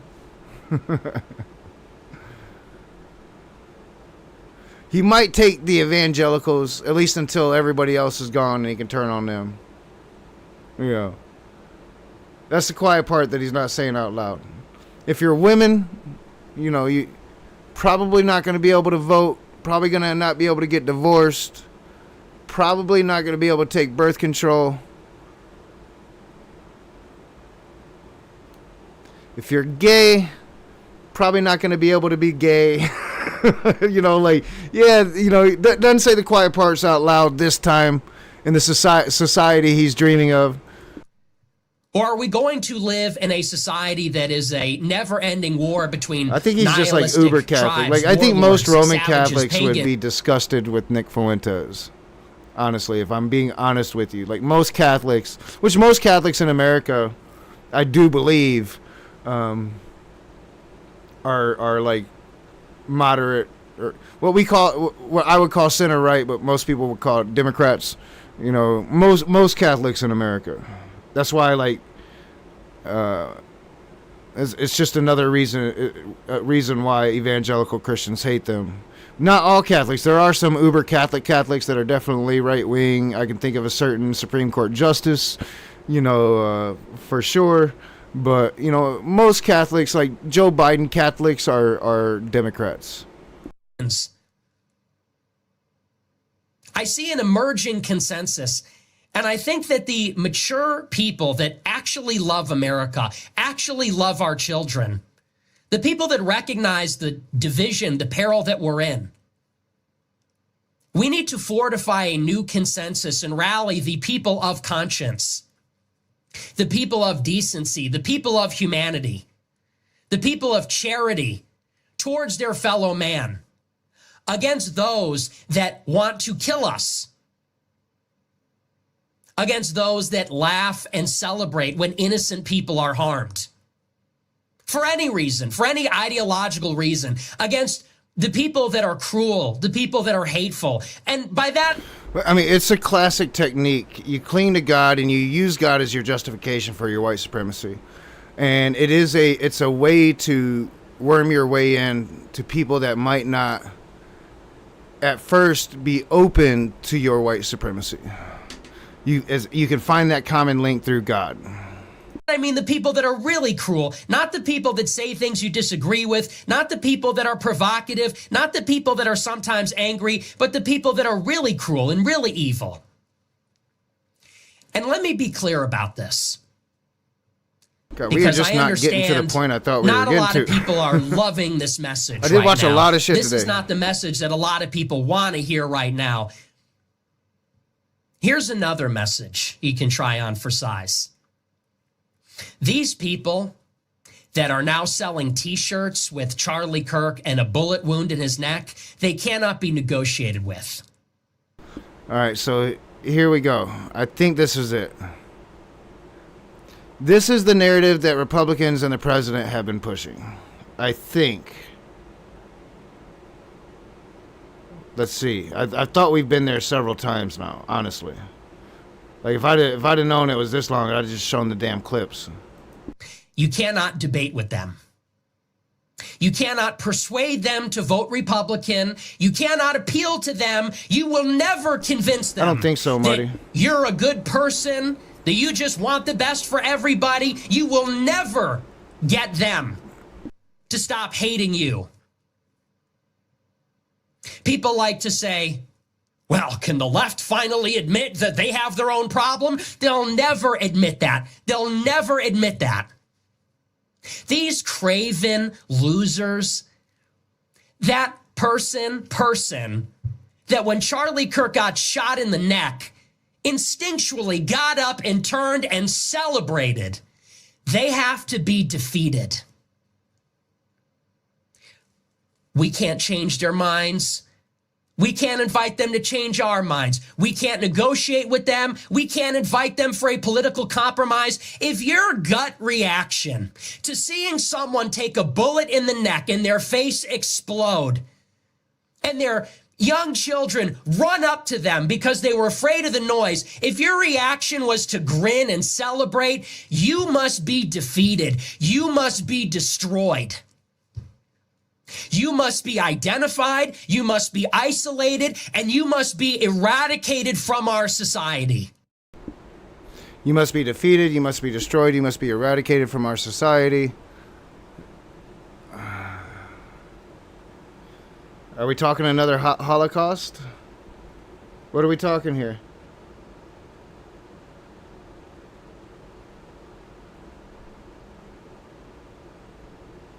Yeah, I'll try to remember to check them out, Marty. Yeah, if it were not for hypocrisy, the right would have no values at all. You know, and it's this language, I think I must have missed what I was actually listening for. Maybe we're getting there, but like I was listening for like Millions Dead and like it was crazy. But yeah, like so like if you're an advocate for free speech, it means you've got to be for speech that you even find to be abhorrent. And where's the outrage for the people celebrating Paul Pelosi and the brutal beating of him? Where's the outrage for the Minnesota senator who was shot with her husband and her dog? Or the other one that was shot but wasn't killed? To say that we will never admit to a problem, we do admit to our part of the problem, especially when it comes to radical extremist violence. We're about 4% of the problem. That's why I say is until we get more information, it's still not beyond the realm of possibility that Tyler, despite his upbringing, despite his Trump family, despite his Mormonism, was somehow radicalized by the far left. I don't think it looks that way. But it's not beyond the realm of possibility because we don't have no fucking information. And if he is, yes, it happens sometimes, about 4% of the time. And it's, no matter the percentage, it shouldn't fucking happen. It doesn't matter about your ideology. You shouldn't be killing human beings. But people aren't required to feel the way you feel about it. People aren't required to speak the way you want them to speak about it. That's not free speech. That's the opposite of free speech. Not Democrats, not leftists, not liberals. Those people that would celebrate in that moment, that is pure evil, pure malice. There is no charity in a person's heart. I don't care who it is, who sees anybody get their neck exploded and celebrate like that. That's the kind of evil we're dealing with. That's the kind of evil that has taken over our society. It has become too common. People have let it fester. Like with Luigi Mangione, they thought it was cute. They thought it was glib. And look at what we have now. We are on the verge of full-on political violence and civil war. I don't think people realize what that looks like. There's going to be a lot of children without mothers and fathers, a lot of mothers and fathers grieving their dead children. I don't want that. I think you Nobody should want that.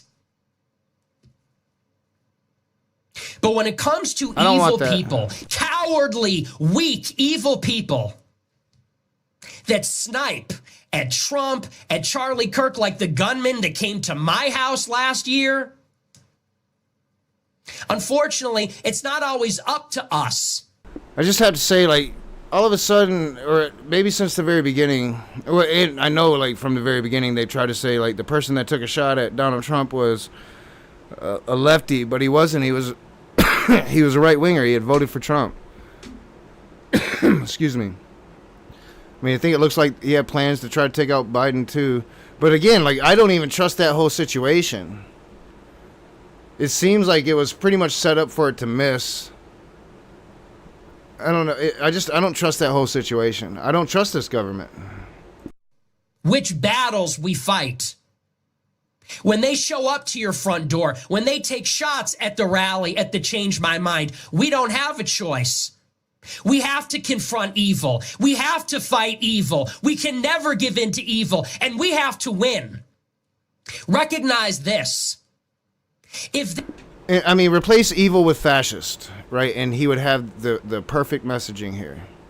Because, I mean, all these Republicans saying that we can't say the word fascist, or we can't compare to Nazis when they're doing Nazi shit, when they're calling for Reichstag moments.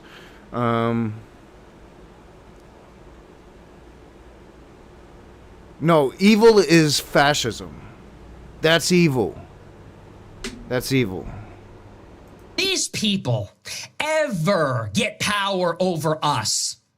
These people that celebrate, they sell t-shirts, they steal hats. You made it for the end. When a man SPM. is lying dead, they will hurt you. They will hurt your children, and they will destroy everything that is sacred to us, everything that we love, and they will do it with a smile. They're already doing it. They have done it. They're telling on themselves.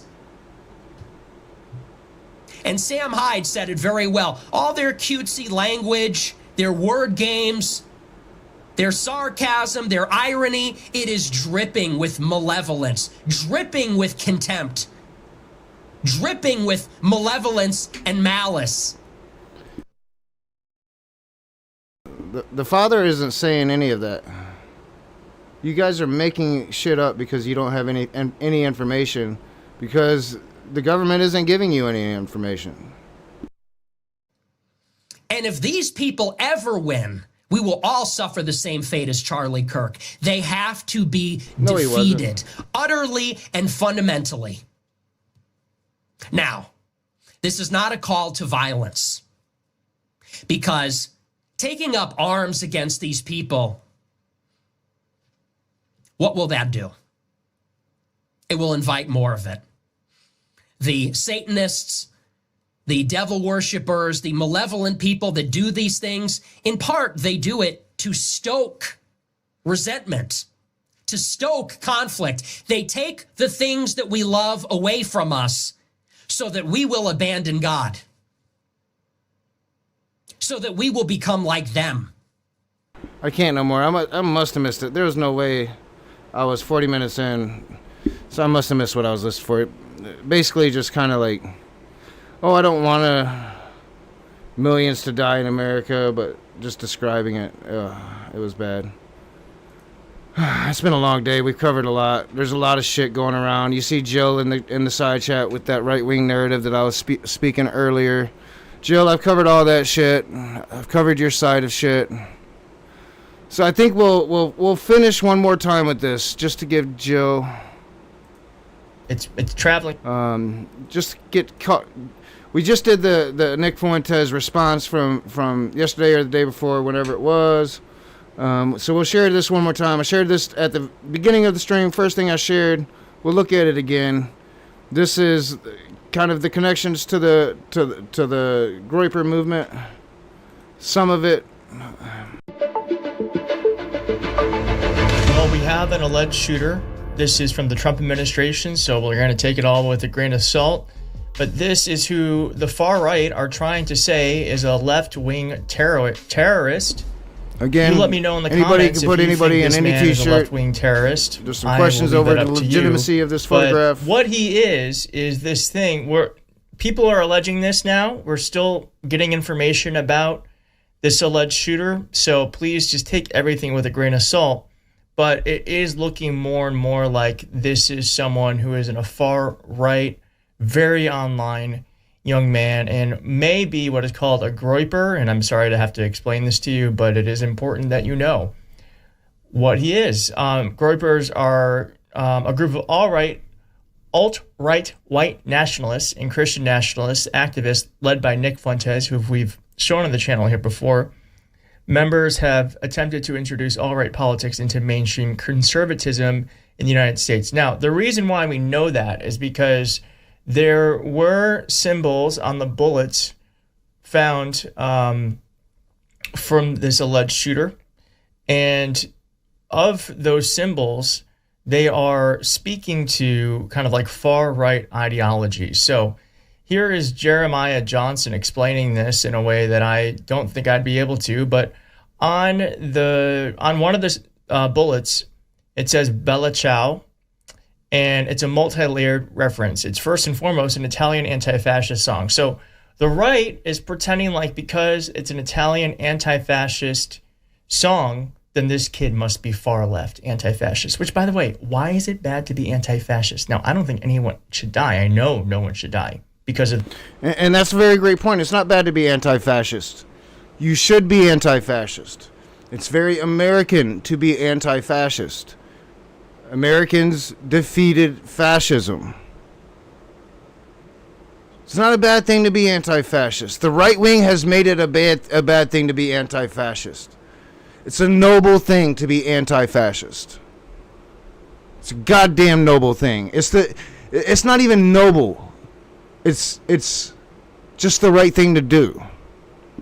Their beliefs.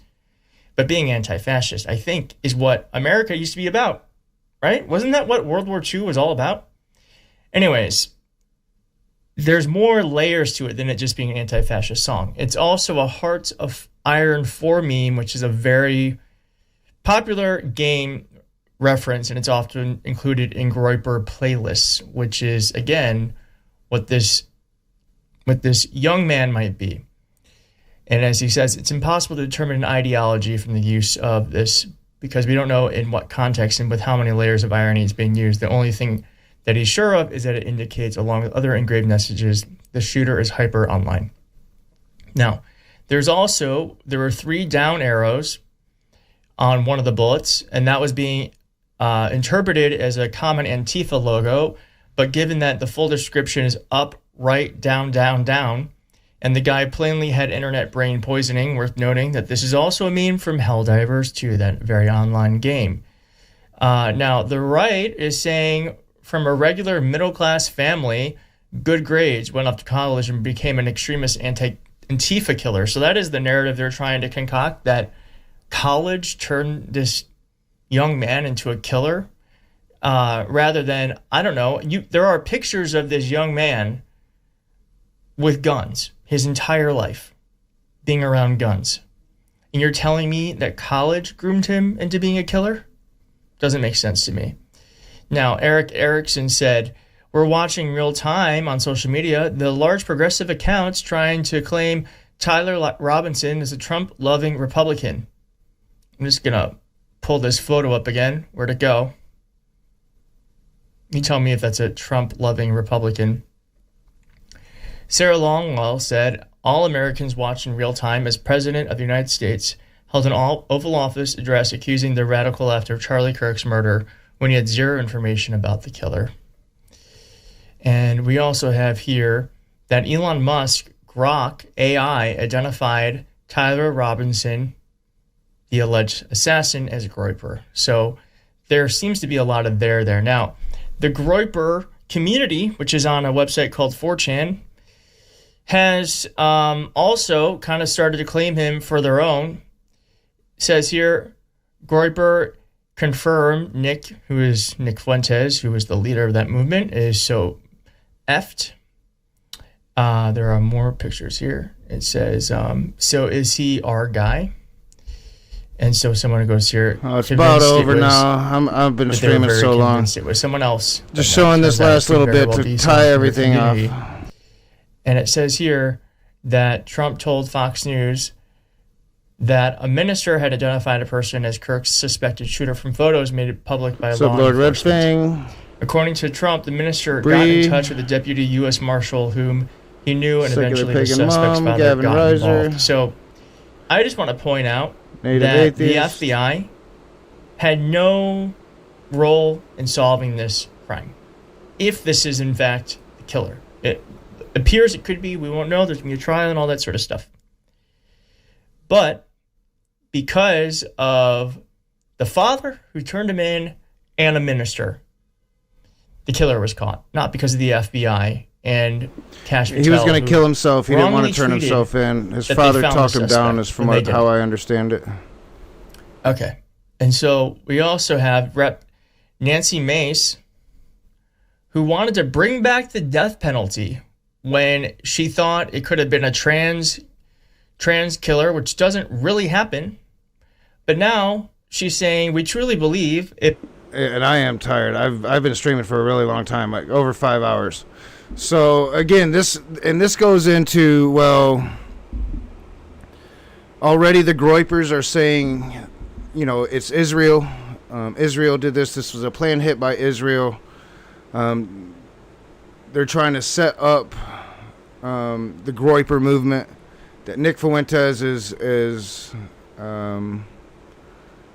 Israel's target, is their real target. Charlie Kirk was meant to be martyred before he turned against Israel, and now the target, once the mainstream media catches up, is Nick Fuentes. I watched a video on that by this conspiracy theorist. Man, it's a lot. It's a lot. It's a lot. But there does seem to be legitimate things that just the mainstream media is going to take a while to catch up on, if they do. There have already been stories to, the hidden meanings behind some of the words on the bullets. I know there was a New York Times article going into game culture, going into current internet meme culture, the irony and the sarcasm and the different levels. Within Groyper communities, I'm not within these communities. This is just what people are reporting. These phrases are commonly used. And there's been a pretty good case for it, I think. So whether that's Israel setting up Nick Fuentes and the Groyper movement, we don't know, because they're just not giving us any information. The government isn't. The government seems to have access to at least some of the Discord conversations that was taking place. It seems like they should be able to tell us whether it was left wing or right wing. They're telling us nothing. And I think, and as I've said repeatedly through the stream, I think they're doing it for a very specific reason. They're trying, and at this point, it seems like Republicans have went quiet. So I'm sure Republicans are really starting to start to learn. At least Republican leadership, elected officials, are starting to learn the truth behind Tyler. And if they're quiet, I definitely think that indicates it's not left-wing extremism. It's their own extremism. It's probably they're seeing the information linking them to the Groypers, linking Tyler to the Groypers. So, we're going to see what happens. In a week, I'm going to set it up.